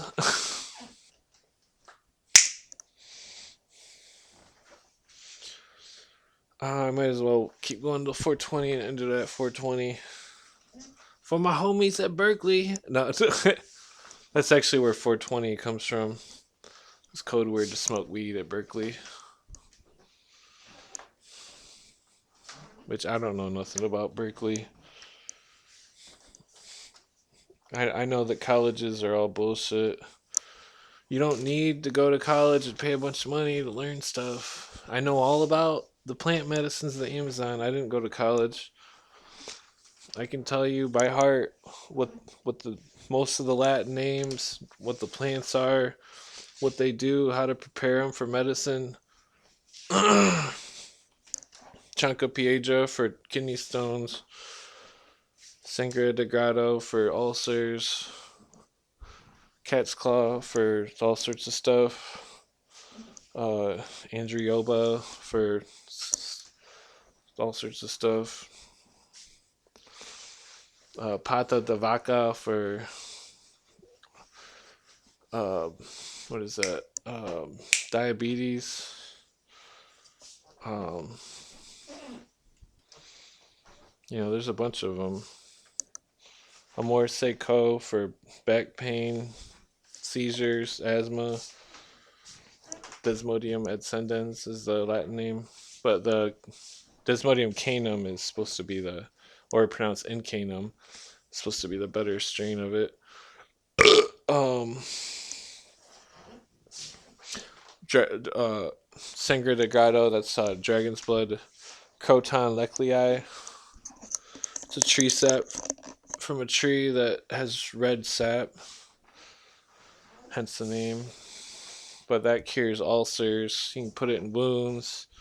You know, eat it, put it all over your body. I don't know. Fuck. Does all sorts of shit. You know, I mean, technically, ayahuasca by itself, without the hallucinogenic part, just the vine ayahuasca, it cures, gets rid of bloodborne pathogens like malaria. Chanca is kills blood clots. Um, what else? Andrioba. Damn it, I already said that. There's Anamu. That one kills viruses, kills mouth bacteria, stomach bacteria. Has like a semi pain relieving effect. Used for asthma. I chew on the guinea hen, aka Anamu stems, sometimes before bed to help my asthma.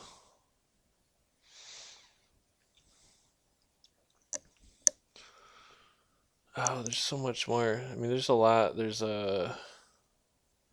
I mean, the Amazon ones are more powerful because of how many species there are in the Amazon. Where America or most places in the world have 2,000 to 5,000 species of plants per acre, while the Amazon has 40 to 50,000 species of plants per acre.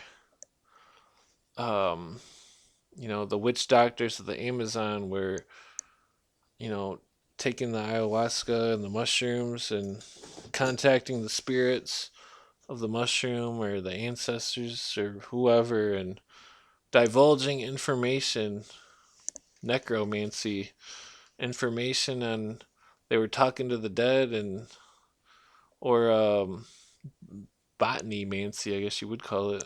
Talking to the dead or talking to the plants and knowing what plant cured what, how to use it, where to get it, you know.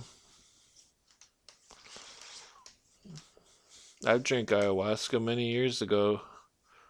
It showed me a plant. The plant had waxy leaves and a red center, some kind of berry or flower or something. Reminds me of like a ginseng or something. I don't know what it was, but it also kind of looks like the what is the name of that? Psychotria viridis plant, which is also called chacruna, which is the active ingredient in certain blends of ayahuasca, or like the what's the other one? Banisteriopsis capi.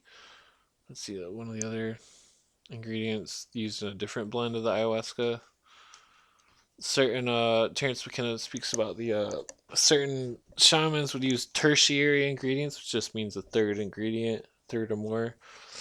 But like you could make it, put the cat's claw in it or something else. Not that I do that or anything, but like the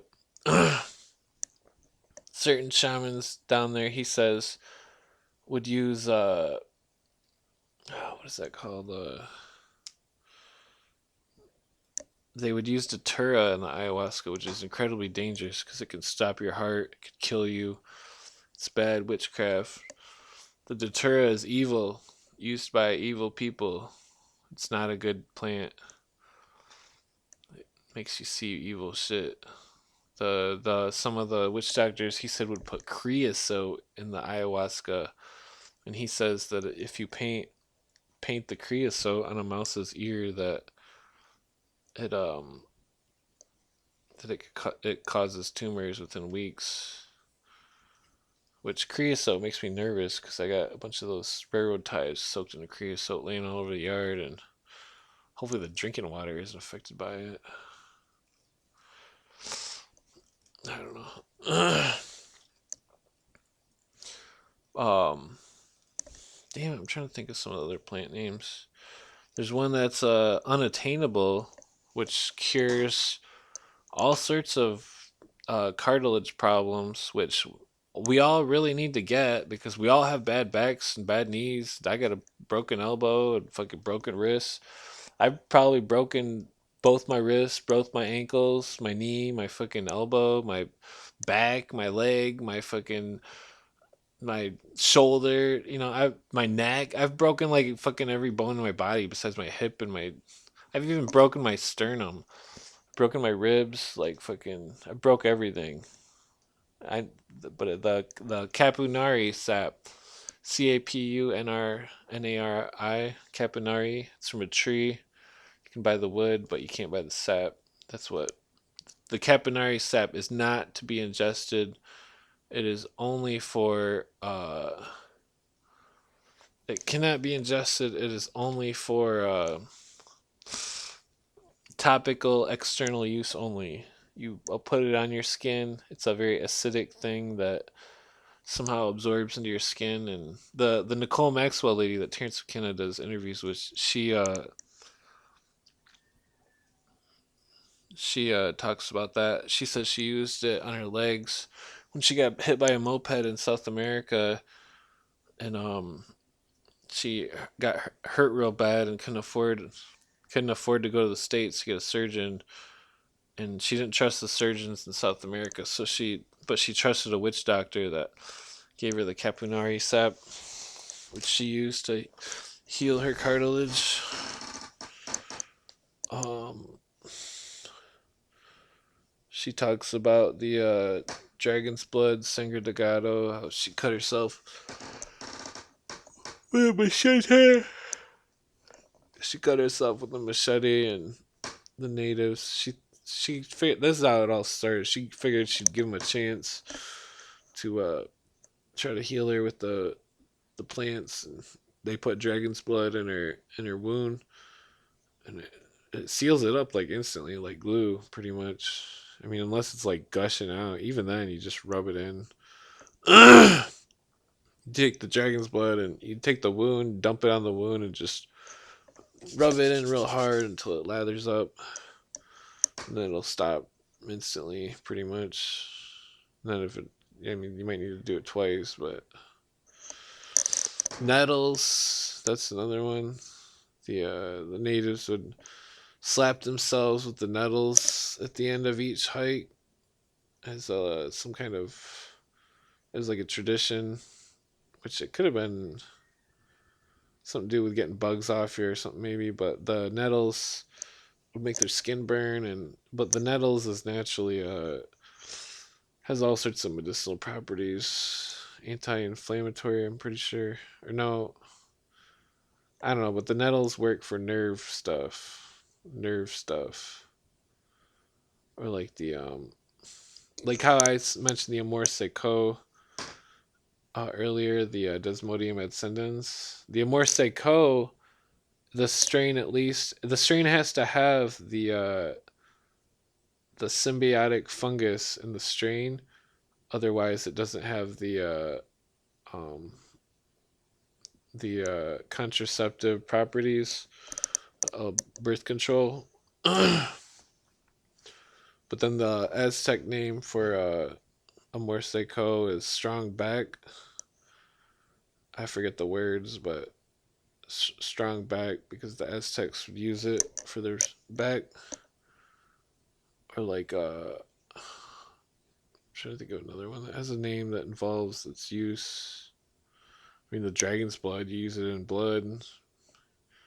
You eat it, it purifies your blood, but it could also clog your liver up because it's pretty pretty intense shit. I've eaten the dragon's blood before and had liver pains from it because it's just so strong. I mean, I would suggest using the dragon's blood in small amounts if you eat it. Um, let's see. Kappa Evil oil. That's the strongest anti-inflammatory. It's a tree sap. You can get on eBay. Kappa Evil oil. What else is there? Damn it, there's like 1,000 names that I'm just really burned out. It's almost 4 hours, 20 minutes anyway, so.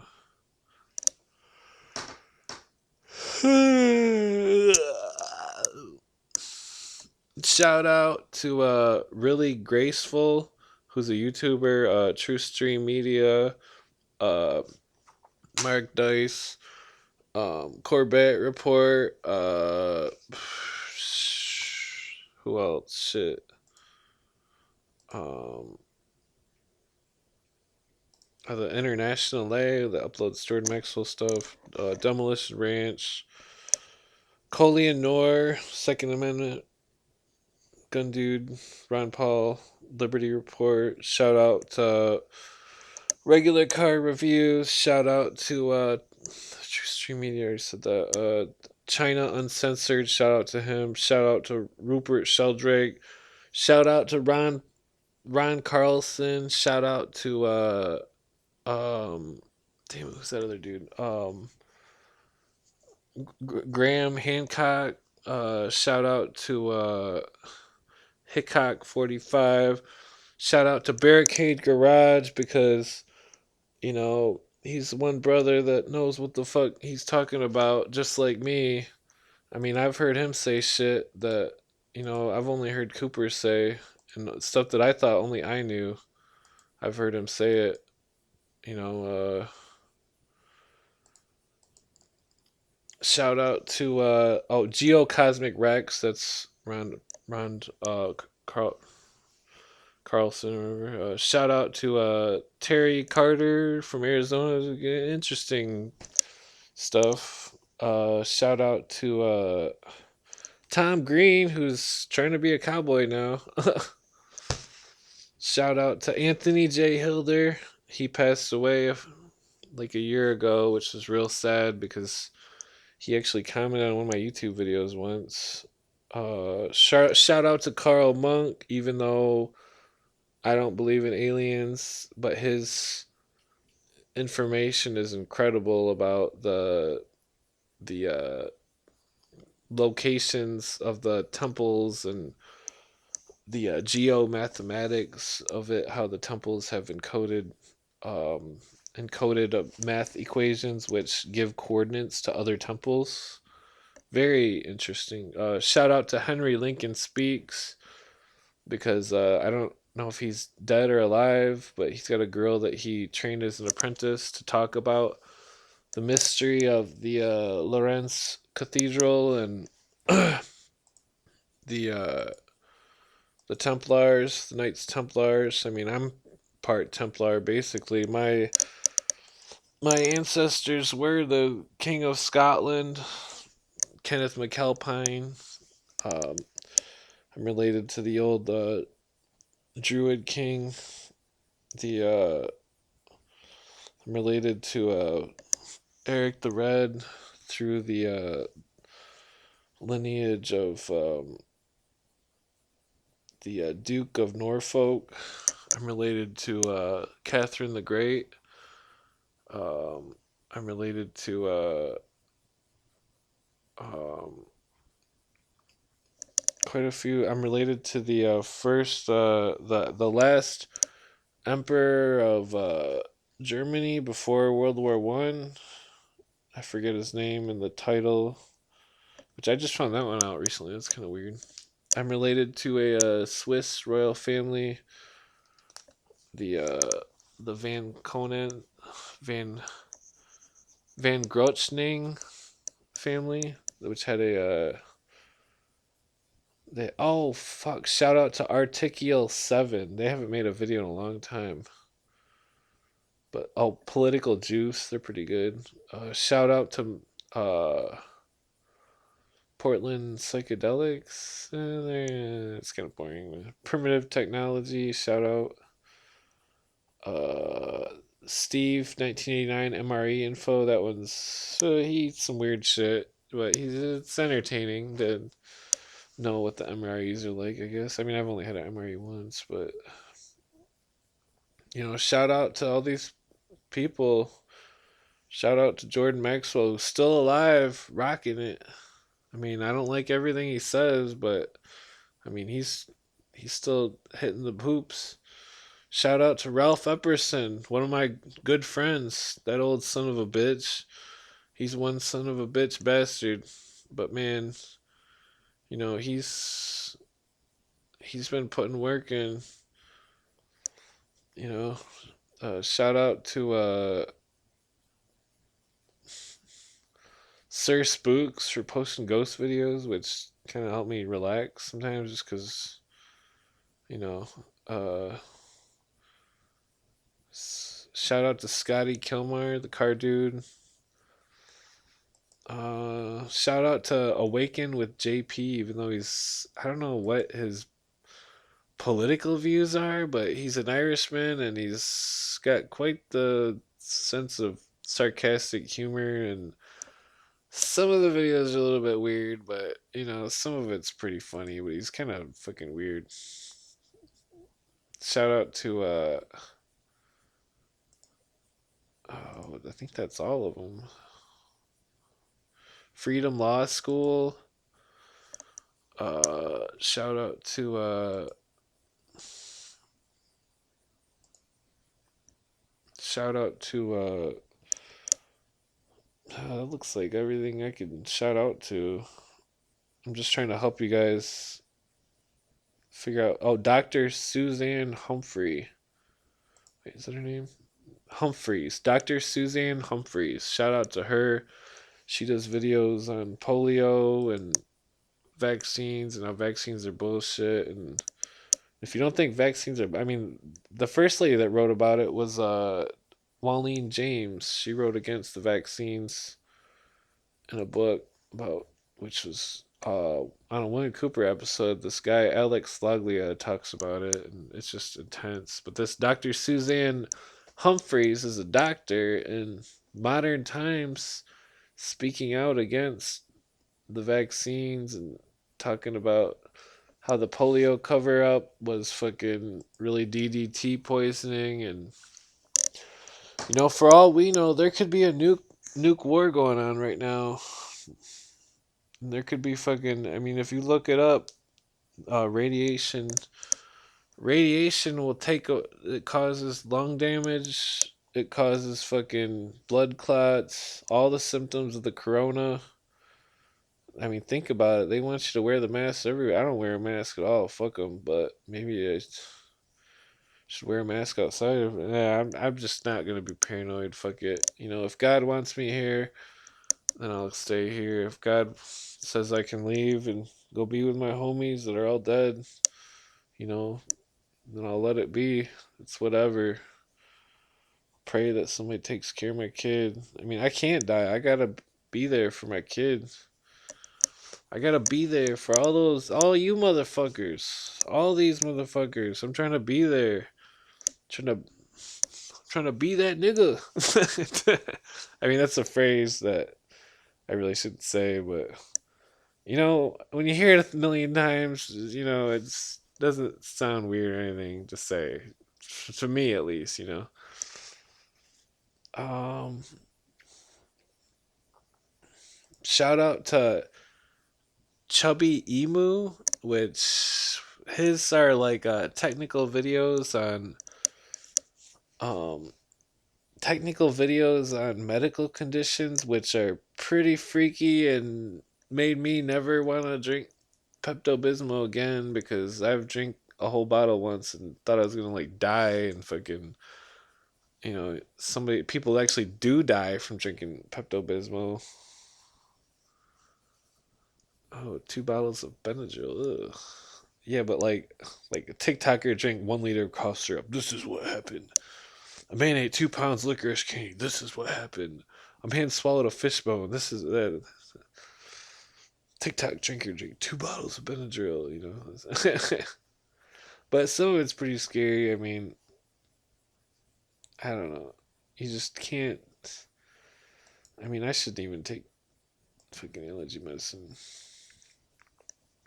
Shout out to Paranormal Mysteries YouTube. They've got all the old sightings episodes uploaded and some other cool shows. Oh, shout out to Abandoned Mines and Unusual Places. His shit is off the hook with fucking cool ass shit. Mines, it's really entertaining to watch. He's got a couple of videos where he had some weird ghost shit happen to him, which I think they're real videos. You can hear the whispering of the ghosts. It's not a joke. But Carl Monk's. Oh, shout out to Carl Miller. Know your Constitution. Anyone who wants to know the Constitution. If you say you believe in the Constitution and you haven't seen the Carl Miller video about Know Your Constitution, you need to watch that video over and over and over and over again, because that thing is fucking like the most important video you could imagine. Because fucking, if you don't know how the Constitution works or how to use it to protect yourself, then you need to learn this, because fucking it's super important. Shout out to U.S. Auto Industry YouTube. They got just a bunch of cool old school like stock videos of car company stuff, and it's just really it's cool. I mean, it's just fun to watch, refreshing. I learned a lot about independent suspension and stuff, and just from old videos, the basics of certain stuff. Oh, shout out to the Constitution Party. Um, Shout out to Mike Tyson, I guess. Fuck him. He's alright. I mean, he's trying to do a podcast lately, but I don't listen to that shit. I just got respect for Tyson because he's probably the only man alive that I would fear. But I wouldn't have to fear him because I know he would be friends with me. So, you know what I'm saying? Oh, shout out to Townsend's for having the old antique recipes that are kind of fun.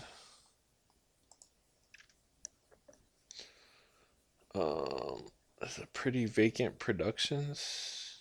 Yeah, I forgot about this one. They have some interesting like old school style YouTube videos, which are semi recent. Which oh, shout out to what the fuck's his name? Stranger Than Fiction. Shout out to fuck, what's that guy's name? He does all the like pro religious videos, but like some of them are just so about the engineered culture. The KJ Osborne, I think his name is. Shout out to him. KJ, yeah. I mean, I don't like the pro religious shit, even though I don't go to church. I don't know what I believe, but I believe there's a God, definitely. But, you know, I'm not all about the pro religious shit, but the anti religious shit, because you see, these people are practicing a secret religion, and they want to push all the beliefs on all the kids, and they want them all to believe what they want, and fucking it's wrong. It's just not cool. Oh, what's crazy is I'm not a very big YouTuber, but one of my favorite rappers, he's doesn't have very many more. I mean, his videos have a lot more views, but he only has 3K subscribers. Oh, shout out to Omar Gosh, even though I don't fucking subscribe to him anymore, because his friend got caught making fake ghost videos and fuck that shit.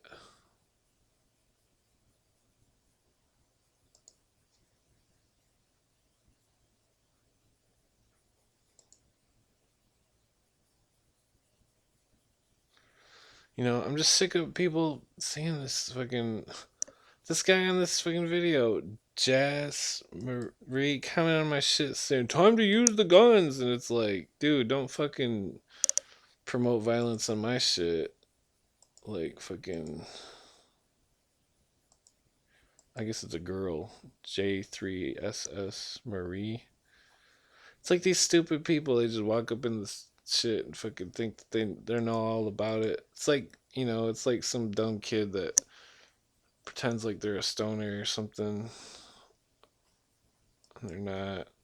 They don't know what the fuck they're talking about. I mean, I'm not talking about this person. I just don't like time to use those guns.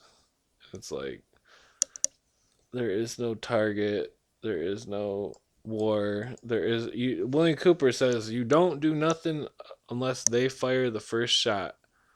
So because we are against violence, and we have to be the good guys, and always, no matter what, good always beats evil, no matter what. Even though so many evil people are running the show and fucking, you know, keeping the wars going, and you do what's right always, and God or whatever, nature, the universe, it'll protect you. It's like Terrence McKenna says, if you're brave, nature will bow down. And if you're brave, that's what it means when you're an Indian. I mean, I'm part Indian, but I'm not un-Indian. But that's what it was to be a brave. You were brave, and noble, and honor, and the most the most respected, because the braves, the certain tribes, the tribes I'm related to, would you only got the eagle feather if each eagle feather was given to you for some sort of you escaped death, or you did something incredible. Like a common thing would be to for the Indians to ride up to an enemy and then touch the enemy's head, or touch them with their war club, and then to ride off. That was would deserve an eagle feather, or escaping death, Geronimo type shit. I don't know too much about the tribes I'm related to, but I do have a picture of the Cherokee woman that I'm related to, and she was a real tall lady, with real dark skin, and I think she'd be proud of me. My grandma said when she was a little girl that the Cherokee ancestor would make plant medicine and give it to her, and I guess that's where I got it from. The plant medicine, my obsession with the plant medicine. You know, maybe it's all fate, maybe it's all bullshit, maybe it's all fucking chaos.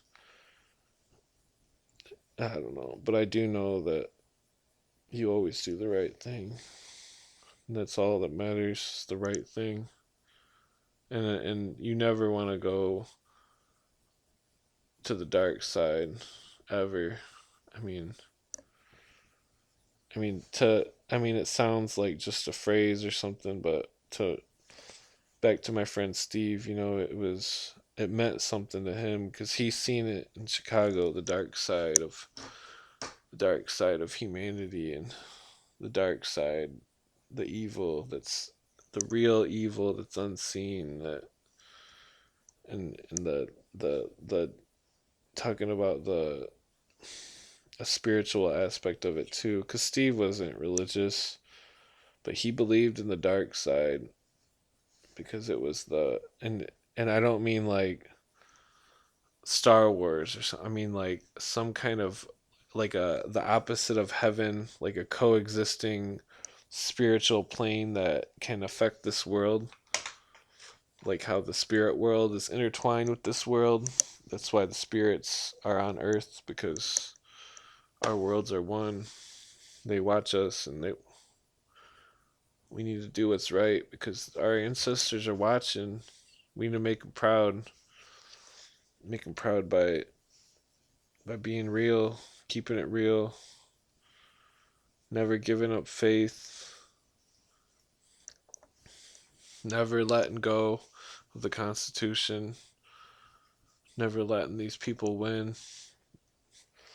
If they win, our family. And I'm not talking about modern politics.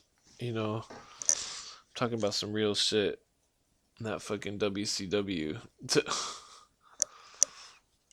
We got to keep it real. Because if we don't, we're fucked. These wars are going to keep happening. The fucking people are going to it's all just going to get worse and worse till it's like fucking Samurai Champloo or Cowboy Bebop in the anime cartoon where in the future the world's all just polluted garbage and trash, and there's satellites all over the ground everywhere. And I mean, I'm not talking about necessarily about. I mean, I'm talking about pollution like fucking, like plastic, because I don't know if gas is bad or not. I mean, fire is. I mean, there's a lot of people that do drive excessively. I mean, I barely even drive. I mean, I drive so little that I shouldn't even have to put insurance on my car because I don't even. I go to like nowheres, do nothing. Nobody has the spot to even party at. Everybody has to come hang out with me and party at my house. It's fucking that none of them have good places to live, or most people I know don't even have a car. Don't even have anything. I mean, most of them do have cars. So they come hang out with me, but like, they don't own their own property, and they work more than anybody I know. Some people. My friend doesn't even have his own place, and he works fucking 80 hours a week at a fucking factory that pays him bullshit. Fucking like $16 an hour or something. That's fucking bullshit. He's a skilled fucking. He makes piston rings. That takes skill. He's a good worker. He puts out good part numbers, and all the other people suck. He still gets paid garbage and fucking gets treated like shit by the upper management and all this other bullshit. You know, I mean, we gotta stop all this so people can start all being farmers again. Fucking start all being real. Being medicine men to heal people and be good. In the ancient tribes, the witch doctor was the leader in a way because everybody would, before anything was done, everybody would come consult the witch doctor. It'd be like, oh, what should we do?